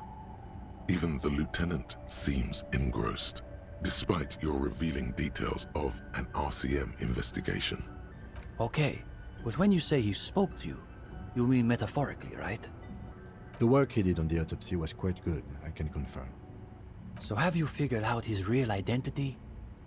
Another quarter of an hour disappears. The conversation bounces back and forth. Whatever their pretensions, it's clear these two have been craving something real. Now you can sense things starting to slow down. time to wrap this tale up. But I'm still not sure how communism could have killed him. There has to be some other element to it. We don't have the full story yet. I suppose we'll have to leave it there. But listen, Gendarme. We could use someone with your breadth of expertise. With just a little more theoretical background, I think you'll be able to make some real contributions. Yes, I would say he's got serious potential at least. And with that, welcome to the most ideologically advanced materialist reading group in Martinez. Here's your first assignment. It's an overview of inframaterialist theory. A little basic, as you'll see, but one has to start somewhere. Come back when you're done. We'll be here pretty much every night after 10 p.m. Do be sure to take your time with the reading. We'll be eager to hear your thoughts. The cover of this pocket-sized volume features a swirl of orange, yellow, and green. The title, A Brief Look at Inframaterialism, is set in an authoritative yet approachable serif font. What an interesting color palette. It's vibrant, yet somehow leaves you ever so slightly nauseated. On the inside jacket flap, you find a brief summary. What is inframaterialism? A highly theoretical branch of Masovian communism? A collection of mystical ramblings by a discredited revolutionary? Or possibly both? This brief look, TM, introduces readers to one of this century's most fascinating and misunderstood theories in a concise, jargon-free manner. You turn to the table of contents. The guide itself is divided into several sections with seemingly esoteric titles like Effects of Plasm on Root Vegetables and Mental Projection and Transference.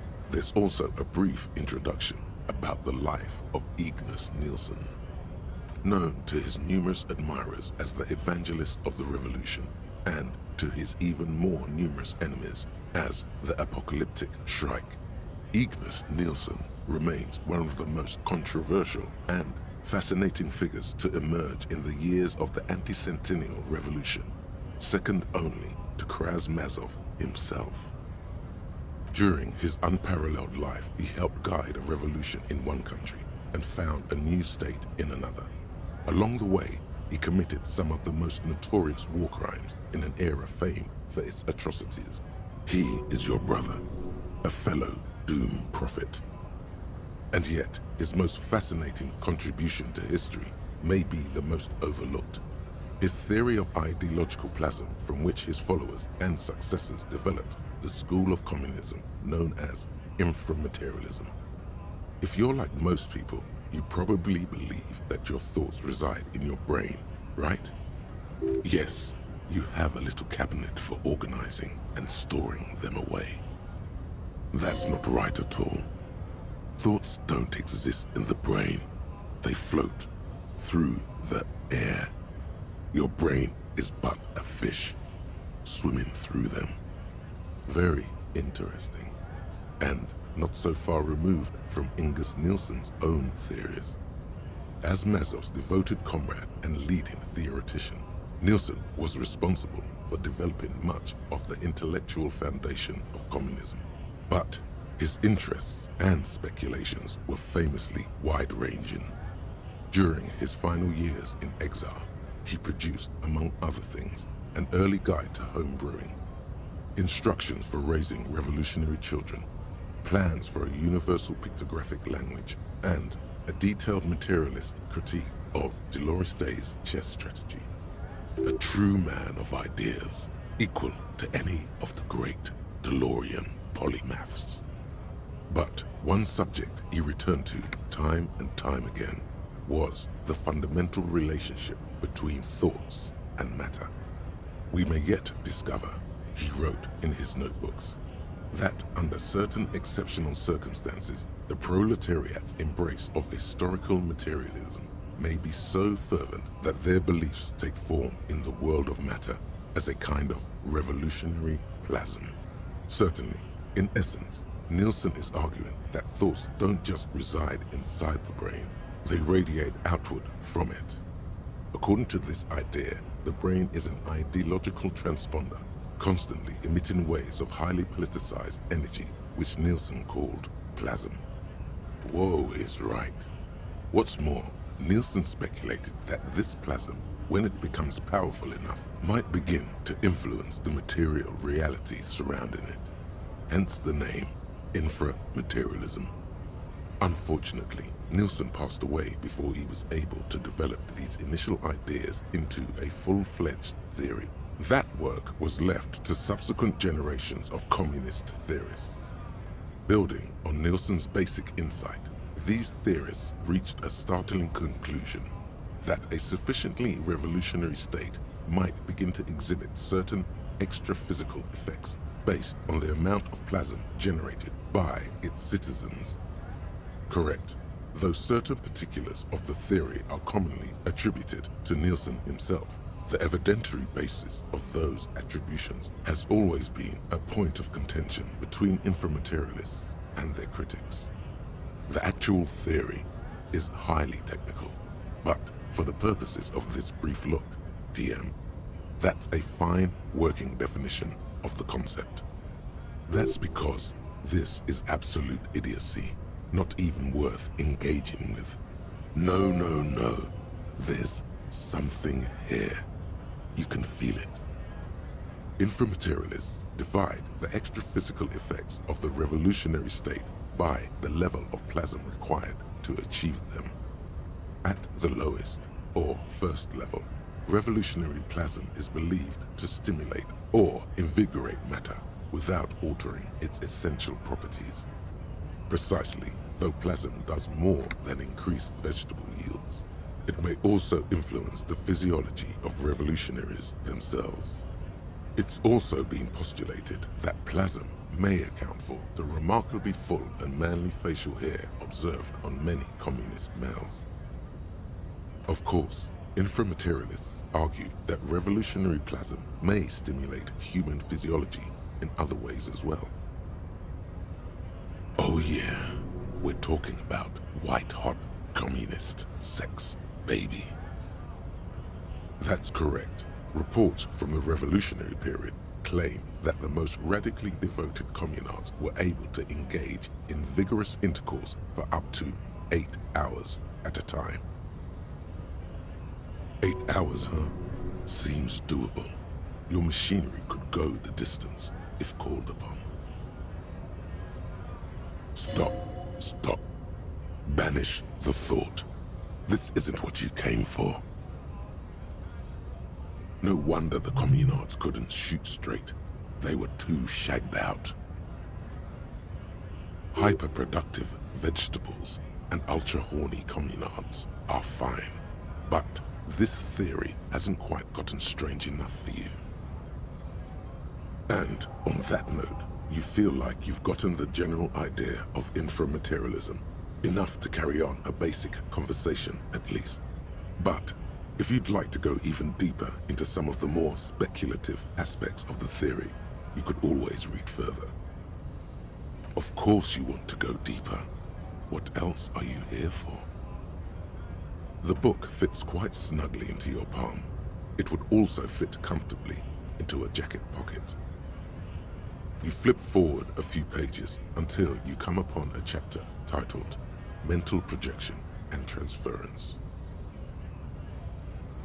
When a community has achieved a sufficiently high degree of revolutionary fervor, inframaterialists believe that second-level effects may be observed.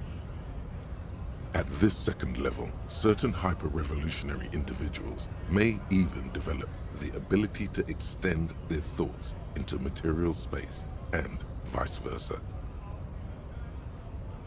According to inframaterialist theory, yes. Under suitably revolutionary conditions, that is. Of course, one doesn't need to be a communist to be attuned to the thoughts of your brothers and sisters. It's become something of a folk legend that during their final meeting, Nielsen and Mazov didn't speak a single word, preferring to sit in silence with their chamomile tea, reading one another's thoughts. One of the minor tragedies of the late revolutionary period is that few reliable accounts survive. Much of what we know of the Communard's activities during this period come from memoirs and second-hand accounts, some only written down decades after the fact, and of dubious authenticity. I suppose we do work quite well together. Your words hang in the air as the lieutenant scribbles something in his notebook. At some point, he realizes you're waiting for him and looks up with a tightly knit brow. The lieutenant looks at you evenly for a moment, then returns to his notebook without a word. Did I? My bad, detective. Won't happen again. As we were saying, it's generally believed that these effects are only exhibited by certain hyper-revolutionary individuals, generally less than 0.01% of the revolutionary population. Because plasm has never been directly observed, the exact mechanism behind these effects remains entirely speculative. In other words, there's no evidence that any of this mind-reading stuff is real. Why are you getting hung up on mechanisms? Open your mind's aperture just a little wider. You're so close to true understanding. Most inframaterialists would argue that the inability of skeptics to detect plasm is simply evidence of their own insufficient revolutionary enthusiasm. There you have it, a perfectly unfalsifiable loop. The theory is impossible to disprove on its own grounds. Meaning, it's hardly a theory at all. This should be more than enough for a stimulating discussion. That said, if you're still yearning for more, you must. Everyone knows books save their best parts for the end. You breeze through the next several sections until you arrive at the final chapter, titled A Communism Above Reality. When a society's revolutionary fervor reaches the third and highest level, inframaterialist theoreticians have postulated that the laws of physics cease to be laws. Say it. You know you want to. Under suitably revolutionary conditions, you might be. Though inframaterialists would argue that it's more like the community is, collectively, the law.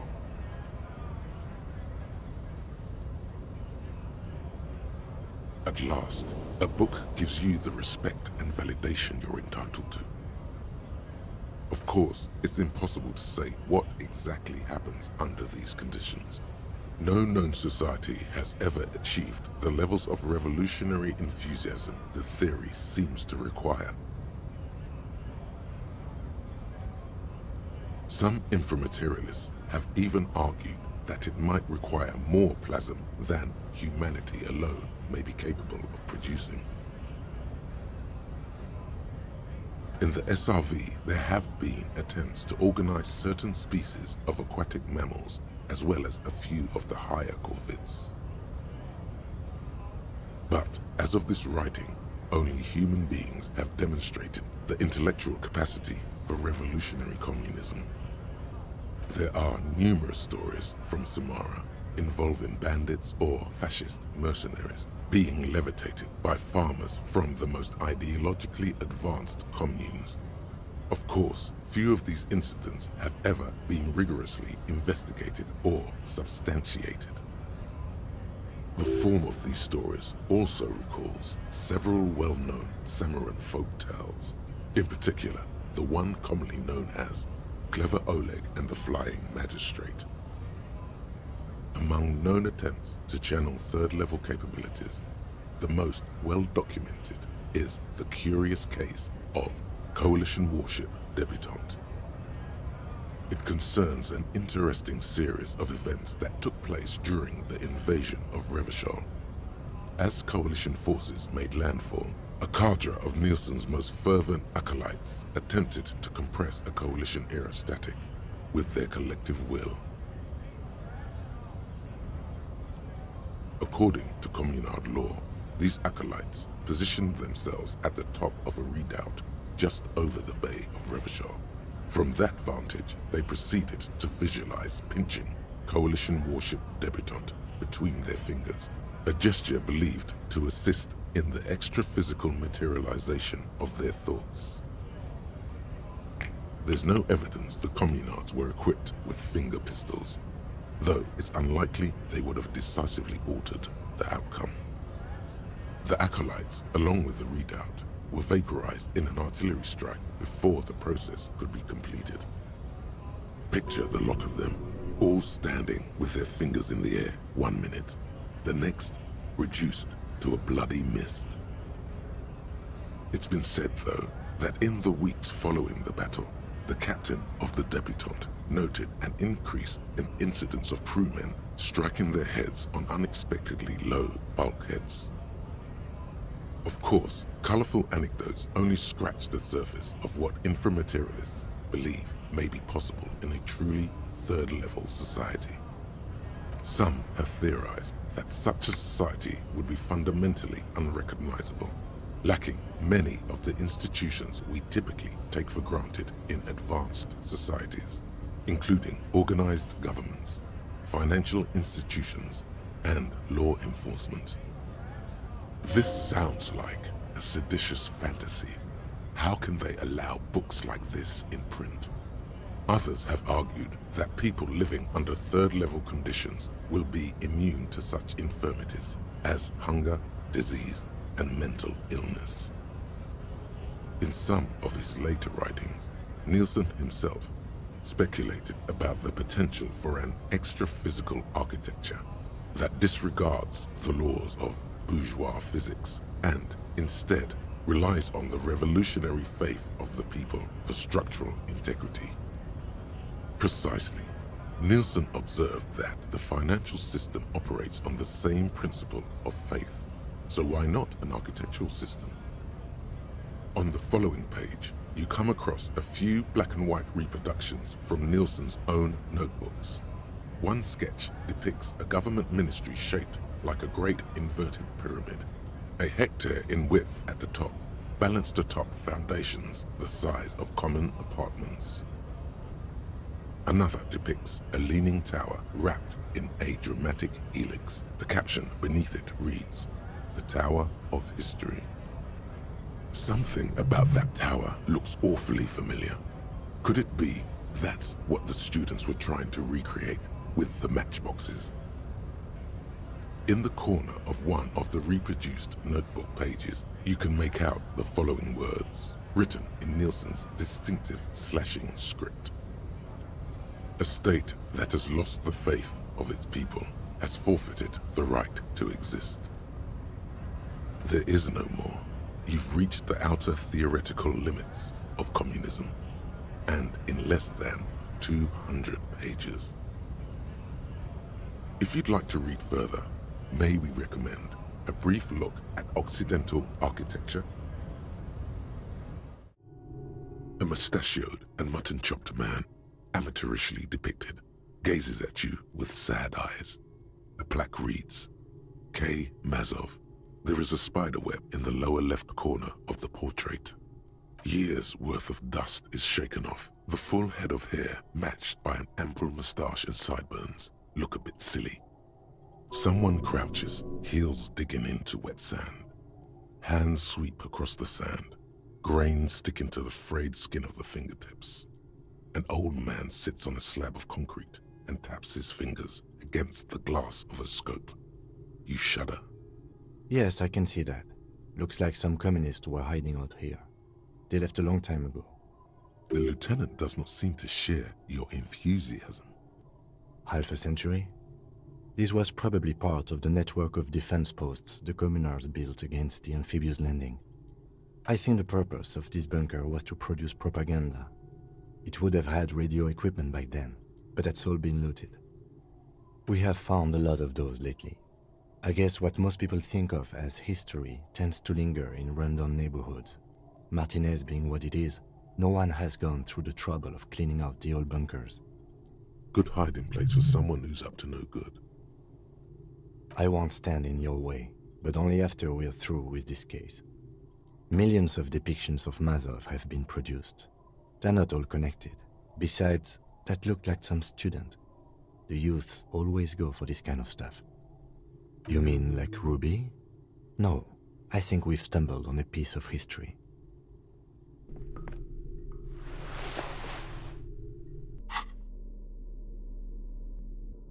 This hat is so soft, so warm. It wraps around your head, and your mind tingles with all manner of socio-economic theory. Kraz Mazov would have worn this, Yushenka. Mazov knew where to cook those thoughts. That's why it bears a Mazovian logo.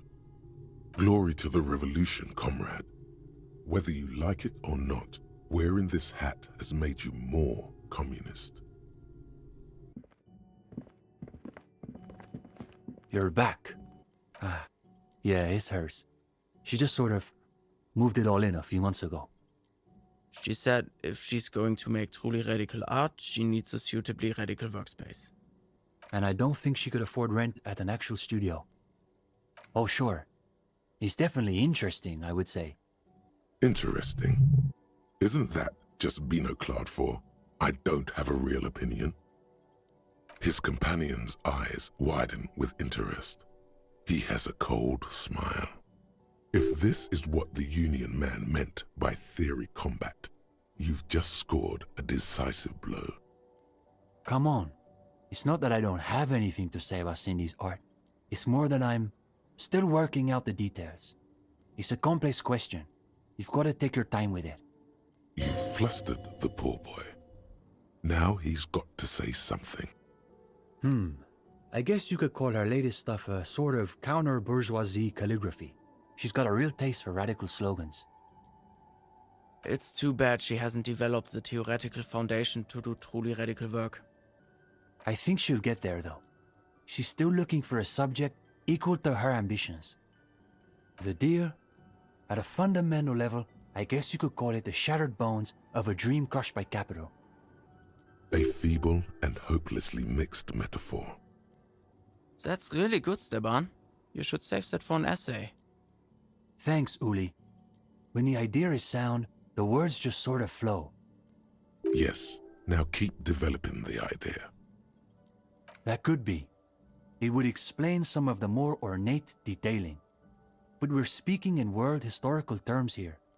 What his place represents, not what it merely was. His friend yawns, evidently bored by literal reality. Go ahead. Yes, let's get right to it. His companion leans forward, ready to jump in.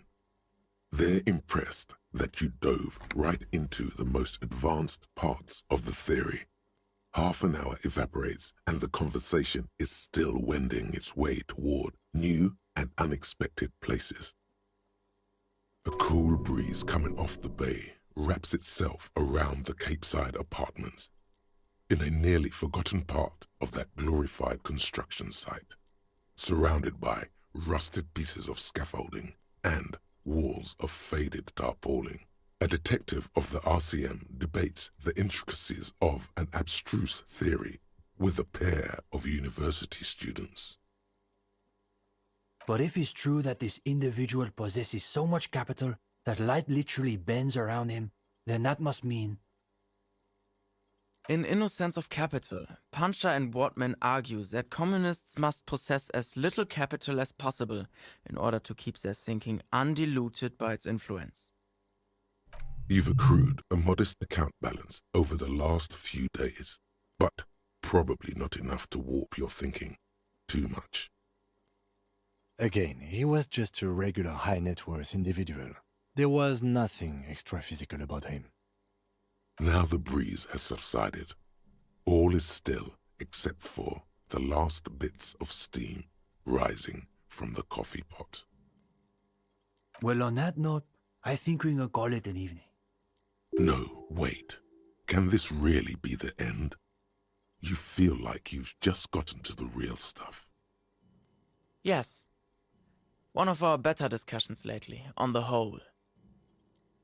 What do you mean, is that it? You've done the reading, we talked about it, What more do you expect from a reading group? Well, you could always ask, I guess. You probably won't get a better chance. Honestly. But it's getting late, so maybe pick the most important question. Detective, how should I know what questions you have about communism? Come on.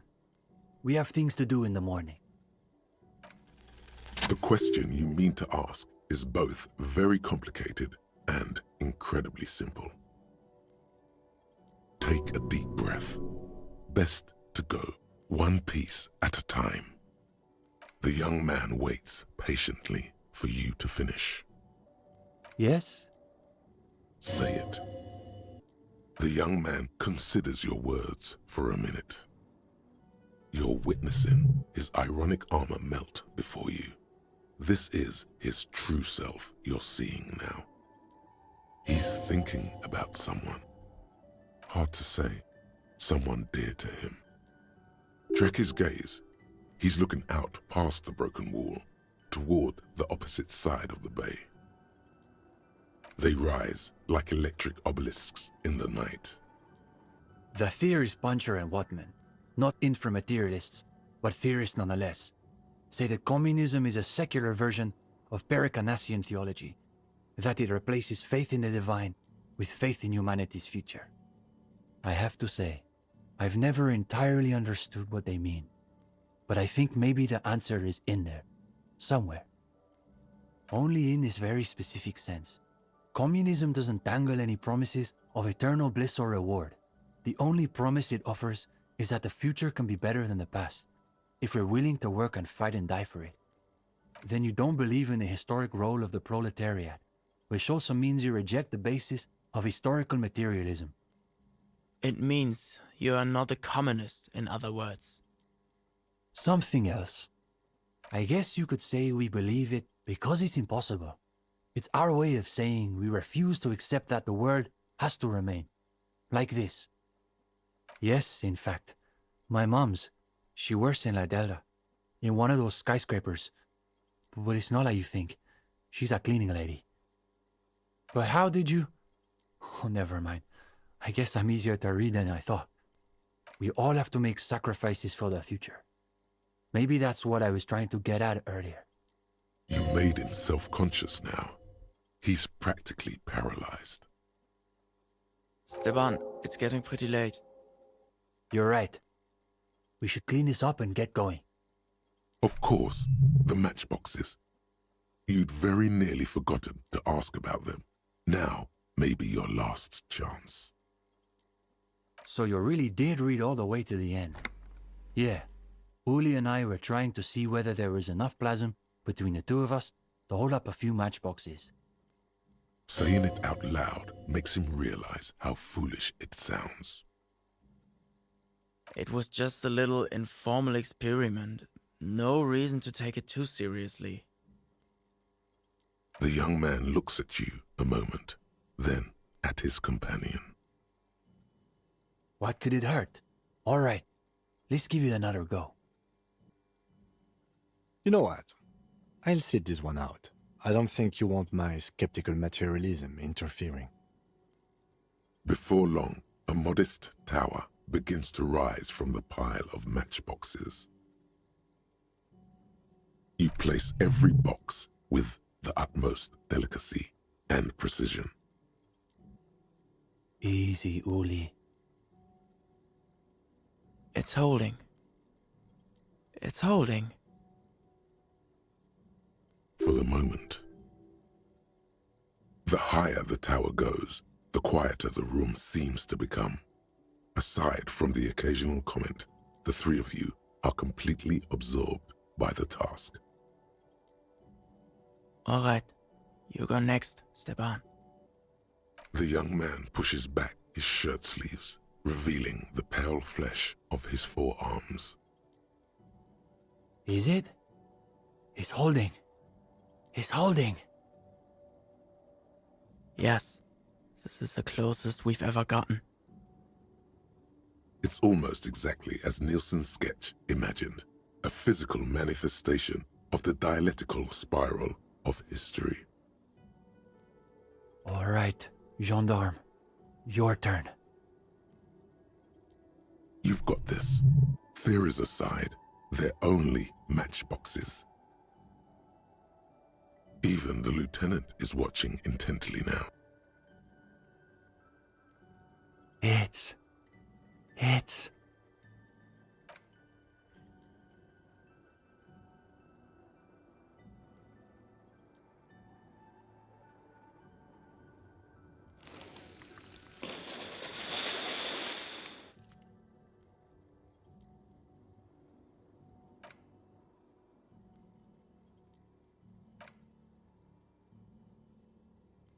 Don't apologize.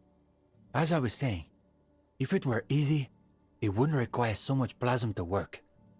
Undoubtedly. Alternatively, it could be that our own ideological fervor is still insufficient. Yes, the problem is almost certainly your lack of commitment, and not, say, gravity. Harder to believe, but still possible. Either way, that's enough parlor games for one night. Thanks for humoring us. We should probably clean up.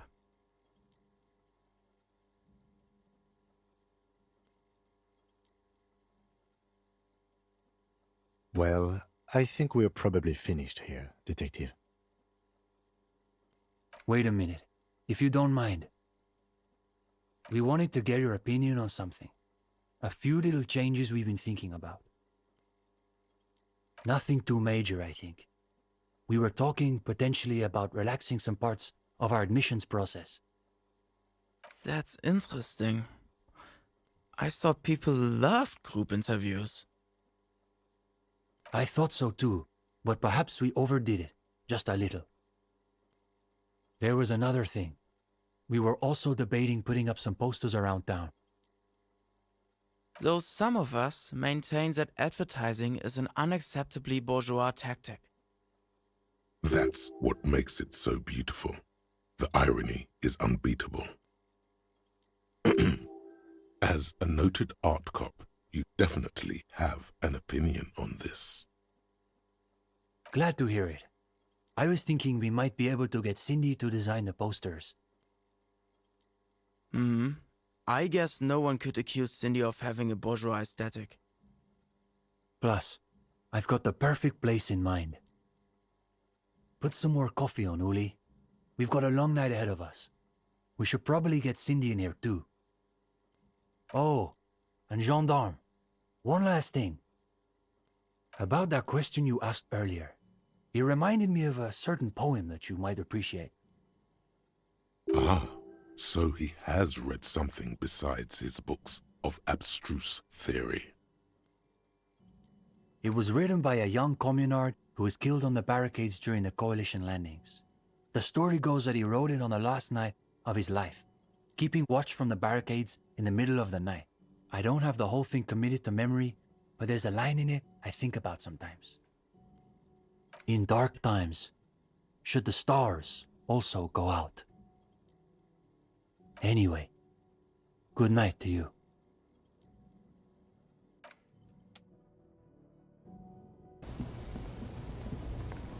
The old king and his horse have been covered in posters with radical slogans like "No kings, no bosses," and "Again and once more after that." At the bottom of the posters, in smaller lettering, are details about meeting at a local coffee house. Looks like the students took your advice to heart, Detective.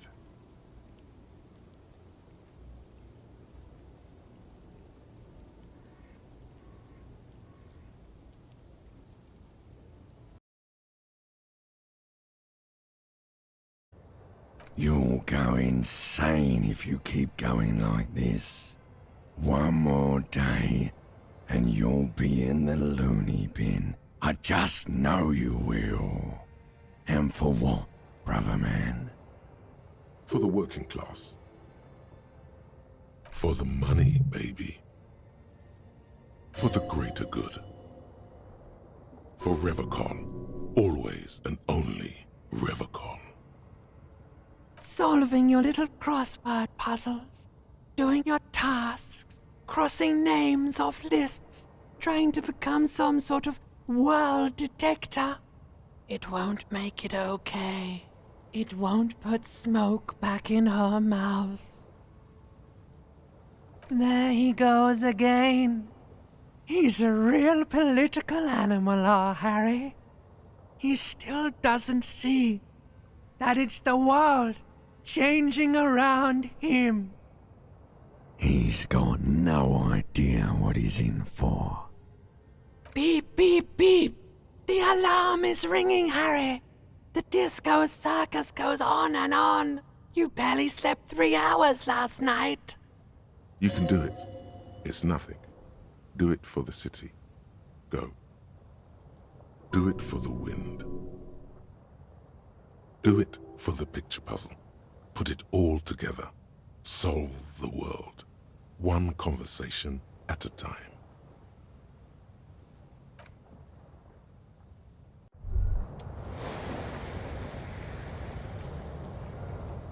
Hey, Moneymouth. Eendrak, the impeccable hustler provider of the 7th generation. It's showtime with Savvy. What's up? I'm worried about what's down, broke boy. I'm talking about your severe lack of money. That's right. It's time to stop muttering about your economic self-interest and actually do something about it. Yeah, I heard you back there. What the hell was that? Superstar talk? Good one, hustler. Gotta keep the dream alive. But it's not really showing up in your net worth yet, is it? And it's what? Day 2, 3, 4? It's day 4, if we're counting days since the event. Listen, if you really want to make it in the big leagues, you need to reconceptualize your entire portfolio. Collecting tear and moaning about taxes is not going to cut it. You need to become a millionaire. Now, how do you become a millionaire? It should be the other way around. Old-mighted money showing up at your doorstep, begging for a slice of cake. Those guys, they're all financially illiterate. Only Savvy here knows how to dazzle and embezzle money out of investors' pockets with the acrobatic prowess of a 4-time gold medalist in the Samaran Gymnastics Summer Games. The ancient Samaran tribes used carved rhodochrosite to represent their wealth. The bigger the boulder, the more money they had, in case you needed to know. Money is only one form of capital. Human relations are another. You're focusing on the wrong things. You could force a coin inside you. Any hole will do. Not many more definitive tests of a man's mettle than the fortune yawn. Of course you don't. You've never even been close to a sum with more than 3 zeros. Let's face it, you've been on a years-long losing streak. But Savvy's got your back.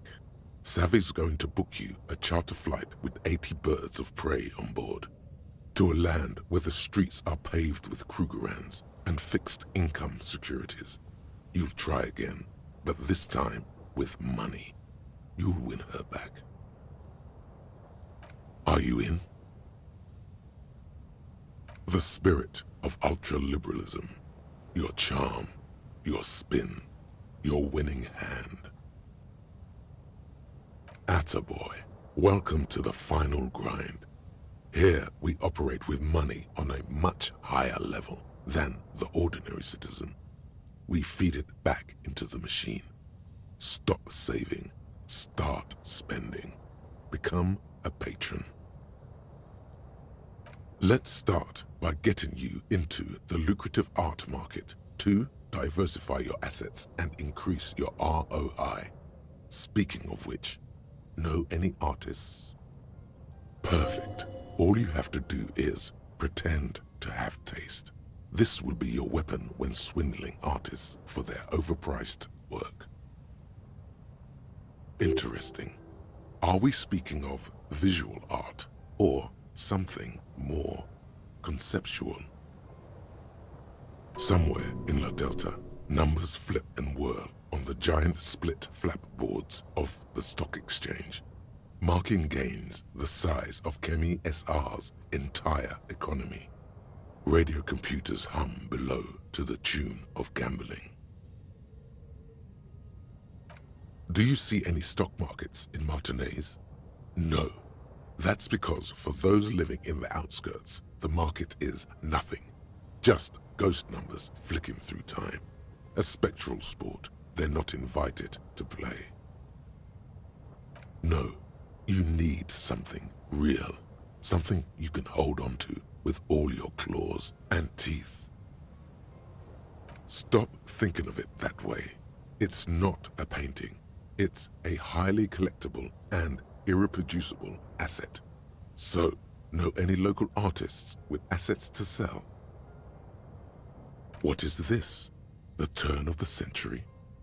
The world's moved beyond paintings. You want something experimental. Intramuscular puppetry, hyperrealistic vapor porn, meditation opera. Don't listen to this fool. It's not about the artists. It's about the buyers. You can't hang vapor porn in the foyer of your chalet. Once we've brought in the millions, you can be a tree log for all I care. But first, we've got to work on increasing your net worth. Music is a pet project, not a viable business scheme. Let's return to it once you've set up your estate. He's also 12. We don't want to attract the attention of tax collectors by dabbling in unnecessary child labor. He does have potential, defying authority, thinking outside the box. That child's a common delinquent, not an artist. He probably can't even hold a paintbrush. You're right. She has the poise of a struggling artist. Very tangible. You can feel the poverty on her. Plus, she has paint. Go and support her like the state never could. Everyone must know that you're a big fucking shark around here.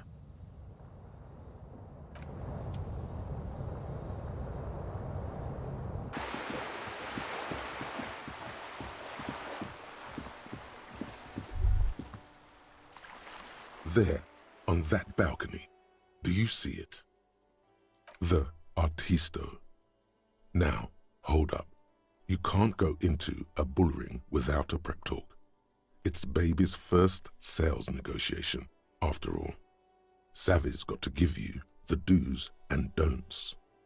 That's a pathetic-looking bull. Where are the sharpened horns ready to puncture your gristle? There's no real danger here. Rehearsal helps fine-tune a performance. Learn your lines so they can flow out of you, like Herk Zeitung's legendary soliloquy in Hoppla, jetzt komm ich. Artistos are known to repel wealth. It bounces off their skin like rubber. The moment a reasonable business proposal enters their periphery, they go and get political. Nonsense. No one repels wealth. The businessmen just don't know how to entice them. It's true, some of them are known to turn the entire thing into a happening. Oh no, not a happening. I don't like the sound of that. What you need to do is lure them in with a strong one-liner. Get them on your side before you've even finished a sentence. Show us what you've got. Pretend you're facing the Skull Girl.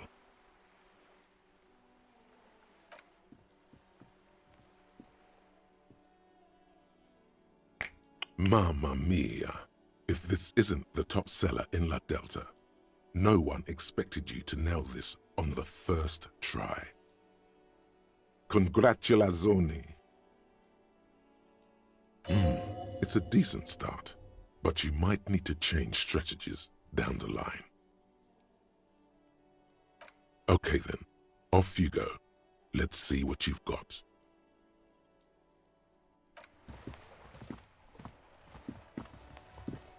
Hello again, officers. Have you come to admire my mural? What's that? The piggy's looking to get into the art market with a snappy business pitch. Watch out, or you'll be auctioned off and face the chop. The lieutenant straightens his back, waiting to see where this is going.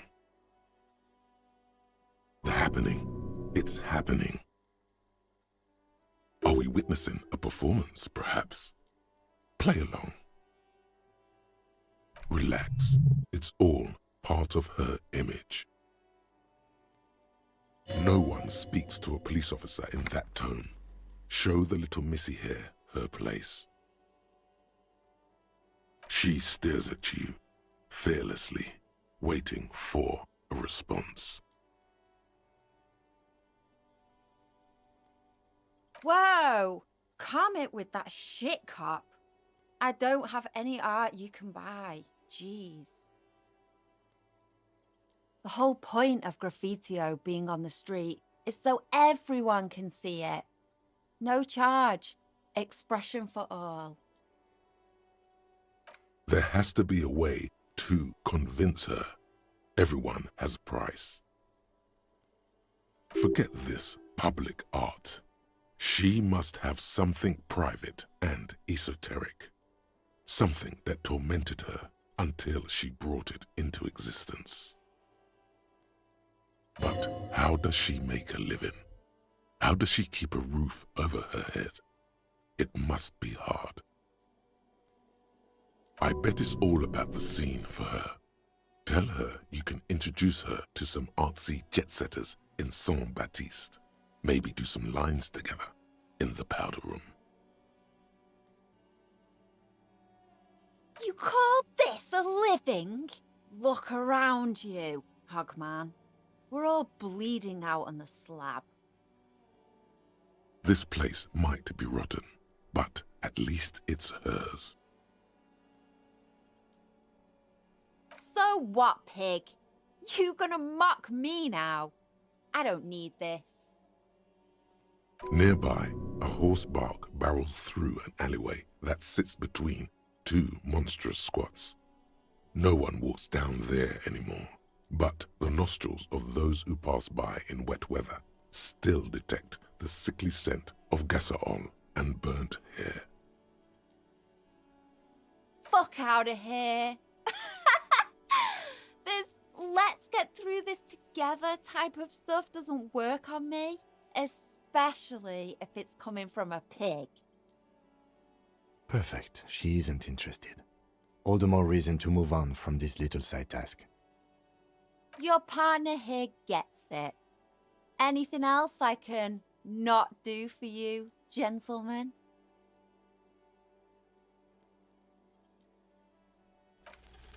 Sure, she's all draped up in ironic detachment, but everyone's gotta eat. Great. The little foray into the art world continues.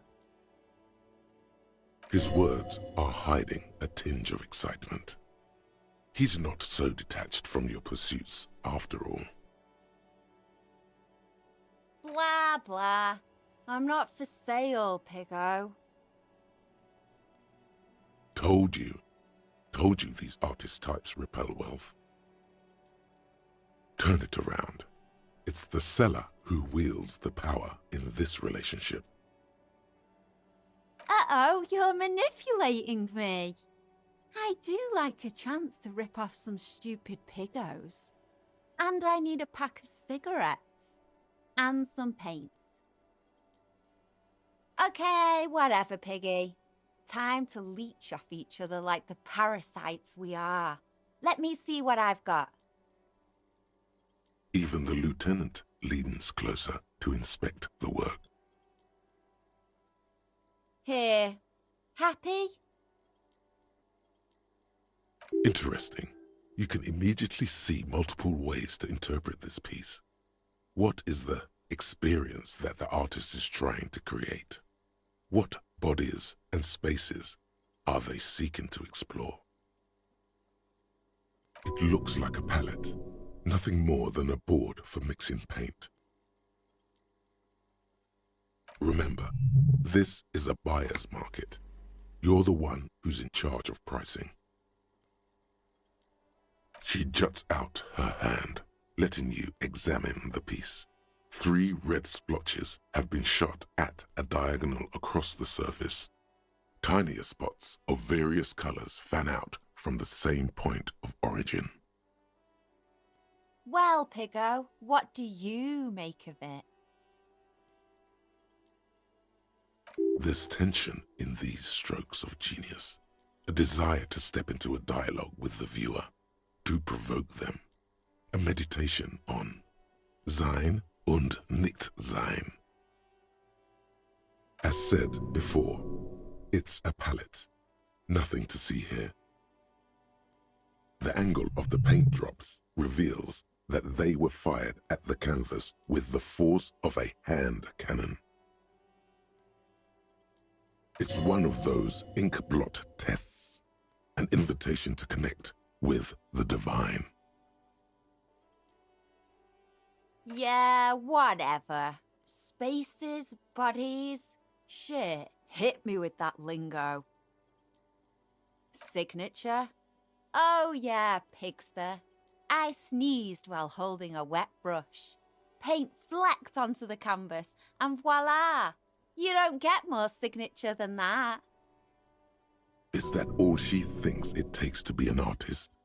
Outperform her with her own style. Make it yours. You feel the biggest sneeze of your life itching its way to the center of your face. Ugh!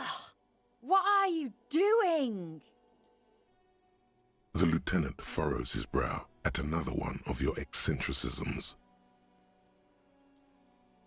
You tilt your head back, close your eyes, and get ready to snap it all forward. The coat gets flung over her head as she braces for impact.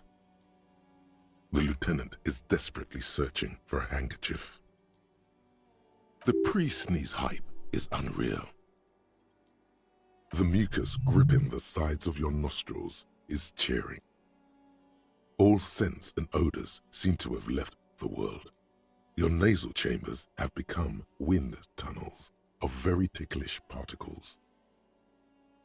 But the rest doesn't come. You exhale softly. No spittle, no shout. It's over. Just like that. Perhaps not everyone is an artist after all. Was that it? Stop playing with your snout and let's get on with this so you can go back to your stinky sty. You still want this painting or what? 67,000 real and your head on a silver tray. Remember, this isn't about the art or the artist. This needless purchase implies your excessive wealth. Art comes across as more tasteful than simply hanging cash on the wall. She may antagonize you, but she's still a struggling artist with no prospects. She needs as much money as you can give. Lowball her, the wretched are used to rolling with the punches. That it? All right. It all helps. Splendid. Your first physical asset. But no time to stop. Money grows old unless it keeps moving. You need to find a buyer, preferably someone who will pay a high price for such an exclusive piece from a local artist. Nah, she'd probably send the entire Wild Pines legal team after you if she knew you were trading goods around their harbor. She's ready and poised for a hostile takeover. And become a small-time art peddler? No, think bigger. Doing business with communist dictatorships only works if you've got long-term plans in place, which you don't. Good call. Sure, he said he doesn't carry much money on him, but he must have something else to trade. Let's hustle. Look at us, coming to an agreement. Who'd have thought? Anything else you want? I'm in a good mood, but it won't last long.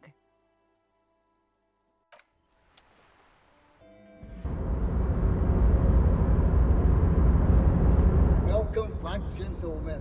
What can I do for you? The art market. Intriguing. Well, as I said, I don't carry much money on my person. But do go on. What are you thinking? A painter? I'm always looking to expand into new asset classes. Who's the artist? Aha! And the name of the piece?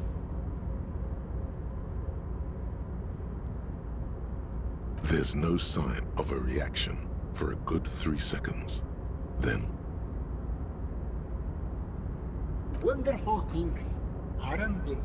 Names. They can completely change your reading of a person, or in this case, a painting. Before I invest, I need to know more about the work.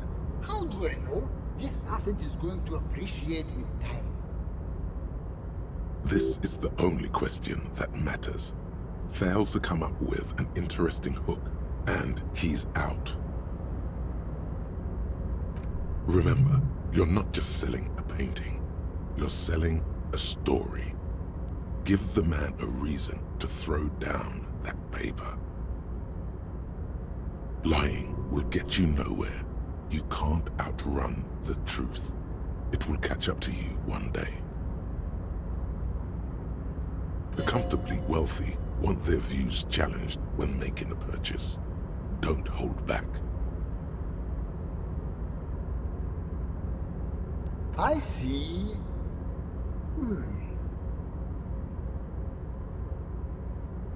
I'll be honest.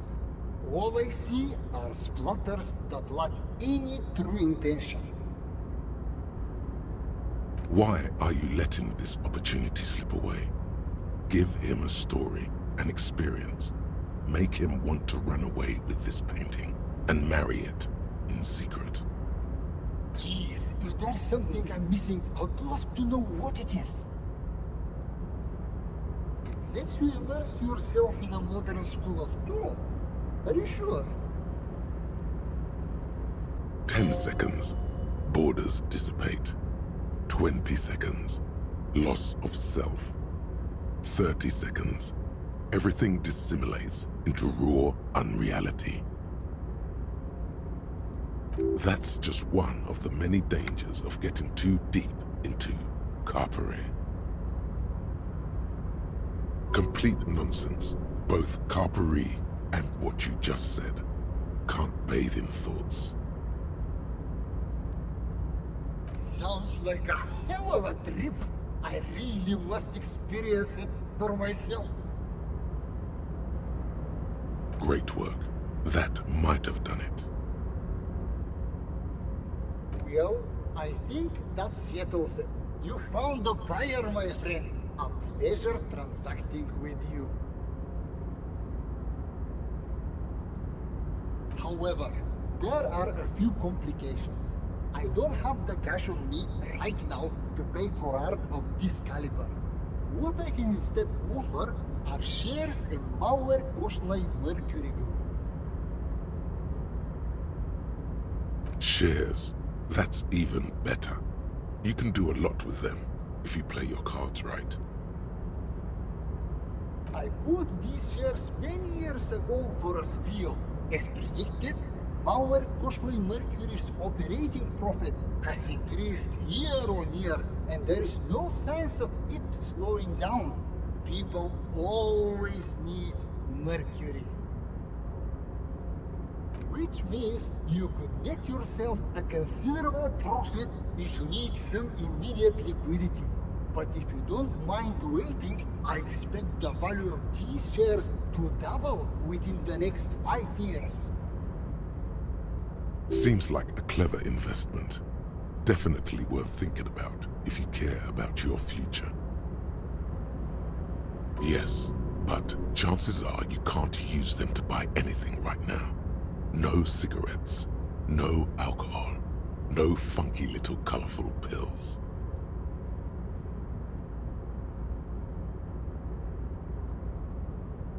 They're the very unit of capital. You can buy them, sell them, even sit on them if you think it wise. Trust me when I say this. Becoming a shareholder means you are part of the big leagues.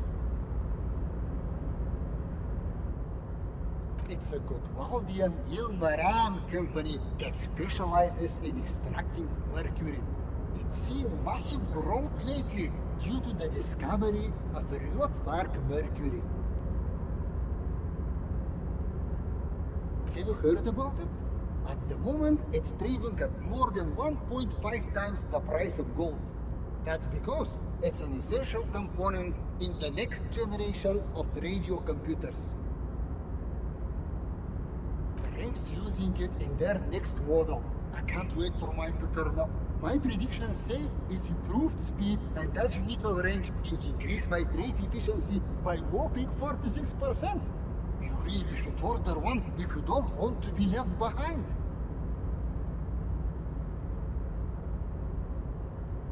He's right. The combination of Ream's solid engineering and the new Rudfog mercury valves is huge. A step forward for technology, yes, but only for those who can afford it. Splendid!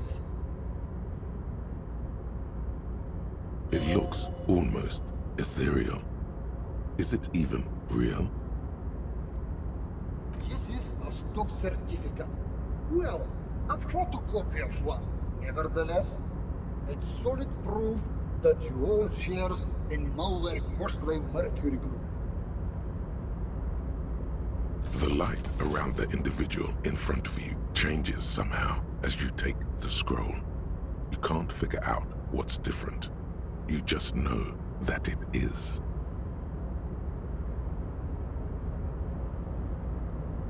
There, the blinding light dimmed just long enough for you to see his true form.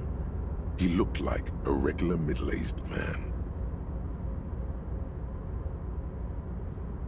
Something's rattling within you. It feels like the first penny dropped into a piggy bank. This transaction has changed the physical relationship between you. You are now more alike somehow. The Weiss-Wiesmann coefficient for you and this individual has now dropped to 0.9989, repeating. That concludes our part of the transaction.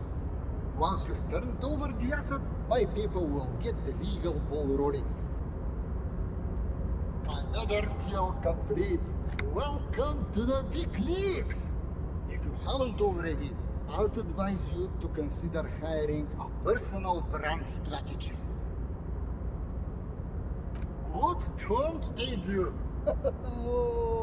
They practically do everything, from spotting good investments and analyzing design trends to booking a lunchtime table at the prestigious Landrosee. Unfortunately not.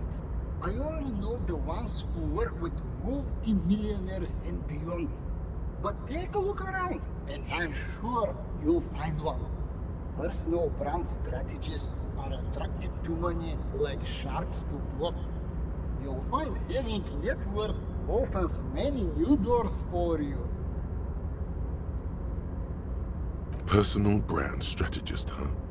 Not the kind of person you're likely to find around here.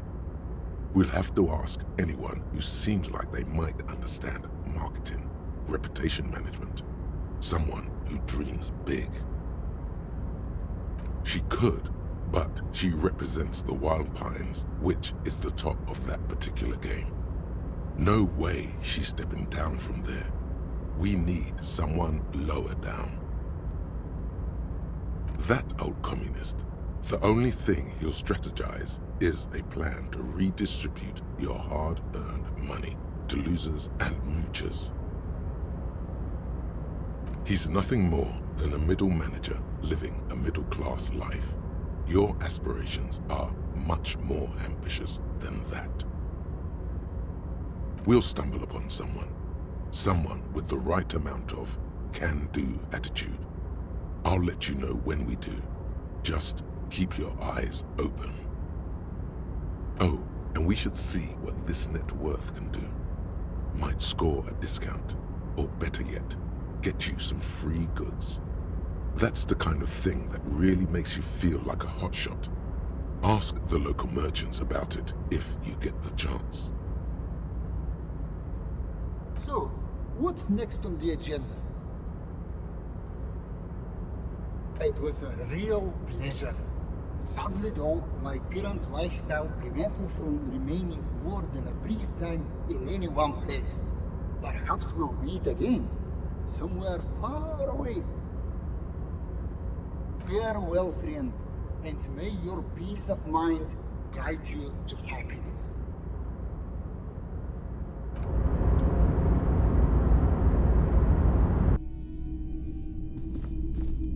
Hello, hello.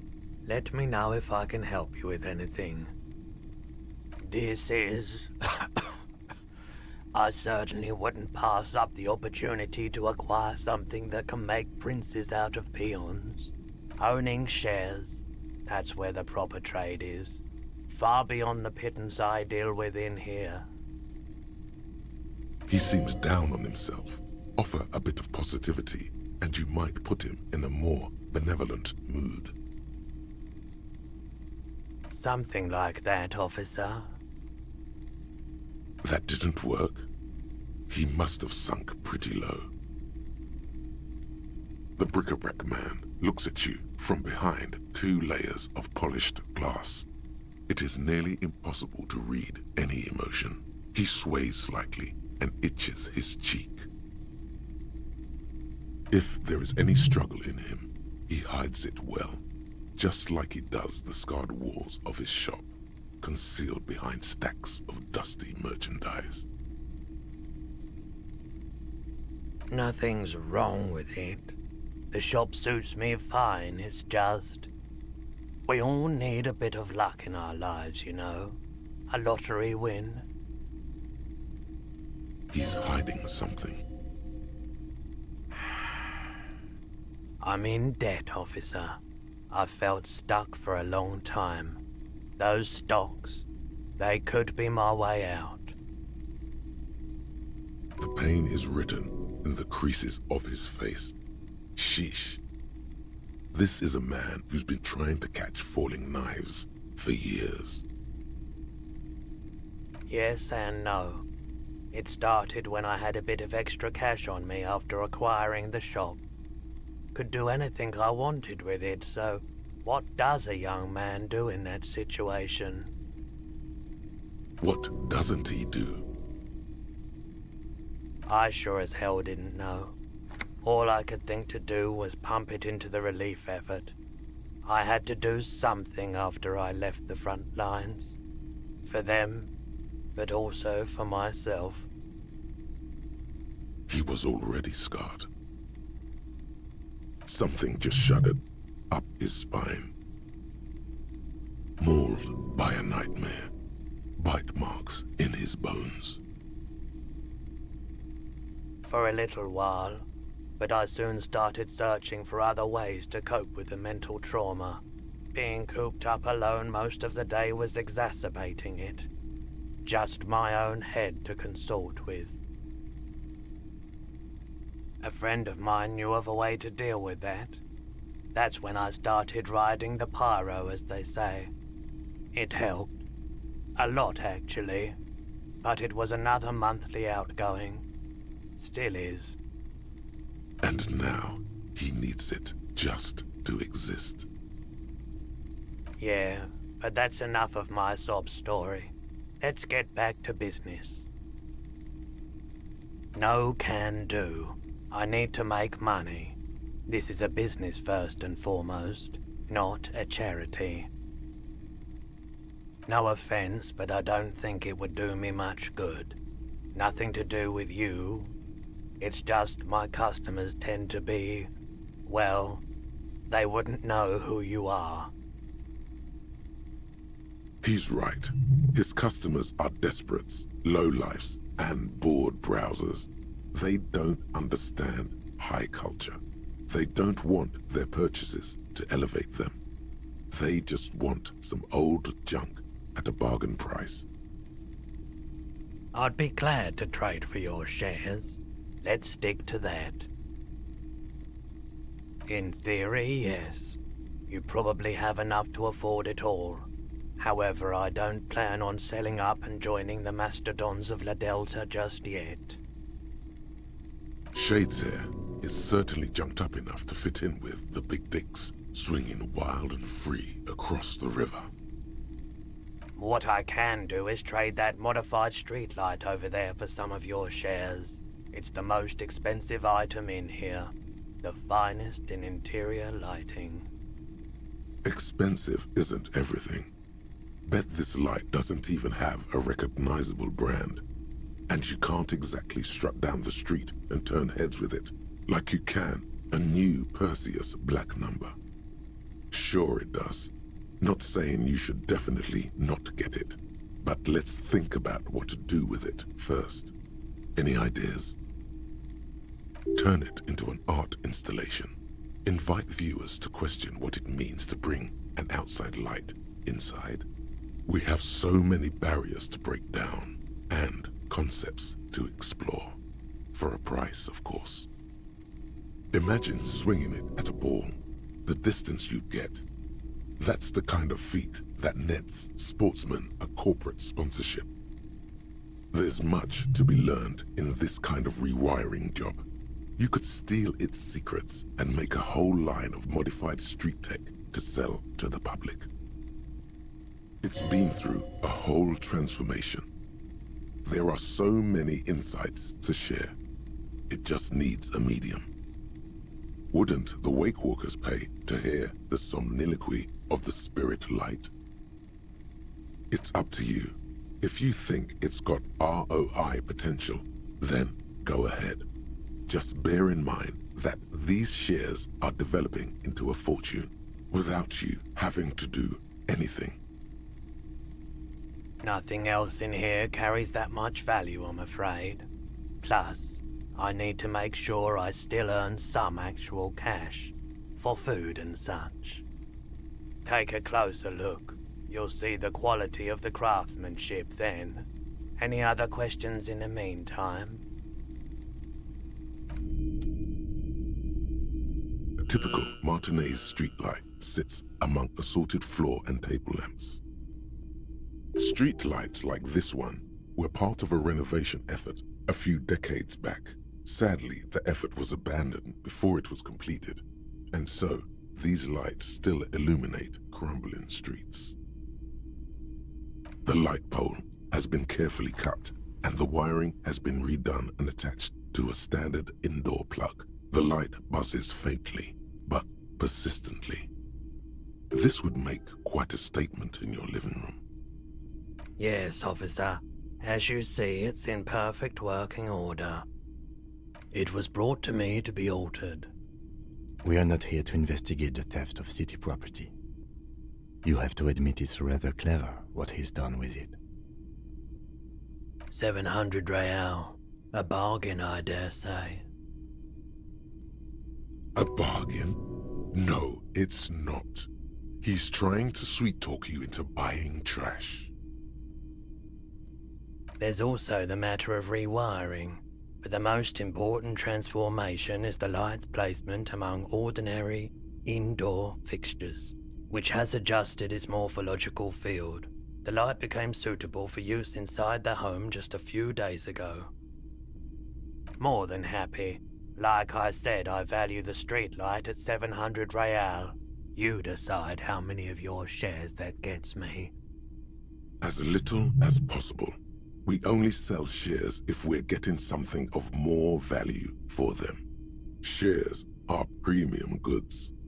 Think big business. He has an idea of what he wants, but he's not giving it away. Sign of a veteran dealer, able to withstand negotiations over minuscule amounts for days or even weeks. A 20th of your shares is a sensible offer, very divisible as far as numbers go. Some extra shares would go a long way to helping him out of debt. He deserves a break. That's a reasonable offer. This is all for show. He's already made his mind up. The pose, the power. Yes, drag this part out and reel in your audience, darling. See if they will crack under the suspense. All right, you have a deal. The streetlight is all yours. Pleasure doing business with you. Yeah, good. But I won't be holding on to these shares for long. I've got to pay those debts off. Oh, sure. It is quite heavy. You're going to need a truck. That's all right. I can keep it here for you until you find one. Tell you what. Did he just do a runner? He can't get away that easily. Try calling out to him. What if he's grabbing a gun? Don't panic. I'm sure he's just doing his shoelaces up. Something like that. The lieutenant catches your movements and meets your eyes with a look of confusion. Here we go. He's trying to cut you with its sharp edge. He's really not. Just take it off him. Oh, nothing like that. Just this sign that declares you the owner of the streetlight. Stick it on and people will know that it's yours. Great idea. One of your physical assets on display for the public. Maybe this was a good idea after all. We could sell tickets for people to come see it. Turn this into a little money churner. But let's come back to that idea later. There's easier money to be made elsewhere. Just get that sign stuck on there for now. There you go. Beautiful job. It reads, sold to the Disco Cop for shares in MK Mercury Group. The words are written with an even kerning, in bold, precise letters. Looks surprisingly official for a small-time trader. Some of your big biz flair must be rubbing off on him. The pole has been carefully cut, the wiring redone and attached to a standard indoor plug. The light buzzes faintly, but persistently. She's going to love it. Silence. Your eyes slide back to the 700 real modified streetlight you traded for shares. The golden light seems to flicker ever so slightly, like a butterfly. It casts shadows on the sign. Oh, right. That's good. Your eyes slide back to the 700 real modified streetlight you traded for shares. The golden light seems to flicker ever so slightly, like a butterfly. It casts shadows on the sign. One quick question. How do I get hold of my shares? All right. Perfect. Thank you. Oh. The system's been good to old Rosemary here, and I'm milking her like a bitch goat in the backyard. You see, friend, man makes his own luck, and I made mine real good. Got my hands on 3 bottles of liquor exquise, sold 2 to the fellows around here, and immediately invested the profit. Bought cigarettes, bought beer, even bought a bit of speed. And look at me now, I've got everyone on my hook. The hook, where is it? I can't see it. Hook 'em and cook 'em, huh? You want to buy something? Let's keep it moving. Sure, friend. You know it. Don't mind old Rosemary here. He's a buffoon. Let's have a word after your high-concept transactions. I'll give you the lowdown. In the civilized world, it's a custom to tip the shopkeep, friend. But come back anyway. Hey, Tequila! Welcome to reality. How's it treating you? That's harsh. I'm like 3 or maybe 4 years into mine. Wait, no. Make it 5. Things aren't going super well for Idiot Doom Spiral either. Haven't found those keys yet, haven't won that great piece of ass back. No word from my business buddies. This guy's your buddy. You feel it immediately. You belong to an organization, a fraternity of drunks. Idiot Doom Spiral, huh? This is bound to be a good, high-concept conversation. At last. Business buddies, huh? This guy might be just what we're looking for. Ask him if he knows any personal brand strategists who can help you out. Things have really turned around for you, haven't they? You've got big money problems now. Don't be shy, Tequila. Of course I'll do it. I'm your man. Your personal brand strategist man. Now, I know I'm not your typical choice. I don't wear a suit, I'm not 100 years old, I'm not about to die tomorrow. Not so sure about the last part, with all that drinking. But I've got something the others don't. I'm on your level. And as I already understand your needs, I can marry my high-concept ideas with your brand easily. I'll help you make your mark. Great can-do attitude, a billion real mindset, clinically insane energy. Hire him on the spot. No, Tequila, no. I'm a professional, you see? I insist that you give me a formal interview.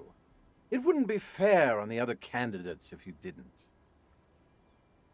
What do you need to know? He doesn't exactly come across as responsible.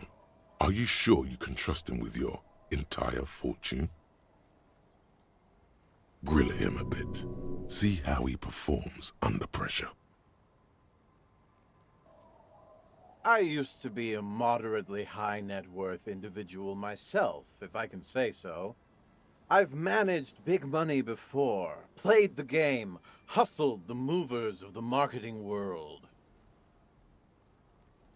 A subtle smile lights up his puffy face, like a ray of sun breaking through the stratosphere. He likes reminiscing. At the Boom Boom Room, I directed a team of talent architects. People so high concept their names were nothing but a single letter. We had manic ideas, fueled by copious amounts of coffee-flavored whey powder. We did stuff no one had ever seen before, or since. We're going to need examples here. Just going by one of your initials doesn't cut it. You're after measurable performance, not tales of happy memories. Numbers, please. How many years did he work? What profits did he earn? Remember when Maria Paledriver caused an uproar by walking the red carpet in those slippers? The ones with the stick-on jiggly tits? Yes, we do remember that. That was me. I did that. We sold a lot of slippers that year. All right, here we go. Miss Paledriver, nay, Olga Rebenikova, was once known as East Revershol's premier vedette and sex symbol. Her role in director Dodo Shakan's sexploitation motion picture, Psychotronic Stripper, launched her into stardom. She's been voted most captivating woman by Lafayette 3 years running. 3 years. You hear that? 3 years. How hot did she have to be? Drinking is the fuel to my fire. Moistens me up to ensure the high concepts have a smooth landing. Ah, shit. He could definitely work more on his hand-eye coordination. You should hire him and ask him to stop drinking. Everyone deserves a second or third chance. Okay. Let me get a sip first. You see, net worth means nothing to the people of Martinez. Nada. Null. For them to see your wealth, to really respect that, you need to convert it into something real, something tangible. The bigger the better. The Horseback Monument. That's the center of the district. They'd have to pay attention to that. We could get your name up there in lights. Damn thing's due for a reconceptualization anyway. You're aware that monument is supposed to look like it's exploding. It doesn't need renovating. I didn't say renovating. I said reconceptualization. It's medium concept shit is what it is.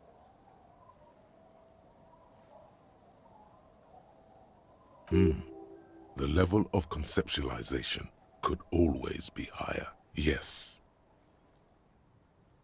But what would it cost? Nothing up front. That's because I always put the client first. My cut'll come out of the back end, after we've made you a sensation. We really haven't got time for this. In case you've forgotten, we are supposed to be investigating a murder. And forget about contractors and the like. This job I'm handling personally. Concept and execution. Any unexpected expenses we'll take care of later. Can't let price compromise the work. Easy. That's it. I'm back!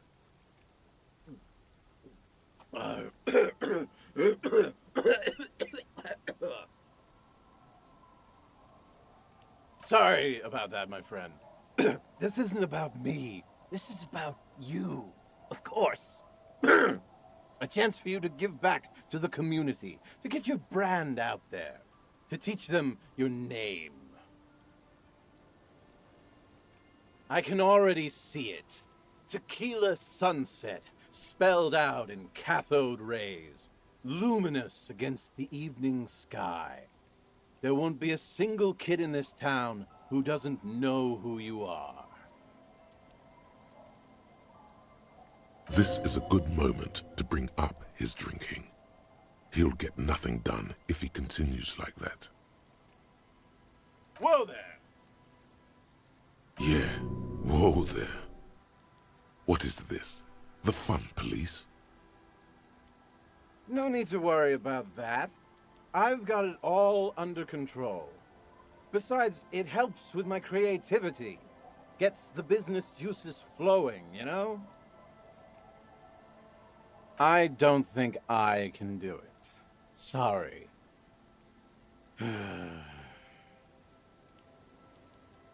Some complex calculations are taking place in that intoxicated mind of his. Suddenly, you feel sad, looking at this man and his bottle. Somehow, he looks ancient. These thoughts having chased him for years. No, you're right. I've got to do this. I need this. All right. You know what, Tequila, you old rat? I'll consider your request. Give me half an hour, my friend. In fact, I demand you to sit down here and not move until I'm back. Open a beer. Chat with your old pals. The lieutenant massages his temples and looks down at the ground.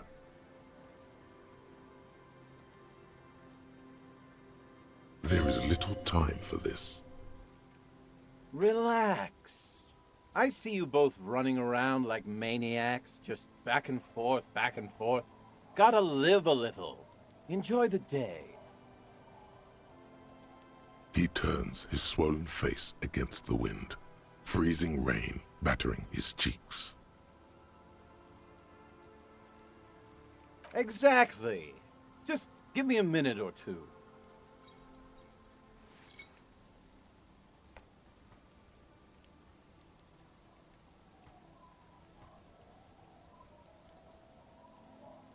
Before you know it, the man has put down the bottle, stood up, and left. Minutes pass. The clouds change shape up in the sky. You chat a bit with old Rosemary. Then, try to strike up a conversation with Don't Call Abigail about something other than Abigail. To no avail. It's all about Abigail. The lieutenant sits silent the entire time, preferring to focus on his notebook. Clearly, we have better things to do than sit down and chat with a bunch of drunks. After what feels like ages, you hear the fence creaking as if under a large weight. Look at him. Just look at him.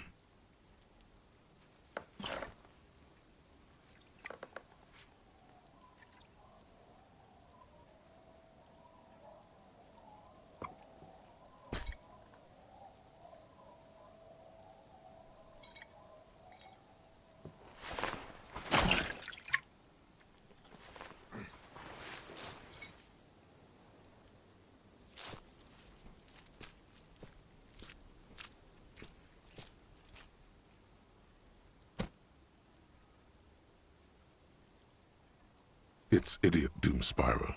He's back, like a beast made of jaundice and fetid polypropylene. He returns locked in stiff combat with a most fearsome foe. I know. Ran into some problems there. Material shortages and the like. But don't worry. Genius thrives under constraints. That's why you pay for the best. He seems even more drunk than before. What an athlete. There should be a new word for drunk moves like that. Like alcoholite or gymnast. He can't even walk straight. How did he write your name in cathode rays? Of course I am. When you're ready, and I don't think you ever will be, just head on over to the Horseback Monument. You'll see. World's gonna know about you, me, and the shiny numbers in our bank account. The lieutenant closes his notebook and nods at you, ready to go. But if there's anything else your old friend can do for you, let me know.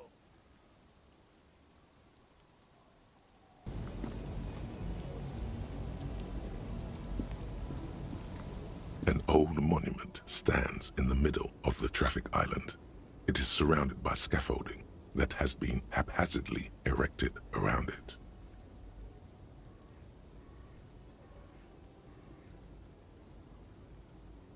A matrix of metal tubes and wooden planks jut out at odd angles. A miserable tarpaulin covers up the horse and rider, flapping in the cold coastal air. There are no lights that spell out your name. No workers with calloused hands leering from above. Just construction materials displayed as if to mourn your misplaced dreams. There's not an ounce of artistry here. It's even worse than expected. That son of a bitch scammed you, probably to make fun of you. This is not what that personal brand strategist of yours promised. No one even knows that you're paying for this reconceptualization. Go and have a word with him. Find out what's going on. The old king looks defiantly to the west, wrapped in makeshift scaffolding like a mummy. Tequila sunset. No one does it better than me, eh? I was able to get it all together, and so fast, too. No wonder I used to be an industry leader. Listen, I can feel it in my guts. A bright future awaits you. The one and only Tequila Sunset. You're already building great brand equity. No doubt the profits will come rolling in shortly. This little weasel still isn't owning up to ripping you off. Of course not. Your trademark will be all over it as soon as the workers can get to it. The strike's holding them up. Not much I can do about that. I guarantee the papers will pick it up once it's all finished. With photos and everything. You'll be the talk of the town. Investing into the community, creating value, giving back. Papers? Maybe she'll read the papers and see your name. Maybe it will bring her back. A woman is sitting by the kitchen table, eating buttered toast and drinking herbal tea. She opens the Salznaben Report, a quarterly business magazine. There, in shiny tricolor print, him, triumphant and victorious, like an apparition from the past. Hey, your new personal brand strategist still hasn't laid off the drink, even though he promised. The strike might take forever. Maybe you should just cut your losses while you can. It isn't that easy, but I'm working on it. I really am. I even signed up for this evening group in Jamrock. Sire, he's telling the truth. What would you like them to say? Here's a man who knows how to play the media, by starting with the right question. But we haven't solved the murder yet. We might have if you hadn't got distracted by this. Very nice. You could be your own PR agent, Tequila. Don't spend a single brain cell worrying about it. Just leave it all to me.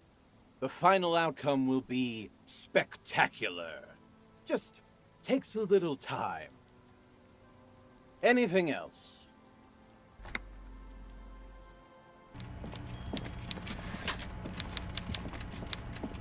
Mr. Dubois, a pleasure as always. Ah yes, I was informed. It seems to be a big undertaking. What are you hoping to achieve with it exactly? Who told him it was you? Mr. Dubois, please. It is clearly the work of a great businessman. And I know I didn't order it. It's business etiquette to take compliments even if they aren't sincere. Like this one. He grins slightly wider than usual, pleased to know that you do follow the rules of business etiquette. Anyway, I'm glad to see you making headway with your endeavors. I look forward to seeing the end result. Is there anything else on your mind? Mega rich lightbending guy? Oh my god. How did that get in there? Damn it to hell, Harry. I specifically told my guys to check all the containers for mega rich lightbending guys. Honestly, Harry, we might be moving a spot of drugs through this harbor, but I won't be caught transporting the lightbending mega rich. I have a reputation to protect. No, they're not. They're vermin, and one just found a way inside my container. Soon, he'll bring the others. All three of them. Thank you for telling me. I'll see to this immediately. I shudder to think what you're going to tell me next, Harry. Not for 1 second did he believe there's an actual mega-rich person somewhere in his container town.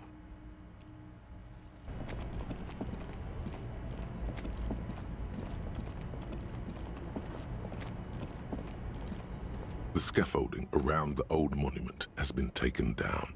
In its place are the spoils of your investment. Numerous rods and ropes still hold the original reassemblage in place. An apricot scepter shines party bright across the monument.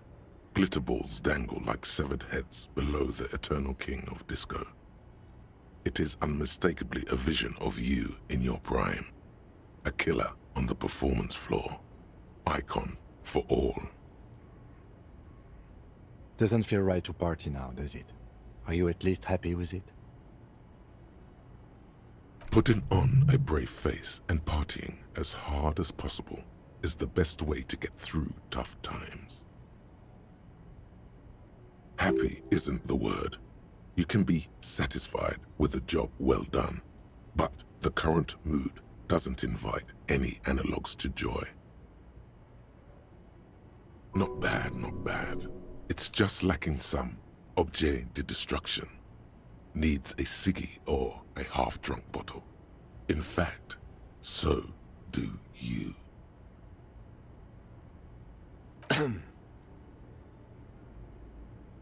Detective, I have a few questions, if you don't mind. About this pursuit of wealth, pursuit of recognition. He nods, eyes still on the megastar above, his face tinged by the citrus beams warming the cold air. Why did you do it?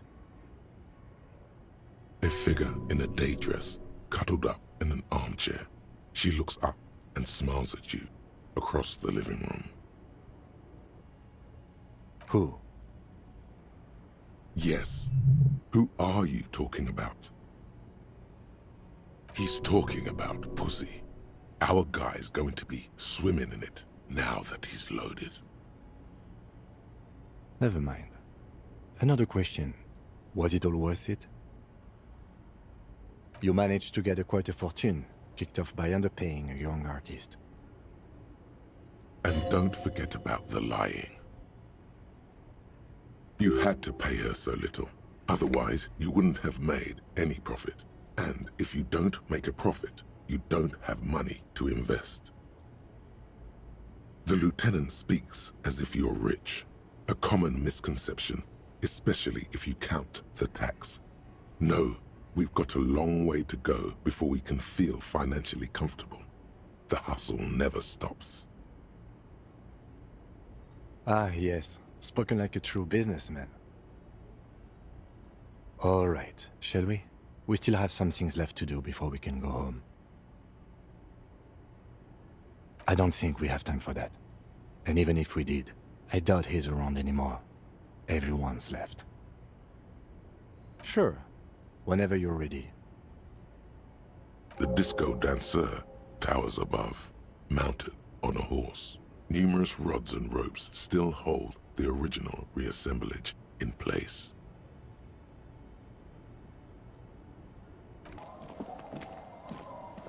Here he is, the man, the reality, the financial czar. You seen it yet? Great! Great. He's struggling to cover up his nerves now that he's having one less beer a day. Well, no rush, but it'd be good to know what you make of it when you get a chance. Yeah, 2 secs. Ugh. Right, let's hear you then. I put a lot of work into that project, Tequila. A lot of work. Had to bring back my hustle game and call in some old partners to pull it off.